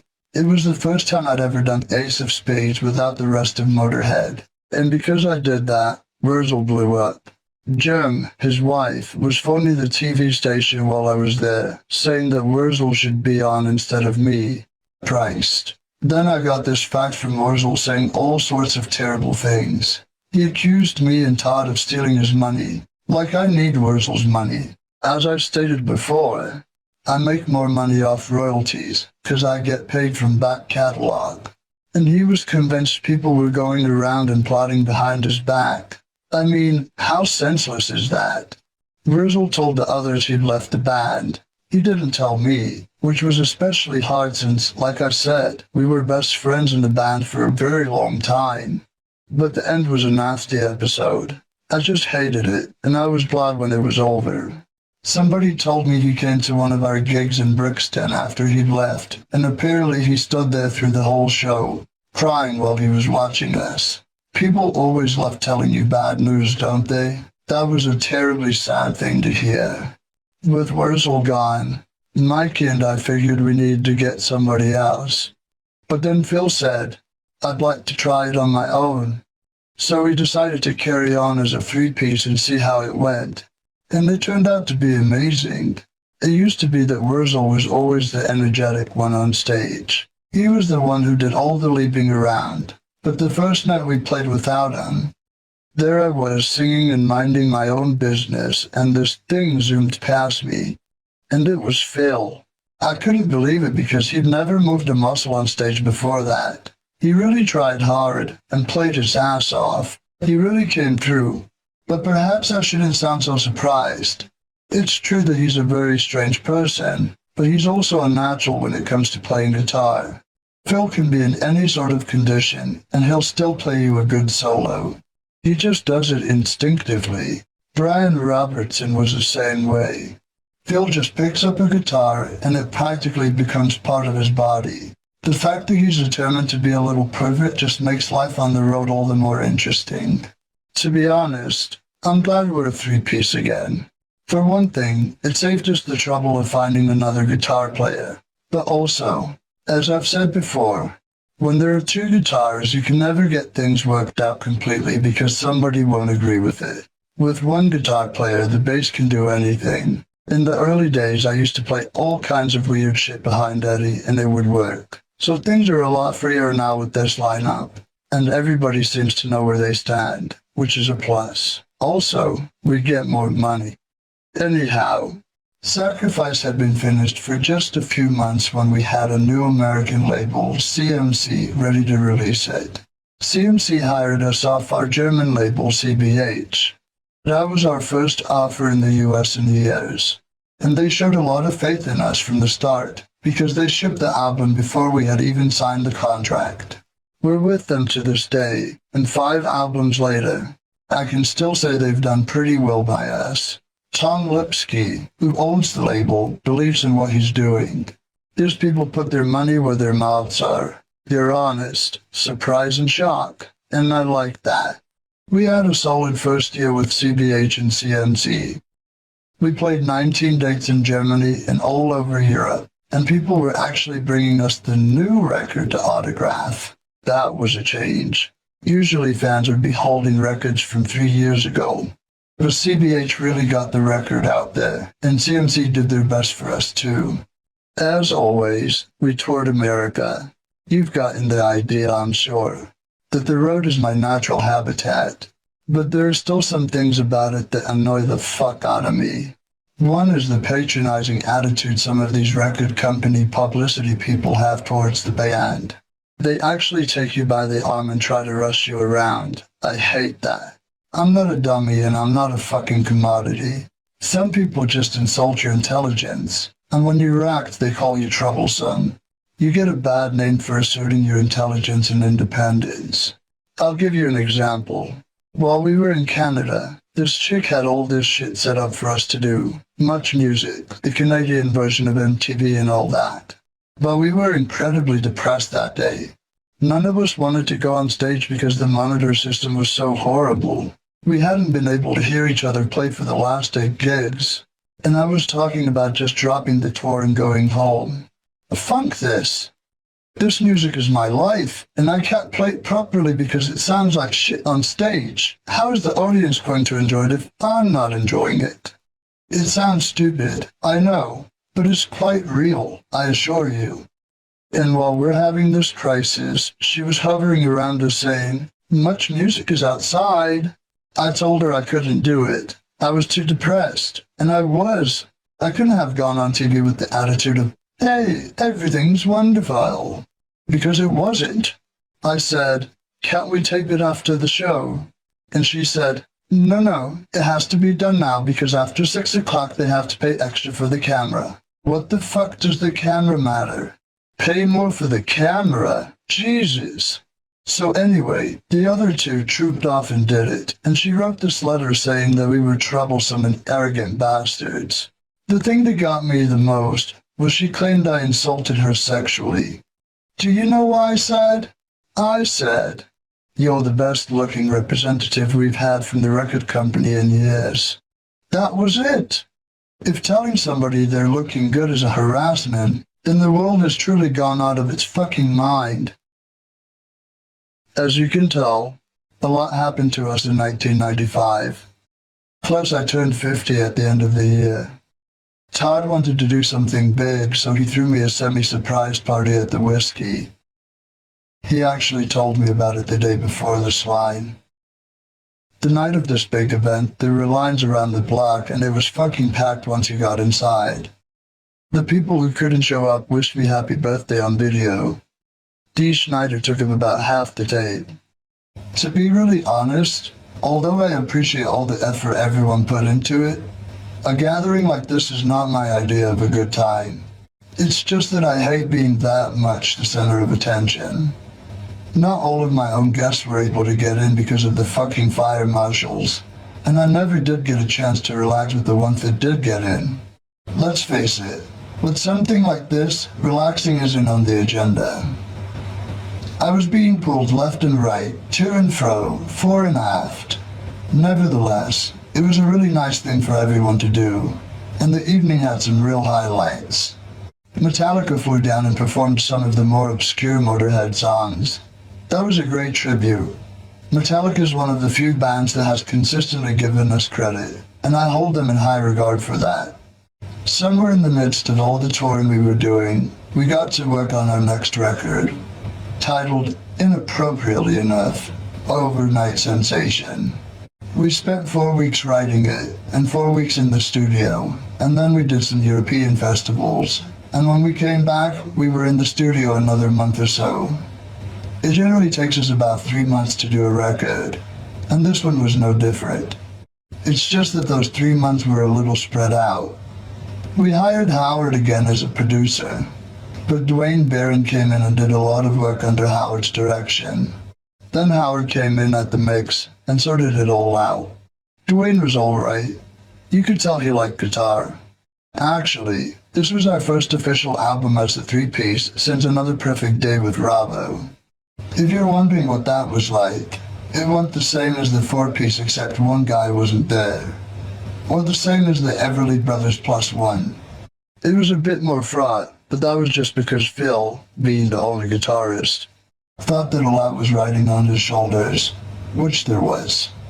So he was under some added pressure, but he proved himself well. Overnight Sensation is a great album for him. Mikey was his usual perfect self. He always finishes his drum tracks well ahead of schedule. This time around he did them in one day. And why spend any more time than you have to? People think that the longer you take for an album, the better it's gonna be, and that's not true. Look at Jeff Beck, Clapton and Page. They played a lot of their early classic work in one take. They had no choice. In those days you had to do the best solo you had in about 15 to 20 seconds. You had to make your point quick. None of this Jerry Garcia nonsense. Jeff Beck made his name in 18 seconds on Shape of Things. The 60s were a great time for breeding excellent musicians, far better than now. And speaking of less time making better albums, our back catalog proves that loud and clear. Overnight Sensation was our first official record for CMC. Sacrifice was already partly here in the States on import before they got it, but the label really proved itself with Overnight Sensation. It was the best distributed record we'd had for ages. They worked out a deal with BMG which helped. I do have to say though, that sometimes I worry about CMC's business sense. Like I've said before, good business is theft. And since CMC has been nothing but straightforward with us, that makes them bad businessmen by definition. But I think I can deal with that. We had some interesting experiences while touring for that record. We went back to Hungary, which had changed a lot since we'd last been there. Before it was like Russia, very oppressive, but now it's more like Germany. And speaking of Russia, we went there for the first time and played 4 shows. Russia's a very strange country, unlike anything else I've ever seen. I went to Eastern Europe before the wall came down, and after it came down. I've played in East Germany, Hungary of course, and Czechoslovakia, and none of them was anything like Russia. People in America who haven't been there really have no clue about it. It's insane. There's security everywhere, 9 deep around everything. It seems like everybody's an ex-soldier. I guess that's because when the Soviet Union collapsed, half the police force collapsed with it. They didn't need that many anymore. So most of them became security, which means private army. Those of them who are driving in cabs in LA, that is. Having all that security around was stifling. And as for the free market, it's mainly casinos, because the only way they can get any foreign currency is by gaming in the casinos. So those are everywhere, but the country's still starving to death. The gigs, however, were incredible. Every one of them was sold out, and the audiences went fucking crazy. That part I liked. But then it's always the best part of touring, that, and getting laid after the gig. Of course there were a few nightmares since the promoters hadn't been promoting for very long. For example, we were going to Moscow to Rostov, which is a long fucking ride. They told us to show up at this address at such and such hour, and we drove out to Moscow. We kept going and it was getting darker and darker, until there was something like 1 street lamp every half mile, and finally we turned off the road and stopped by this tall hedge. As our eyes got used to the dark, we could see armed guards and sentry boxes at each side of the gate. This guy ordered us to pull over, so we did, and he and the promoter began arguing in Russian. It was spooky. Then these 2 fucking great trucks suddenly zoomed in. They were army trucks, except they weren't being driven by soldiers. But anyhow, they got waved straight through. We finally figured out that the place was some sort of Russian Air Force base, doing a bit of import-export on the side. The promoter came back and told us, "We can't go in yet. The general is about to visit." So we had to sit around until this big fucking staff car with a flag on it appeared. This guy in a little coat and cap got out, went in and came back out. He was probably just collecting his cut. Finally, we got waved in. There were soldiers all over the place, chattering like mad. Russians are like Italians that way. They'll go on for half an hour. After all of this, they got us to the plane and Phil saw it first. He came back to the car and said, "I'm not flying in that." "Don't be such a sissy," I said, and got out of the car myself to see what the matter was. Then I came back and said, "I'm not flying in that." It was some sort of two-motor 1950 Ilyushin bomber or transport plane, completely gutted inside. The passenger lounge was at the back part of the cargo hold, and it was nothing but some garden furniture. Plus the fucking thing wasn't pressurized, totally open to the elements. So we said we wouldn't go, but we sent a crew in it. Hey, it gives them a good story to tell later on, keeps them happy relating their tales of woe. Tony, our light guy, almost got mugged by a couple of policemen once we did get to Rostov. We had a great show. Then we all went to this cafe. All the crew were wearing these hats with the Soviet badge on the front. Those big fur hats they're making for tourists now. So it was like being surrounded by fucking munchkins. And Tony was talking away at these people, and he and another roadie, Dave Road Warrior, went off with these two supposed cops to find some girls. But they put them in separate cars, which was somewhat suspicious, and after about 10 minutes, Dave noticed the other car wasn't behind him. He said, "Fuck this," and just got out and walked back. And then Tony went off at the people he was with until they turned around and took him back. The British embassy was mentioned along with various threats. Dave walked back. I'm sure if they'd ever got into the place, it would have been about 25 miles outside of town with one girl and 6 geezers with blackjacks, ready to beat them senseless and steal all of their money. I would have loved to have gone over there when it was still the Soviet Union, so I could compare it to what it's like now. Really, it's misery over there for most of the locals. We went to St. Petersburg, which is fantastic. Dr. Zivagro, the Winter Palace, and all that history. So, romantic dummy that I am, I thought, right, let's take the next train back to Moscow. It'll be a Russian experience. Well, it certainly was a Russian experience. The guy told us, "No problem, we have booked the train." So we get to the station and there's a great long train there. We get on and I go to the compartment with my ticket number on it. Open the door and there's a woman with 2 kids in there. So I say to the conductor, "There must be some mistake." No. He shows me the ticket and she's got her name on it too. What they do is they buck you and they throw the peasants out. She and her kids got tossed off the train. I said, "Hey man, you can't do that." And they said, "Do you want to share your compartment with them all the way to Moscow?" I had to admit, now that you mention it, I don't. But obviously nothing has really changed since the Tsar's days. The guys at the top do anything they want and everybody else pays for it. It's always been that way in Russia. Fucking Lenin, for all his blather, changed nothing for the peasant. Touring was going particularly well for us. In fact, there were some countries like Argentina and Japan where they put us in bigger venues. And it was around this time that the English promoters discovered that yes, they could turn a nice profit with Motörhead shows. Our 3-piece lineup was performing excellently, so we thought it was high time we made another live record. We did, eventually, but first we made another studio record, Snakebite Love. It came out quite nicely, even though we recorded it all over the place instead of doing it all at just 1 or 2 studios. I also improved my wrist game. Howard Benson, who produced again, had it on his computer, so I played it whenever I wasn't recording. With Snakebite Love and We Are Motorhead, the record we just finished, I really feel that this lineup has come into its own in the studio. We like recording. I like it more now than I ever have before. With Mikey and with one guitar player who, like Phil, is a natural, it's really easy. The prima donna scenes have gone way down in number. We all have the occasional one, but not often.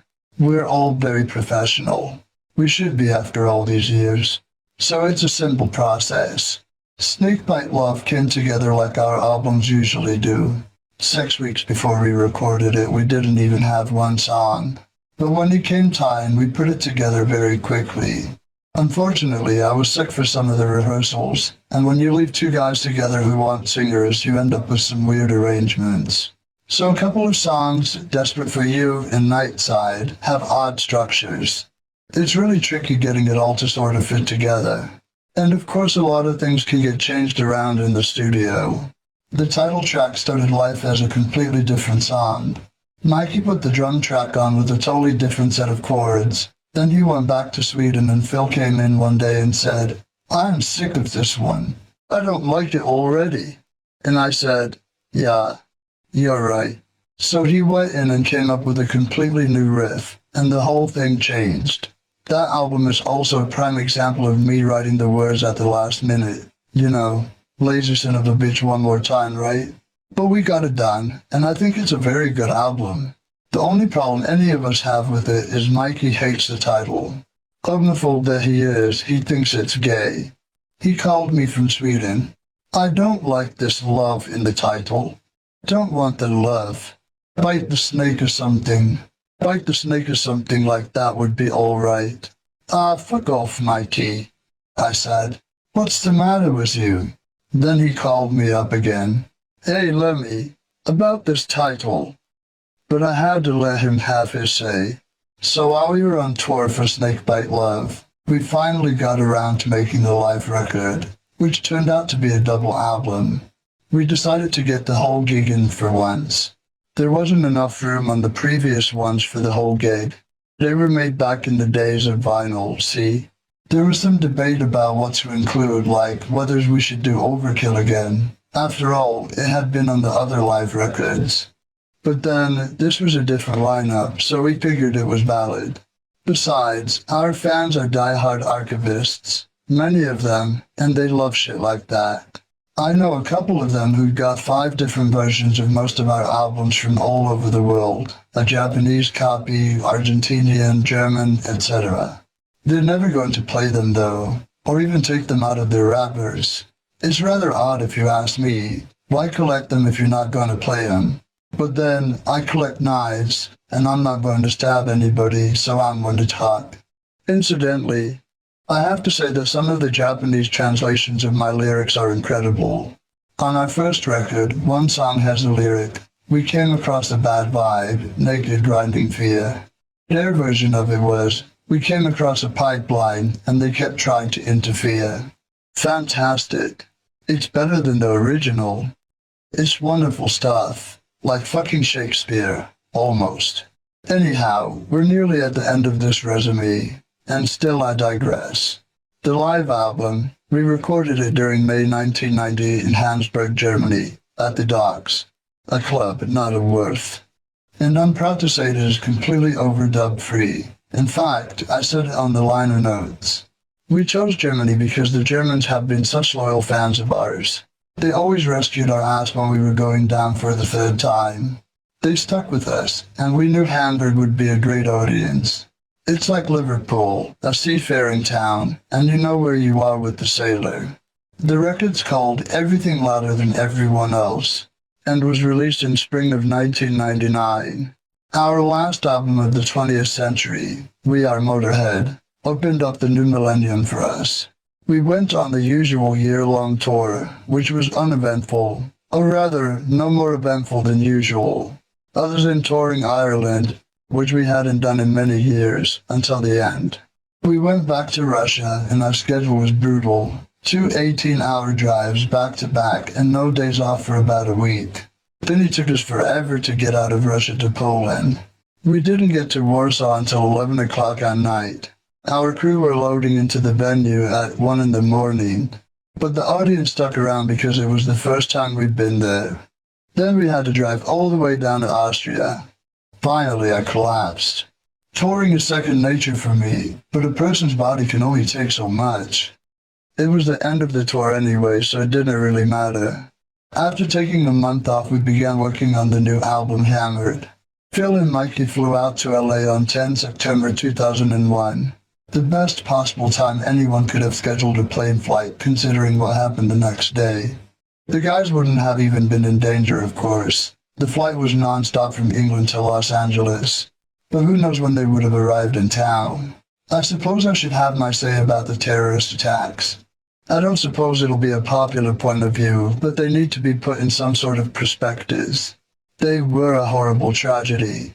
But also what happened in New York and Washington is the same thing that England and America did to Berlin every day for 3 years during World War II. And Germany did the same thing to England. And it happened in every other city in Germany, and lots of cities in France and Poland too. But most Americans don't think about that. They think everything starts and finishes with America. It is the first time this has ever happened to America, so you would expect them to overreact a bit. So let's not panic too much. It can be got over. Anything can be got over. But back to Hammered. We recorded it in Hollywood Hills at Chuck Reed's house. He was doing rap stuff before, and I think he's still getting over it. With Tom Panunzio producing. It was released in April of 2002.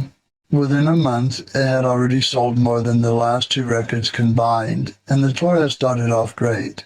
We're getting more money, we're getting in bigger places, so we're in excellent shape. Things have been pretty good for me, and for Motörhead over the past several years. I bet you thought I was going to say, so I can't complain. But you should know me better than that by now. There will always be a few things eating away at me.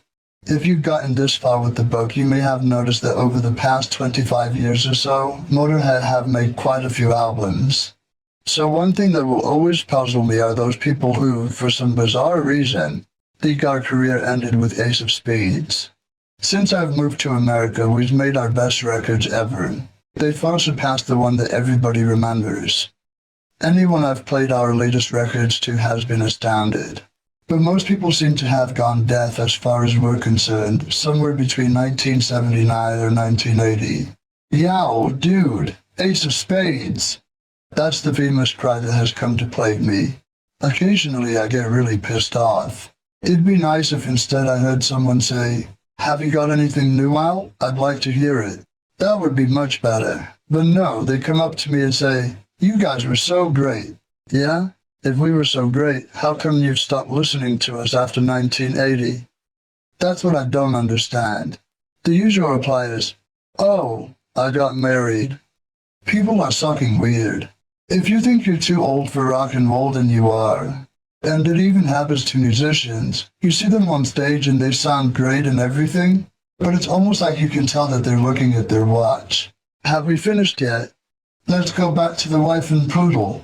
The reason that rock and roll is such a young thing is because it started with young people, obviously.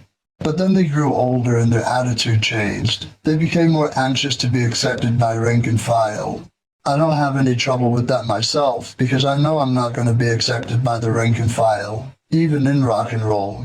So I was an outsider from day one. But it's all right by me. Somebody's got to do it. Like I was saying before, we've been making the best records of our career, but hardly anybody seems to hear them. I keep waiting for us to be rediscovered, but it hasn't happened quite yet. But as long as I can keep making records and touring, I can soldier on. Not being a huge success doesn't bother me. After all, I have been there and done that. Sometimes people ask, what about these bands that you inspired making it over you? They're not making it over us. They're just making it. And you get inspired by anything you listen to. It doesn't matter. It's just the kids are getting in bands and making it, like they always have. I don't have any problem with that. It's great that we inspired them. It proves we were right. One thing that I'm very glad of is that I went through the 60s. People who didn't really don't know what they missed. We pushed a certain consciousness, a way of life, and it was exciting. No AIDS, people weren't dying so much from drug abuse, and it was truly a time of freedom and change. The only time I've seen any rebellion was in the 50s, 60s, and early 70s. The rest of it you can cheat. The kids now have attitudes more like the parents we were all trying to fight. They'll probably raise a bunch of fucking freaks.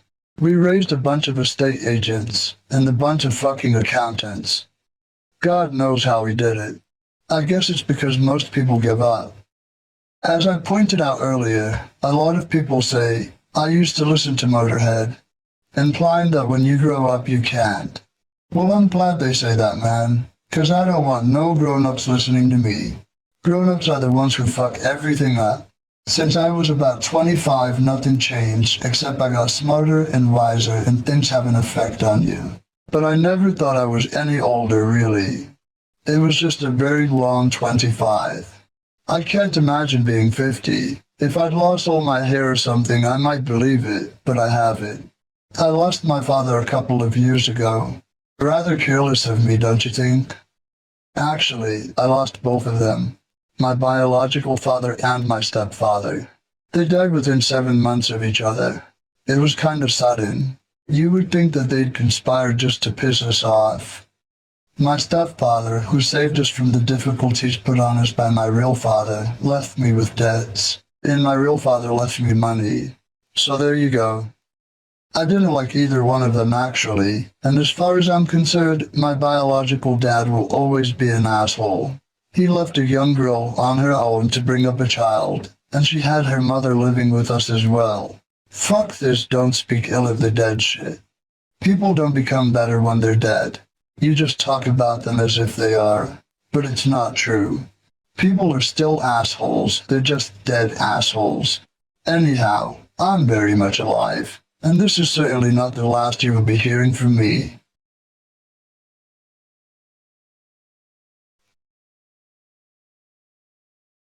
Chapter 13, Brave New World. What did I tell you? Hello and welcome to the end of the book. As we are well past the deadline, I'll keep it short, about 5'2". In my life so far, I have discovered that there are really only two kinds of people. Those who are for you, and those who are against you. Learn to recognize them, for they are often and easily mistaken for each other. Also, it seems that our brave new world is becoming less tolerant, spiritual, and educated than it ever was when I was young. Of course, we are all susceptible to the good old days syndrome, but this is not an example of it. Inherited hatred, i.e. hatred your parents schooled you in, is not only stupid, it is destructive. Why make your only driving force hate? Seems really fucking dumb to me. Finally, and this is good advice, buy our albums. You won't be sorry. Love, Lem, March 2003.